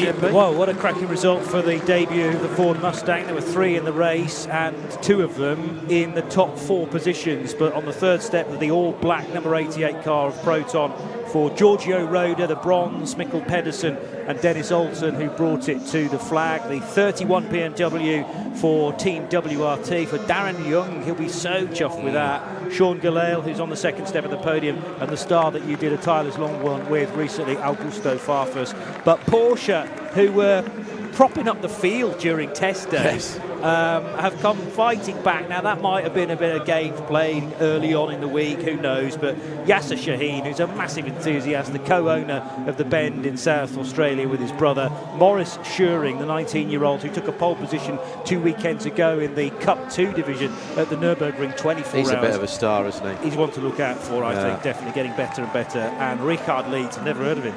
No clue. We had Mark Lieb in the full performance box earlier on, and you know the wins that he and Richard Leeds and Wolf Hensler took in 2010, and Richard's still winning races. We had some Porsche legends in here with Timo Bernhard as well, and Webbo. Peter Snowden, part of the CrowdStrike pit lane reporting team. What will be your abiding memory of the 90 seconds at Le Mans here in 2024? I think it reminds me a little bit of Nürburgring 2 weeks ago. It was sort of a, to use the football analogy, which you'll appreciate, John, a game of 2 halves. Yes. It was a race of 2 halves. I think the safety car bit at night, I understand why the organisers do it and the need for it in this day and age, but honestly, I'm going to say if it's not safe to race, then don't race. Don't sit behind a safety car. You race or you don't race. Sorry, that's just how I feel. Certainly hours and hours behind that. Nobody wins. Nobody at all for that. That said, when we got a race, boy, did we get a race. I always thought Ferrari were in the chance of possibly doing it. Back-to-back is just absolutely incredible. And a little cool stat for you, because we cover NLS, Nürburgring Langstrecke Series on Radio Show. There were 21 drivers in Le Mans 24 Hours this weekend that between them have won 57 races in NLS. Yeah. Wow. That's the quality of the field. There was also, I think, there was a lot of IMSA drivers as well. Will be there next weekend for the Sealand 6 hours of the Glen. And there's going to be some very, very bad headaches there, particularly with Yasser, who won Pro-Am at Bathurst this year. Nick, do you want to jump in for Snowy, and we'll have a chat with you as we're waiting for LMP2 to come out. I want to offer the counter-argument as to why we did chug around behind the safety car for so long. For me, this is an absolute test of a racing car. And to be able to do that distance through appalling conditions, I know you're not racing, but the target is to get to the still end. running. The car's still running. The car all the has electrics have got run to for work. 24 All the hours. mechanicals have got to work. We had cars retiring, I think, because of those conditions. It's a test of the mental. We had people falling off. Well, people potentially falling asleep as well, and it's meant to be a test of endurance of 3 human beings as well. I only say that about Le Mans. I'm fine with the Nürburgring red flag, because Le Mans is Le Mans. And you've got to get the car across the line, no matter how many laps ahead you are. You had that conversation in the night, and I just think you've got to keep going round for as many laps as possible. All right, you may be swaying me slightly there, Palmer. You may be. Nick Damon, thank you for the thank you for the Studiovision production again. I think we'll probably thank you for everyone who watched it. At least as many as we did. 4,000 at the end. Really? Yeah. Oh, excellent. We always get popular at the end. Let's gloss over that straight away. Thanks to Xavi and Omologato for the racing time countdown. That was very popular, and it was very flash this year with the countdown clock in the middle of the Omologato. Well, another year, Nick's learned more things to do on that programme. Okay. And in a year's time, I might get background music, all sorts of stuff. We couldn't have the background music. No, I've got genuine copyright-free background music. All right, let's talk about your impressions. And I've said to everybody what is going to be their memory of this race. So what's going to be yours? I just think the first few laps of 23 hypercars in a queue, just racing like it was a 20-minute tour at Brands Hatch. And on the restart as well, I think we had seven, had 9 to start with, and then 7 broke away in what I would call intermediate conditions, but we don't have intermediates. But you know what I mean. I'm going to throw. I think this would have been a better race if it had been dry the whole way, and that's nothing to do with the 4.5 hours of behind the safety car. I just felt that it just didn't allow the teams to show what they could really do. The balance of performance is based on a dry race at the end of the day, and hopefully we'll get that within the next 3 years. Maurice Shearing, Richard Leighton, Yasser Shaheen now lead jointly with Alexander Mulligan, Joel Sturm and Klaus Bachler ahead of Farfus Lung and teammate. Michelle Gatting, Sarah Bovey in 5th place because they have driven together. This is in the FIA Endurance Trophy. Let's go to the LMP2 podium. And this was a hard-fought race as well. I didn't quite get the Pro-Am on the podium as I thought we might. EF Corsa took that. EDEC Sport on 3rd place, JP.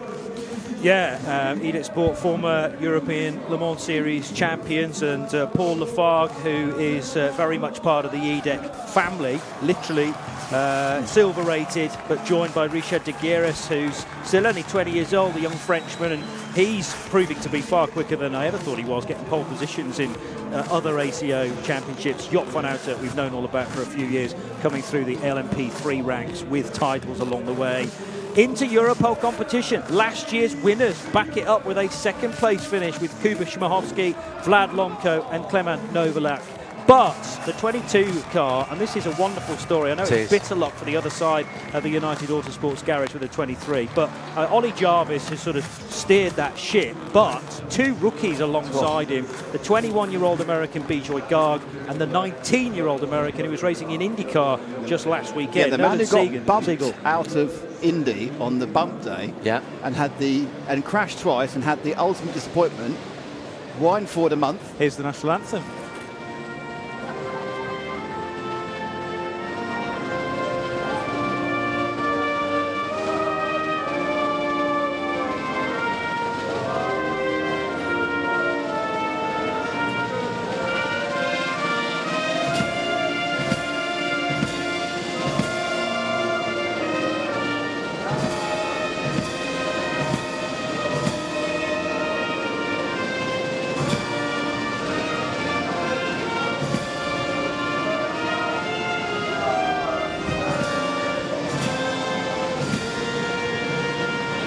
Hopefully not the last time we'll be hearing that in Europe in the next 4 weeks.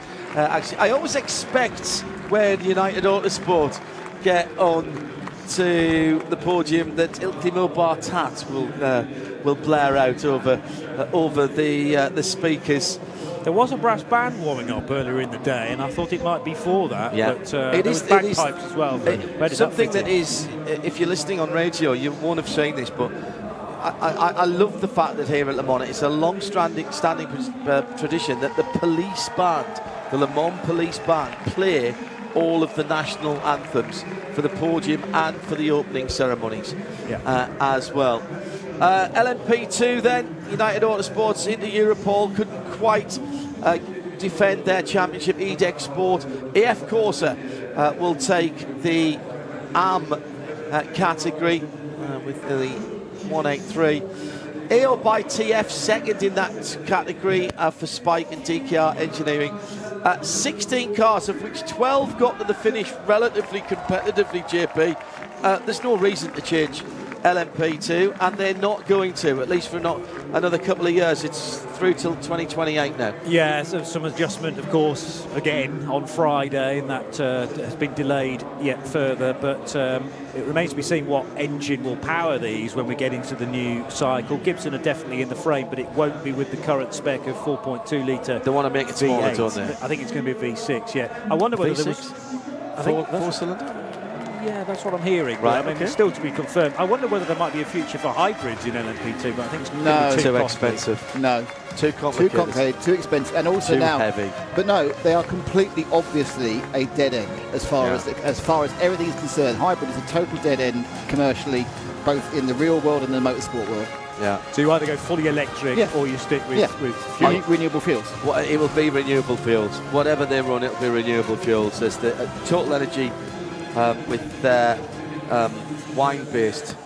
I really like wine-based fuel. I think that the bits that's left over after you've made the wine, don't go to waste. The wine never you're goes making to a waste. great thing. Charles, I am driving my Ferrari on a very good 96. Yes.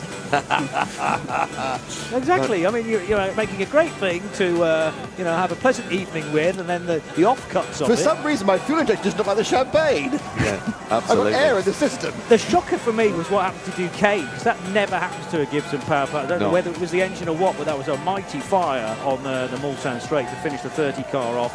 And you just wonder whether, as we extend the rules, this Gibson power plant was designed a few years ago now, and some reliability is now starting to creep into the mix. Duquesne are in the ELMS, aren't they? Yes. They're swapping backwards and forwards between specifications. True. Yes. And you're asking the same engine and the same installation to do 135 horsepower, 140 horsepower more in ELMS than you are here. That's a very good point. I hadn't actually thought of that. But and it's not just a swap of an ECU, by the way, and a little turn of a switch up or down. So I don't know. I'm not saying it was exactly the same unit that they were using, but you've got to think about that. And I'll have a chat with John Manchester about that. I'm sure he'd want to talk about it. I've got to go up and see him do an upgrade on the inside story. LMP2 for me, in any other year, the LMP2 battle would have been the one we were focusing on. But the fact we had 23 hypercars in LMH and LMDH probably meant that it went a little bit under the radar. But is that going to be what's going to happen in the next 5 years? Well, because we're going to have 25 hypercars next year, perhaps, at least, and then perhaps we'll start 23 whenever a couple of manufacturers start dropping off. It's always going to be, unless somebody brings really gets the edge on the balance of performance and disappears off by 2 laps. It's always going to get forgotten as the prototypes who aren't going as fast as the hypercars. I mean, we won't because we love them. Yeah. For me, the race needs some sort of element of a one-make category, but weirdly, LMP2 is not meant to be one-make. No. They're supposed to be 4 chassis, and the Orica just started to set off in terms of pace and performance a few years ago now. But I do like that to keep our interest, because the talent's all about the driving squad that you've selected. LMP2 classification on 297 laps. United Autosport from into Europol, 18.6 seconds back, and then another 14 seconds back. 2 seconds back, AF Corsa were nearly on the overall podium, and that win Pro-Am from AO by TF in second, and the Spike car and DKR Engineering. And really bad luck for one or two teams. 37 Cool Racing Car, United Autosports 23, and also my local team, which is Nielsen Racing from Corby in Northamptonshire. They look to be in the mix until they weren't. I mean, that sounds like an obvious thing to say, but they all know how to win this race. Oh, for sure. And something's going to give at some stage, because they can't all fit on the podium, and whether that is a missed call or putting a driver in at the wrong stint, pretty much all the LMP2 selected their bronze when they could to run around the safety car to finish off their 6 hours, and the nice thing about that safety car being about 4 hours long meant that you weren't going to breach the 4 in any 6 rule. Right, here is the World Cup for Hypercar teams. Coming out on the podium in 3rd place, that's Harry Tinknell, leading his team out from Proton. Jensen Button in the mighty 38 with Mick Schumacher. No, it's not Mick Schumacher. No, it's not Mick Looks Schumacher. like him a bit, to be honest. No, he's for Alpine. Be a Sorry, very late transfer. I am tired. Phil Hansen is definitely there. And then the winners, the extraordinary story of a rebuilt car. Tom Wagner coming out there as well, partner in Hertz and in Hertz team Jota as well. Johnny, with the details. Oliver Rasmussen was the name you're mentioning for in the 38 car. It was the 12 that came here with an 11-point lead after a couple of wins, both at Qatar and Spa. But the 12 car then, outpacing its main rivals. Let's hear the national anthem for the winning team.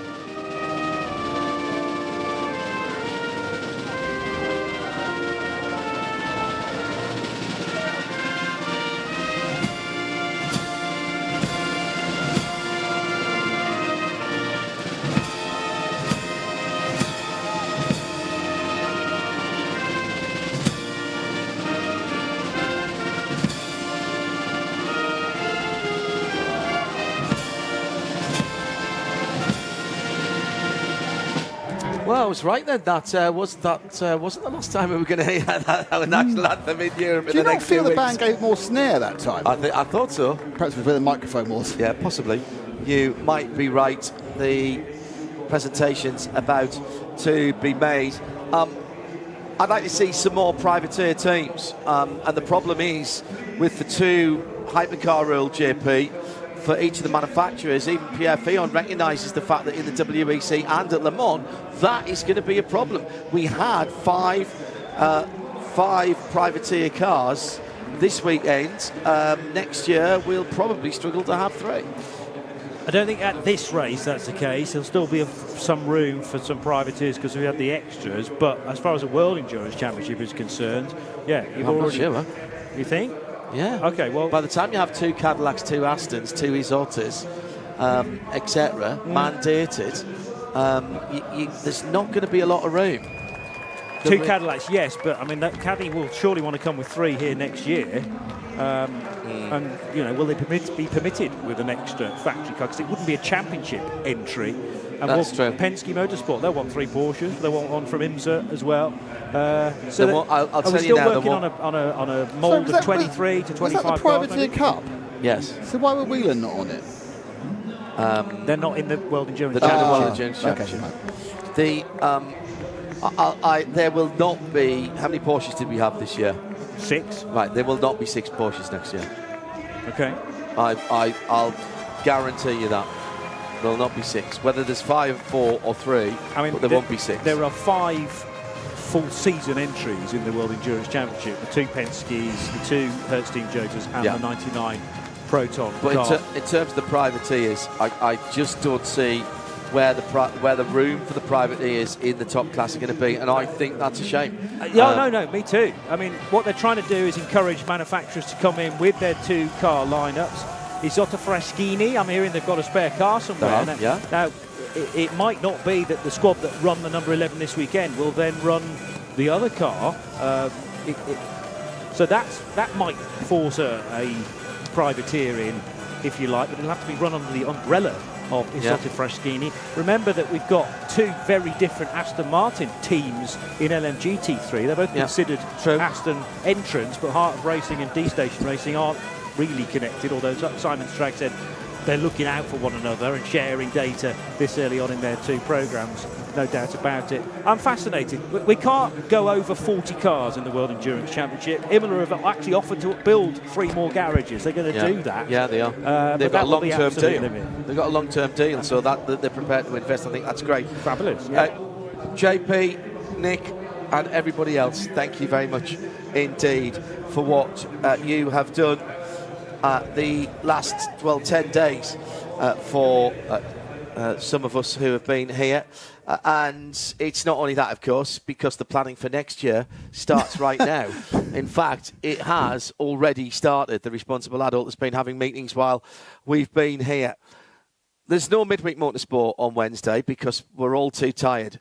And we'll probably need more than a week or so just to digest what we've seen and crunch the numbers. That doesn't mean that Sportscar stops on the Radio Show Limited network of channels, because we're off to Watkins Glen for the Sealand 6 hours on IMSA Radio and IMSA TV, starting on Thursday of next week. From me, John Hindhaugh, and the rest of the team, from Le Mans, it's a very goodbye on what has been a phenomenal race. And bye on Studiovision as well. Bye! Oh, we were nearly so professional.